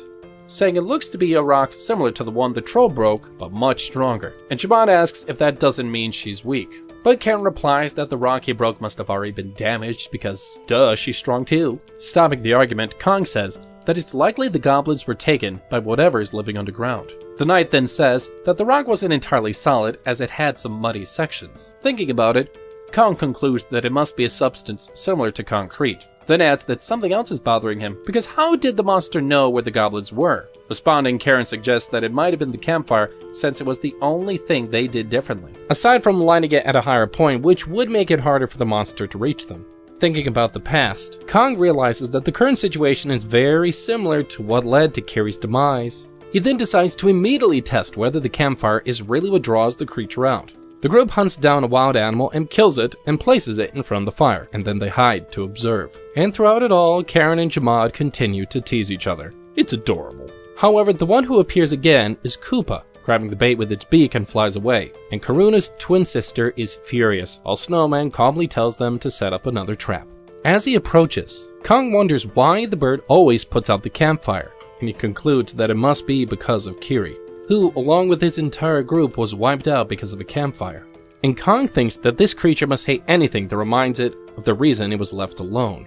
Karen calls out to him, interrupting his thoughts, revealing that she was actually just trying to cheer him up a little. So the trio set up the trap again, and again, Koopa keeps appearing and ruining everything, leaving behind, unfortunately, nothing but frustration. Having an idea, Karen suggests lighting 2 campfires in different places, spaced apart. So that way, the vulture won't be able to ruin everything, and Kong agrees with the plan, but says that instead of 2, they should light 4. The knight gets irritated because now there's more work to do. But in the end, she only lights 2 while Jamaad and Kong light the others. From atop of a peak, they observe the progress of the plan, and watch as Koopa begins destroying one of the traps with a single bite. However, the spider still doesn't appear, leaving the group stumped, and suddenly something begins to emerge from beneath the ground, cutting through it with great ease. Rising to the surface, a giant spider with blue markings and yellow eyes stands before the campfire. But Kong's perception does not kick in, making him wonder whether this thing is really a descendant of Anicindria. Karen shouts, warning that the spider has been spotted by the bird. Charging at the monster, Koopa gets ready to attack, and making Kong worried. But the ginormous bird swiftly dodges the strike and lands on the spider's head, and then grabs one of its legs and flies away with it. Oh, awesome! And now the trio is back to square one, and Karen asks if they shouldn't go after it, but Kong says that's impossible. So they have nothing else to do but enter the hole that the giant spider left in the ground. Everyone begins to descend as Snowman activates his wind cloak to brighten up the surroundings. Reaching the bottom, the adventure now becomes the predator beneath the canyon. The objective is to find the cave's inhabitant and acquire the strawberry juice of Anicindria's last descendant. Standing near a lake, Jamaad asks what they should do now without the spider, but Kong says that wasn't the right one. After all, even though it was big, it wasn't capable of taking over this cave. At least, not alone, given the amount of webbing spread around. And Snowman hears a voice calling out to him. "Come closer." And he is freaking spooked. He's like, what was that? But Jamaad and Karen don't hear a thing. And so Kong concludes that it must be some type of psychic magic. And Karen reminds him that the enemy might be able to use mind control. And then she claims that against her, that type of magic has no chance. But Kong reminds her that her ability is sealed at the moment, so there's that. Jamaad then says there doesn't seem to be anyone nearby, meaning the creature used magic from a distance, which also shows great skill. Kong then says that it would be a good idea if the creature was only proficient in that trick. But that doesn't seem to be the case. After all, it appears to eat a lot, judging behind traces of victims from a long time ago. And he picks up a skull and looks at it, and that's when the empty eye sockets light up. Throwing the skull aside, Kong places his hand on his head, as the same voice urges him to come closer and receive the grace of fire. And that's when many spiders begin to appear, following the orders of the cave's owner. Jamaad turns on his stone armor, which also protects Snowman, and he begins fighting the sulfuric spiders. Noticing the scent, the troll shouts and warns Karen to be careful, jumping around as she fights. She asks if that's all the creatures can do. Using their webs, she attacks, causing an explosion that grants Kong experience points. Meanwhile, Kong starts speaking with the spider using psychic magic, and the spider says to him, "I accept the fire." And Kong replies with, "Oi, you're listening, right? Just wait. I'll be coming soon."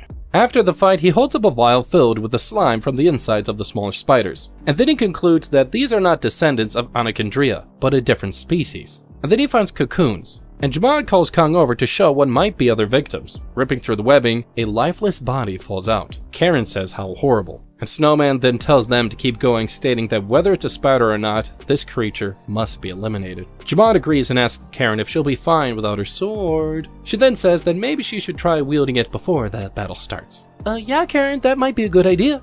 But she decides to stick with her previous strategy, which is less risky. As they go farther down into the depths of the massive cave, Karen suddenly recognizes a spot and says that she thinks they've arrived at their destination. The place is filled with stacked cocoons, as if they were exhibits on display. From the ceiling, the owner of the cave speaks.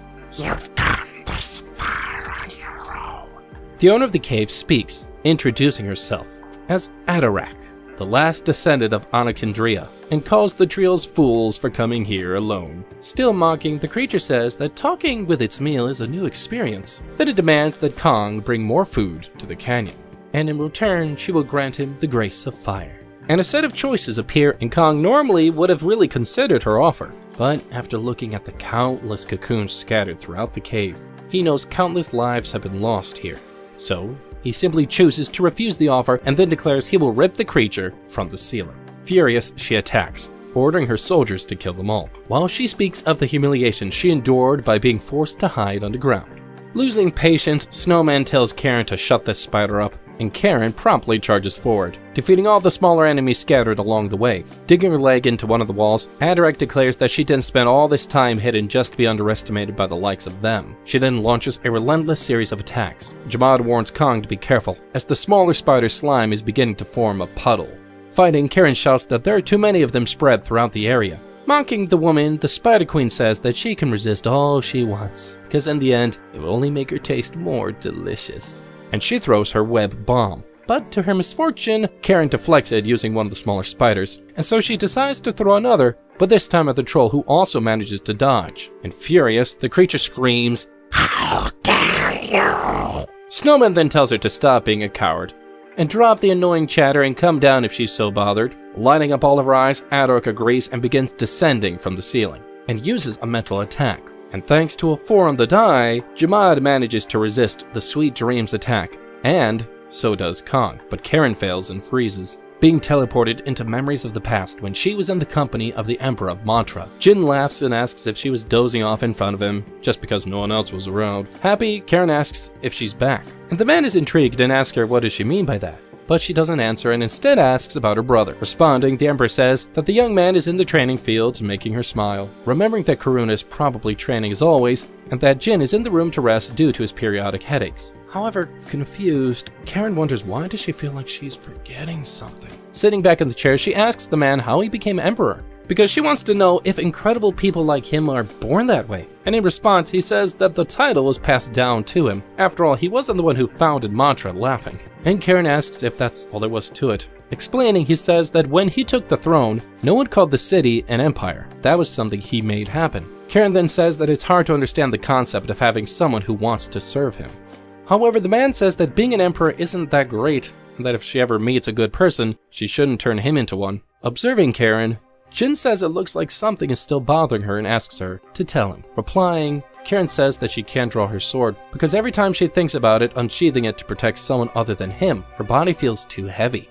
Smiling, Jin asks if she remembers the vow she made, and she says yes, that she promised to wield her sword only for him. Standing up, Jin says that it looks like that promise is now holding her back. That's why she's trying to receive his permission to use the sword for someone else's sake, which makes no sense because he's been gone for a long time. And the room begins to collapse, and Karen runs after Jin, screaming his name to save him. Turning to her, he looks at her and says that all of this is just a dream, because he perished when Mantra was destroyed. The ground opens up when Jin tells Karen to move forward without looking back, and she starts to fall into a pit, and he tells her that she must accept the new era to find redemption. Returning to the battlefield, she finally resists the spider's attack and wakes up in Jamaad's arms, saying, "What's happening?" You're back, fairy! And Atarak asks if the gift she gave wasn't delightful, and then reveals that her dreams show her victims their most precious memories. So all that Karen has to do is accept serving her to experience eternal happiness. However, Karen tells her to shut up, and she finally manages to draw her sword. And it is glorious. It's like I'm looking at Captain Commander Genryusai Yamamoto from Bleach. Oh, so cool. Look at this flaming sword. Back to the story. Charging at the creature, she says that he should never have brought up Jin, because now we'll burn to ashes. Frightened by Karen's strength, the spider screams, ordering her soldiers to stop her at any cost. But Karen uses Flame Blossom to absorb all the heat within a certain radius, and with the range of all fire attacks increased by 100%, she strikes, receiving 50% reduced damage from all sources while spinning and dealing 360% damage with each turn. Oh. Watching the explosions, Snowman concludes that this is why she is called the Red Lotus Knight, and Jamad shouts to warn Karen, as Adarek uses her unique ability, Acid Shot, and everyone starts running as a flood of acid spreads across the area. Smiling though, Karen asks what the creature's next move will be now that her attack has failed. Irritated, the spider tells her to climb to the ceiling if she's so confident. Running, Karen shouts that she doesn't even need to ask, and that kind of makes everyone worry about her reckless attitude, and she starts climbing the wall as if she were a spider herself. Unfortunately, her feet get caught in the web, which reduces her speed by 80%, and the spider then says that this is what happens when one is arrogant. But using her sword, Karen says she got her, and sets fire to the creature's legs, sending it into a panic. Quickly freeing itself, it jumps down, and back on the ground, she realizes that the monster didn't fall as expected. Adarek says that Karen underestimated her too much, and now it's time for her to fall and taste some of her acid. But that's when Koopa appears.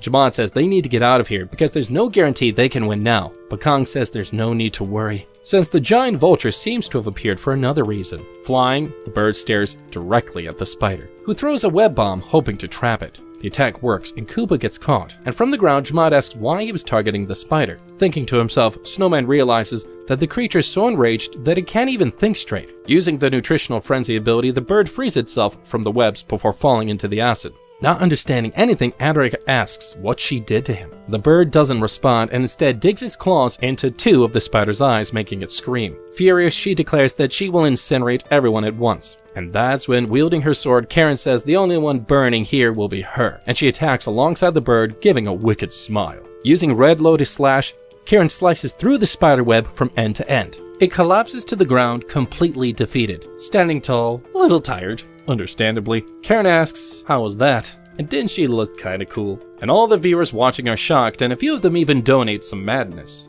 And that's when Jamad knocks her down a peg or two, saying don't get too cocky after doing what you were supposed to do. And he says that if the match had been on the ground, he would have handled it quickly. And Snowman begins collecting the substance oozing from the spider and realizes he has way more than he needs. And Karen approaches and apologizes for melting the sword. Whoops. But Kong says that it's fine since it was something that she could control. Looking at the puddle of acid, Jamad says they should leave soon. Karen agrees and calls her master, who seems distracted. Seeing Coop on the ceiling, he says that it looks like the bird is having trouble because it's found something and doesn't know what to do. Shouting, he calls out to the creature and offers to help. Trying to stop him, Karen says that this might be a bad idea, but Kong doesn't care and simply extends his hand out. The bird lands and allows itself to be touched, leaving Karen and Jamad completely stunned, like their brains just short-circuit and there is nothing going on right now. And Snowman says that Koopa isn't afraid of people and sees them as friends. Extending a wing, the bird shows that it wants him to climb onto its back. And with everybody settled, they leave the cave, and in the air, Kong tries to identify what was bothering the bird earlier, noticing that it was a distant cocoon stuck between the spider's webs. The creature starts crying out, and Kong realizes that it wants him to retrieve the cocoon. Not knowing why, Karen jumps and grabs the bundle of webs while being held only by the bird's talon. And with the prize secured, the bird begins flying at high speeds toward a hole in the ceiling, and reveals a beautiful. Smiling, Karen and the troll comment on how breathtaking the view is. Koopa begins descending into a field full of flowers, and Karen, still holding on to the cocoon, questions why did he bring him here. With its beak, the bird starts tearing at the webbing to pull something out, and reveals the lifeless body of Snowman's former piece, Kiri. And the two shadows feel pity for the creature that lost its master. And we see Kong kneeling before the body and the bird, and he says that he's sorry, and that he prays Kiri is finally at peace, and no longer has to worry about Koopa. And suddenly a sharp pain strikes Khan in the head, signaling that Kiri's inheritance has begun to transfer. And we see a flashback from a long time ago. Kiri is at his camp, and he approaches his bird asking if it's sad because the others didn't like it due to its smell. Holding the creature's head, the young man says that everything will be fine, because when it grows bigger, it will be able to carry him on its back and fly through the skies along with him. And that night, A spider captured Kiri, and Koopa, still small at the time, was unable to do anything to stop its master from being dragged into the cave. And with that, the bird spent many years alone, hunting, feeding, searching, all in an effort to recover Kiri, and growing much larger with a harder beak and sharper claws. And in a kind of vision, his master appears and says that now everything will be fine. Kong on the ground with his head in his hands receives not only the memories but also the emotions of the creature, and through it he acquires the ability to communicate with his allies more clearly, being able to share his emotions and intentions. Jemad and Karen begin to feel the resonance taking immediate effect. They start wondering what this painful feeling could be. And Snowman extends his hand to Koopa, who looks at him firmly, thinking that the burden of having left the bird alone was the heaviest weight Kiri carried to the grave. And the creature begins to glow, revealing that it has absorbed a portion of Adirek's power, which makes it even larger with red flames and fiery eyes. Smiling, Snowman says the creature looks even more magnificent, and that Kiri would have been happy too. And a list of options are given, but in the end, Kong says, "You can fly away now, Koopa." And with a massive cry, the bird takes flight and gets ready to leave, and through it, it becomes an assistant to Kong. Karen then says that now they can feel each other's emotions, she would like to know why Kong seems so down, asking him to cheer up a little and hey, focus on the rewards that they got. Looking into the chest, he notices that he's received some interesting items, including the spider's heart and a boiling potion, which Karen opens and drinks, along with the leech's hat and silent ember greaves, which Karen also takes for herself. And finally, Kong observes that all the titles he received are actually pretty useful. And then finishing the adventure, he is transported back, realizing that getting home is gonna be a hassle. And he arrives in a lifeless space called Twilight City, where he will have to decide what to do regarding the proposal made by the farmers. Thinking to himself, Snowman notes that the residents of underdeveloped cities usually reject strangers out of fear. But the scariest thing is when they welcome adventurers too easily. Wanting to avoid conflict, I think that's a good plan, Kong chooses option 5 and agrees to stay, discovering that the residents are actually cultists. Oh, they're cultists! Oh, great. From the Church of Eternal Life, who have a custom of eliminating visitors to offer them as sacrifices.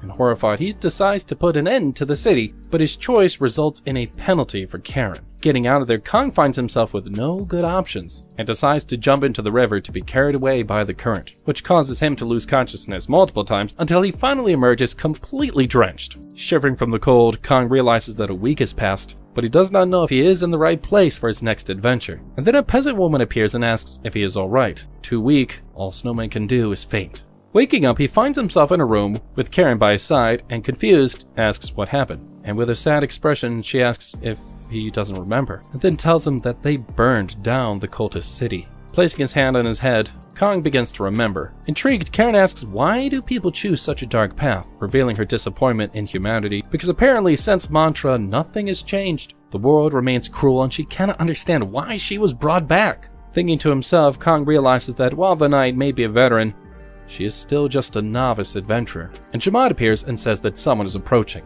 The peasant woman enters the room again and finds Kong sitting on the bed. With her mouth agape, the woman asks who the two with him are. Are they thieves trying to rob a sick person? Fortunately, that's not the case. And Karen says, no, she's just Kong's friend, party member. And he explains that she was trying to find him after he fell into the river. The woman introduces herself as Sarah and compliments the elf's beauty. And Kong asks the peasant where they are. Replying, she says that this is Mistvale Town, located north of Audenin. Standing up, Kong says he understands and asks for some privacy and permission to change. Alone again with his shadows, he looks at the scroll given by Chao and realizes that he has arrived at the right place. And now he needs to steal the sleeping remedy from the man drawn on the paper, but he must be careful not to be noticed or allow him to escape. And thus begins his 12th adventure, called The Sleeping Remedy, and if he fails, Chao's affection for him will decrease. Leaving the hut, Kong asks Sarah if she was the one who brought him here, and the young woman replies that she had help from other townspeople as she is, well, not very strong. Intrigued by the information, he says that even so, he didn't see anyone else around and asks if something is happening. And she immediately says that everyone is taking care of the children, which has been a difficult task, since half the residents are sick and need to stop everything to recover the town hall. Understanding the situation, Kong asks the woman to take him to the location, and she agrees and only asks that he doesn't be too shocked. Arriving at the building, the trio sees many bedridden people being cared for by others. Explaining, Sarah says that the sick are sleeping and won't wake up no matter what, even as their bodies decay away. The only good news is that according to a doctor, the mist disease is not contagious. Dr. Gunt is present, and a peasant calls him over and informs him that the adventurer has woken up. Thinking to himself, Snowman concludes that this man must be the first person he should suspect. Now he just needs to compare his face with the one drawn on the scroll. However, his guess is wrong, and the doctor is not the person he needs to steal the remedy from. Leaving the town hall, Karen asks what does he plan to do to find the person he's looking for. But all Kong knows is that the man lives nearby and that the disease is probably caused by the remedy. And the doctor seems legitimate, for now, besides looking very different from the portrait on the scroll. Interrupting his thoughts, Sarah approaches and asks if he's feeling better, and he responds and says that his biggest concern is for the sick, and asks if anyone has found a cure. And with a sad look, Sarah says no, and that Dr. Gunt has made no progress either. The knight joins the conversation and asks if there's anything that she can do to help. Agreeing, Snowman asks if he can repay the peasant's kindness by helping the town. Happy, she says that everyone would be very grateful for the support, and then she reveals that no one has ever offered anything, and has left everyone here to fend for themselves. And that's when the trio begins helping with the town's tasks while also investigating the area. Karen using her strength, which is, oh my gosh, how much does all that weigh? But anyway, she carries a lot of barrels of water, and she declares that she would have brought the whole river if she could, and then leaves to get firewood. Watching the young woman work, Two Man asks if she needs to take a break, but jokingly she refuses. All the work brings everyone closer to the townspeople and makes the town feel more alive, as well as Karen, who seems way more cheerful. And Snowman sees the doctor leaving and asks about the reason for his trip, that he received news of sick people in the neighboring city, which means that even though it's not contagious, the disease is somehow spreading through the region, and this leads him to believe that it might be a case of mass poisoning. He just doesn't know what substance is being used. Worried, Khan asks if he can help with the investigation, but the doctor says that he's already doing a lot for the sick. Meanwhile, Karen calls Sarah over to ask where to store all the firewood, since the warehouse is full. Seeing Karen so much on her own back, Gunt is left speechless.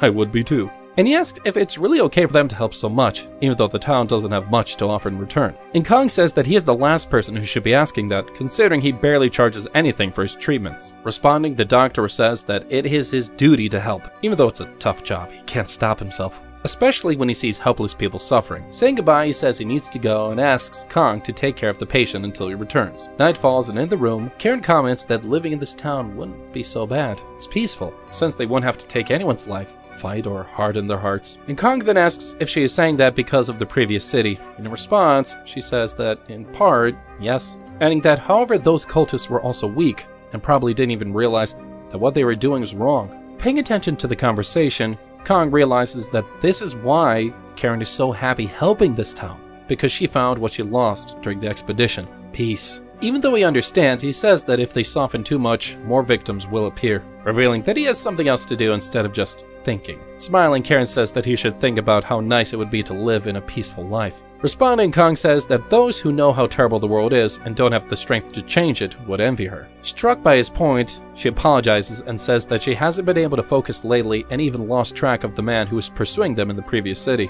Remembering that night, Kong says that it was terrifying to fight monsters while being completely vulnerable. And to make things worse, there was also a man with a covered face who radiated a sinister energy. Kong then says next time she will catch him and it'll never happen again. And suddenly someone knocks on the door asking if they're still awake. Shouting, a man says it's an urgent situation because something has happened to Sarah. Desperate, the pink-eyed young woman starts asking what happened to her. At the town hall, the peasant woman lies bedridden and unconscious. A man explains they found her at the entrance of the town, so they brought her here. Panicked, Karen says it looks like the mist disease has affected her too. Opening her eyes, Sarah begins to stammer, saying that she saw the mist monster, then pleading with Karen to not go after it. Meanwhile, everyone wonders why she decided to go out despite the heavy mist, and knowing the stories of the monster, that it appears from time to time and instantly affects anyone who sees it. Grabbing her sword, Karen starts running towards the mist, while Kong calls for her to wait. Climbing onto Jamad's back, he holds on tightly to chase after her. And in the middle of the forest, the elf shouts, calling out to the creature, but it neither appears nor responds, and Snowman arrives and asks her to calm down. Filled with rage, Karen drives her flaming sword into the ground and questions why this is happening, especially to the first town that she has liked since becoming a shadow. Surprised, Kong realizes that this is the first time she has spoken this way about something that is troubling her, but with her brother asleep, there's no one else around to give her the comfort she needs. Looking back in the past, Karen says that everything was much easier when all she had to do was just listen to Jin. who was always right. That man taught her everything she needed to know about equipment, making the world possible, and in exchange all he asked was that she trust him. After all, the swordsman holds the sword and decides what should be cut. Feeling sad, Karen tells Snowman that the world hasn't changed and the weak still perish in vain, and then asks if he thinks he has the right to eliminate them.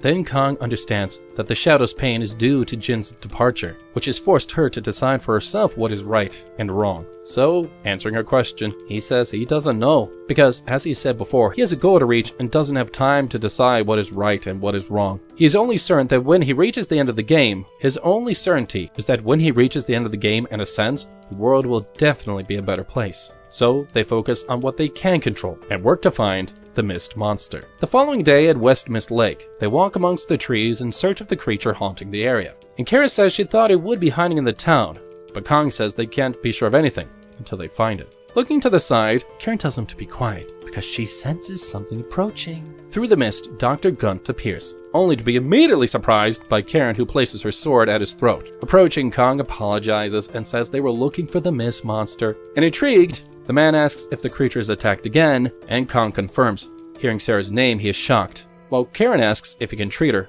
Without responding, the doctor suddenly starts running in a panic, calling out for the peasant woman. Jamad then appears and says now is not the time to space out because something is approaching. Karuna's twin sister asks if it could just be another townsperson, and Kong says no, they don't usually leave the town with all the mist. Still holding her sword, Karen activates her power and says that in this case it must be the monster. And a black creature with yellow eyes appears and immediately launches an attack, revealing itself to be one of the monsters from Twilight City. Furious, Karen asks if it was the one that dared to spread the disease throughout the town, and then with all her strength, she slices the creature in half. And looking at the fallen creature, Kong realizes that it was using a spell to prevent its true form from being recognized. However, even without the spell, the creature has no face, yet it still appears to be just a person. Thinking to himself, Kong says that it's impossible that these creatures have followed them here. He would have noticed. The monster, even wounded, begins whispering something, and then it begs them to return its face. Confused, Kong wonders if it's really possible for a spell to steal faces, realizing this must be why they couldn't find the creature before. It wouldn't be recognizable if it had taken someone else's face. And that is how the creatures entered the town, by replacing one of the residents, which means it's been nearby the entire time, completely disguised. And the task updates and is renamed Face Collector, and now they must find the identity thief. Head down, Snowman says that the monster must have a face completely different from the one Chao drew on the scroll, but since no one has left the town since they arrived, it must still be here. Melting into the ground, the creature slain by Karen begs them to find whoever did this to it and return what is rightfully its. What is rightfully its?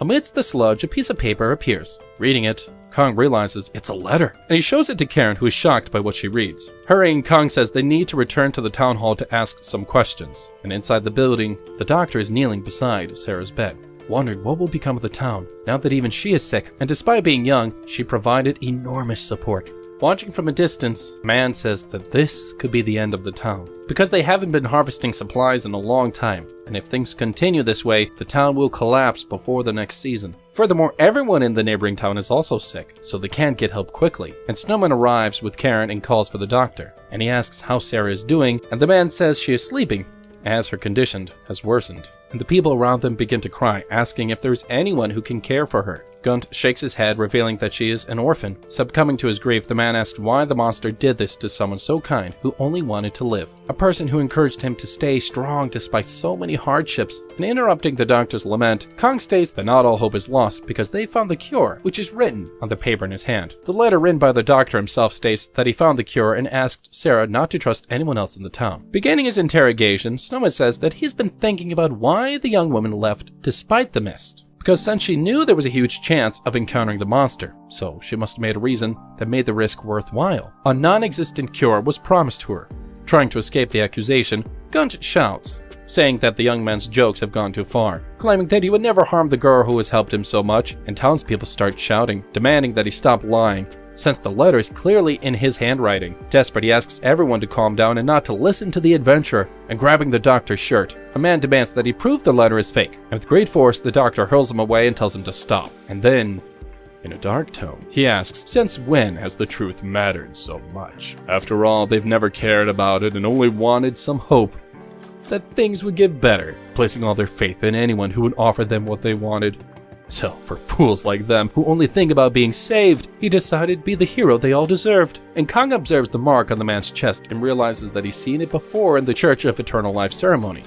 And looking at him, he comments that it seems that he was behind Twilight City. And Gunt starts speaking when a loud scream from outside alarms everyone. There were several monsters headed their way. Desperate, the townspeople start barricading the door, looking for something to block the entrance. And removing his glasses, the man says it's useless because something as pathetic as this won't change their future. He had used the sick to create monsters and says they're no longer useless. Drawing attention to those blocking the door, he says they look like fools trying to change things. Did they really expect some hero to appear if they just gave it their all? Revealing the rest of his body, he comments that real life doesn't work like that. Interrupting him, Karen asks if he intended to turn Sarah into one of those creatures too. Smiling, Gunt says that's ridiculous because the girl is special and different from the others. And small tentacles emerge from his hand as he brings it close to the girl's face, saying that she deserves all of his attention. However, before he can finish, he is punched so hard in the face that he crashes through the wall behind him.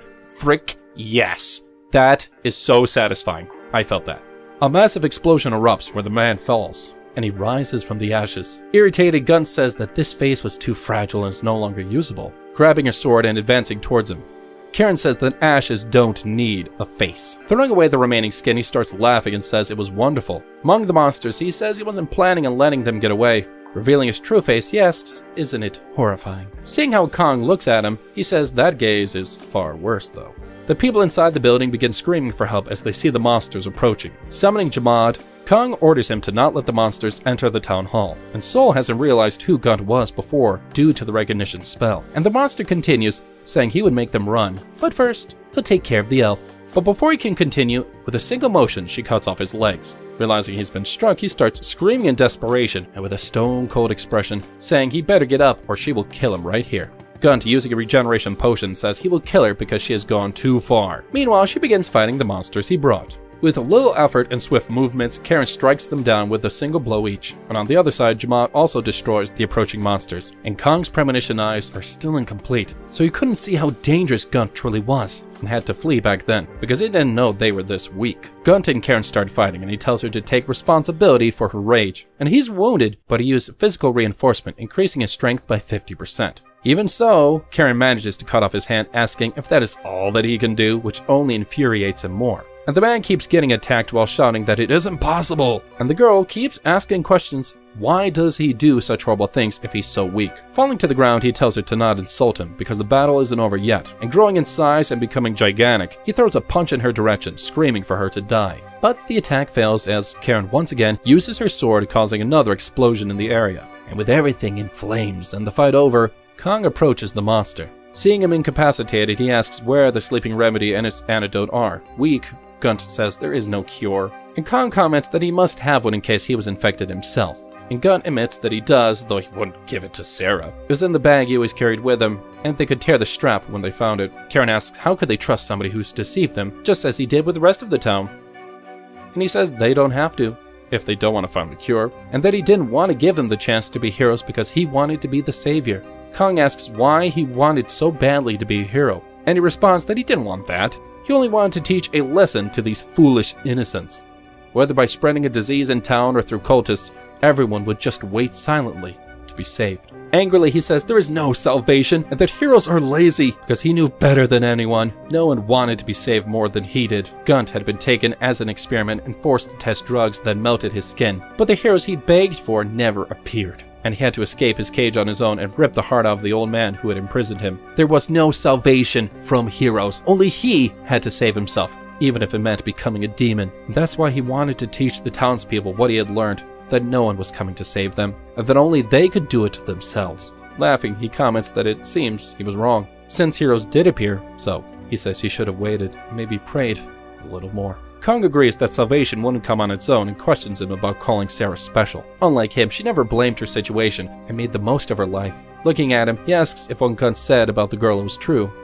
And he replies that he grew great strength from her and she continued to live bravely, despite everything, while he was too busy blaming fate. And that's why he wanted to be like Sarah, because she was so different from him. And as he thought about it, he start to fade into dust. Having defeated Gunt, Kong gains the achievement and the title of Savior. And despite everything, the man was right about the antidote, and after diluting it in water and distributing it, people began to wake up, and Sarah starts to move, startling Karen, who tries to wake her up. And with her squeezing her hand, the girl wakes up, complaining about it, making Karen apologize quickly. And she asks if she was asleep, and the other responds that she was, for a long time. Smiling in relief, the girl asks if the doctor found the antidote, and then she asks where he is, and everyone gets super nervous. Behind Kong, the men start whispering, and Karen starts talking about the doctor, but Sol interrupts her, saying that he left town. And he explains that since the town was no longer sick, he left and wouldn't be coming back. Sarah feels sad that she didn't get to say goodbye, but among all the response options, this was the best one. And he thinks that the girl will discover the truth one day, but not at this moment. He wanted to spare her at least another trauma for a bit. It would have been too much of a shock for her since she had so much faith in him, and he doubts Karen would want to see this girl go through more pain. Looking out through the window, the girl asks if something was burning, and the other responds that it was the belongings of the sick. As the fire was being stoked, Sarah thought about how her clothes were among them. With all the enemies in flames, Karen tells her sister not to worry anymore, because the nightmares are over. All the town survivors have been cured, and they earn the achievement for overcoming the disease, along with the title Charlatan. In the forest, Karen thanks her master for telling the girl that Gunt had left the town, and he says it technically wasn't a lie. Patting his shoulder, the elf comments that she'll give him that point.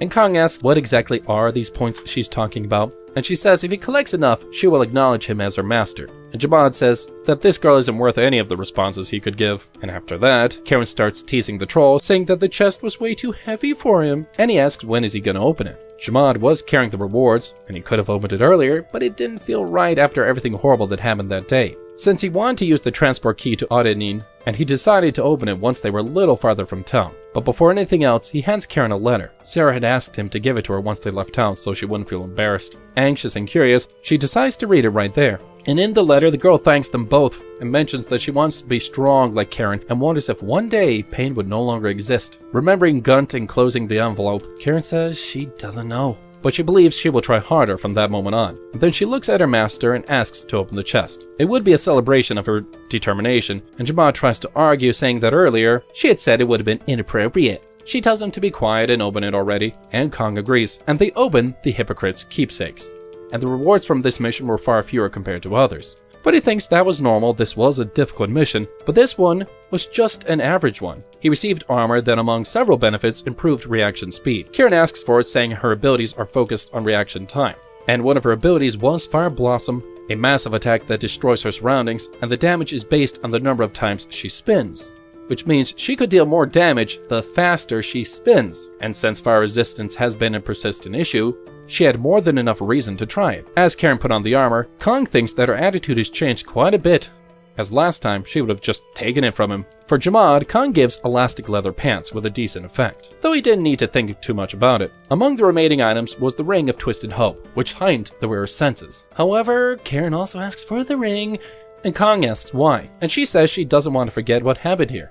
And after thinking for a moment, he decides to give her the ring, realizing that the experience has affected her deeply. Holding the jewel, the elf thinks that she must keep her promise, and asks Sarah to wait for her. And in the end, the only thing left was the necklace of Twisted Faith. The rewards he received in town were worth it, and it turned out better than expected. Putting on the necklace, he tells everyone they're heading out, when something catches his attention. Karen is irritated because Jamad is bragging, saying that his pants are better than her armor, and the two continue arguing about the clothes and which is better, and leaves the young man super confused. Sighing, he thinks that the elf hasn't changed as much as he thought. Kong then says they're going to reach Audenin in no time, and while the two are still bickering, and sometime later they arrive in the city, and Karen starts talking about how big the place is, but he says they don't have time for sightseeing, because it's the only way to keep his promise to Chao and return in time. Sighing, she says that it's a shame. He could still end the adventure, but he would have to go through the expedition system again and risk missing the deadline. So the only option was to go gradually, which was more expensive but also safer. In front of him, the luck die for travels begin rolling, as Audenin is determined to be his resting point. Quickly, the die starts spinning but lands on a 2. Seeing the number, Kong gets super frustrated, but once again, the die starts rolling and changes to a 3, leaving him a little bit more relieved. It would have been terrible if he hadn't prepared for that beforehand, but he decided to end the adventure there. The scoreboard appears with various details and his total points. And looking at the numbers and seeing that he is still in first place, he thinks it might not be a bad idea to return after finishing his business. And as they walk through the streets, the elf asks if they will return to Novira, and he says they just need to find a carriage. Behind them, several players start looking at the scoreboard confused about the first place holder, and they begin asking how it's possible to have such a high score and what kind of adventure they got involved in. And one of the girls comments that the score might belong to travelers, but one of the men says they don't seem that strong. So the discussion about who holds first place continues. An older man tells Kong to leave if they want to joke around and to pick another place to die. He asks what the problem is with wanting to go to Novira, and the man says, didn't they hear the news? Novira was attacked some time ago. He wasn't sure if anything was left there, as the city had been reduced to ashes and those who didn't die had fled. And Soul is shocked and asks where the survivors went, and the man says they went to Kongori, and by coincidence, there was a carriage headed there, and it took about 10 days to reach it. And Kong thinks that shouldn't take that long since the roads were better and shorter. And several dialogue options to talk to the coachman appear. He decides to ask if there's a way to go faster. And the coachman tells him to blame the horses and says that if it's too long, they could look for another city. But then Kong says that he's willing to pay extra, catching the man's attention. And for each day shaved off, the payment would be doubled. With an offer like that, the coachman runs off to inform the other passengers, and they are on their way. And later that night, a door opens and one of the men is relieved that the others return, and he asks if he found anything. Sighing though, the other says it's difficult to find someone in such a big city in just one day. He asks if everyone is still looking, and the other replies that they are stopping anyone who looks suspicious. If another guild found him first, there wouldn't be much they could do. Chan-sik appears running, catching their attention and asking if they've already found the person with 2 million points. The young man says it's not that easy to find someone in that town, and the man insists they must find him. He says they aren't mages, and the others tell him to keep looking. Irritated, he thinks it's going to take forever. The person who appeared stole first place with nearly 2 million points, while his high score was 990,000. And Chan-sik says that he went through so much to reach that, and suddenly this guy just appears and almost double his score, and he thinks that he must find him because he needs to see him with his own eyes. And what he really wants to know is if this person is truly stronger than him. Recently, he found a quest that wasn't too different from any other, but with a ridiculous condition. Only 5 people were allowed, and even if he gathered the top-ranking players, success wouldn't be guaranteed. But if he entered with someone stronger, the results would be obvious. And with the 2 of them participating, they wouldn't even need the others. He had to find it because the rewards were treasures. In front of him, another man appears, mentioning that something about an adventurer, and Chan-sik asks if they found him. However, though, to his disappointment, he's already left the city. And looking at the scoreboard, they notice that his name is no longer there, and Chan-sik is back in his first place spot. And he highly doubts that someone with that many points would die in auditing, so the only explanation is that he's left the city. And punching the wall, the young man is furious, and he orders them to gather all the information on those who had left the city, and his colleague comments that maybe the guy doesn't want to help him. Chan-sik says that besides helping him, they would be helping themselves too, and he admits that he lost this time, but next time, this guy won't escape. The scene changes and we're inside a carriage, and someone asks Khan if he really paid double to travel faster. And an older man says thanks to him, because now he can also reach Kongori sooner and expresses his gratitude. He asks Khan if he has family in Kongori, and Khan replies that he has business to take care of there. And the man says his urgency makes sense, and Sul asks if he knows what happened in Novira, and the man, a great merchant, decides to explain what happened. And he starts by asking if Kong is an outsider, and Kong says yes. And he tells him they're in the kingdom of Navinia, which shares a border with many other countries, including troll territories. And the merchant asks Kong if he's ever heard of the Wiggleton incident, and he is startled. That was a place frequently raided, but it was recently devastated with no one knowing who was responsible. And after looting the city, they killed all survivors, but there was no clear indication of how they entered. But they didn't stop in Wiggleton. They went straight to Novira, where the city became a sea of fire, and the survivors were kidnapped. Since the conversation was shifting towards accusation against trolls, Kong thinks to himself that trolls typically don't use humans as slaves. They usually just kill and eat for fun. The merchant says that's all he knows. Nervous, Kong thanks him for the information. Hamun and Chao were in Novira. The first lived there, but the other might have left. And the possibility of Hamun being dead was high since he was a blacksmith and not very strong. And Kong wonders what could have happened to him, and if the trolls dared to mess with what was his, they would pay. A week later in Kongori, people are talking about the fall of Novira, wondering if they could call someone for help. In the city, survivors are desperate because they don't know what will happen next, and others demand action from the kingdom, as the survivors are being treated poorly and no one is doing anything about it. Reading the comments on screen, Kong discovers that Kiba was captured by trolls and Mira went after him. And based on this information, it seems that the factions controlling Novira collapsed. and the survivors fled to Kongori. But first, he needs to find out if Hamun escaped and gather more information before heading out. As he thinks, people start getting restless, and we see two people called Young Hui and Yong Tak as they're walking through the crowd. They are the leaders of the Alliance. And as they bounce through the streets, the girl locks eyes with Sol, and then she turns to Jin and points at him and tells him to get closer and confirm. However, Karen blocks their path, saying that she doesn't know them and asks who they are. Intrigued, Young Hui remarks that she didn't expect to see a woman in his group. Sensing the tension between them, Kang asks if they have any business with him, and Young Hui says that she has questions first. Seeing comments about Han Ye Myung, she asks if he knows him. After he confirms, the Alliance leader says that Myung has been looking for him, so she asks him to return to the Alliance with them.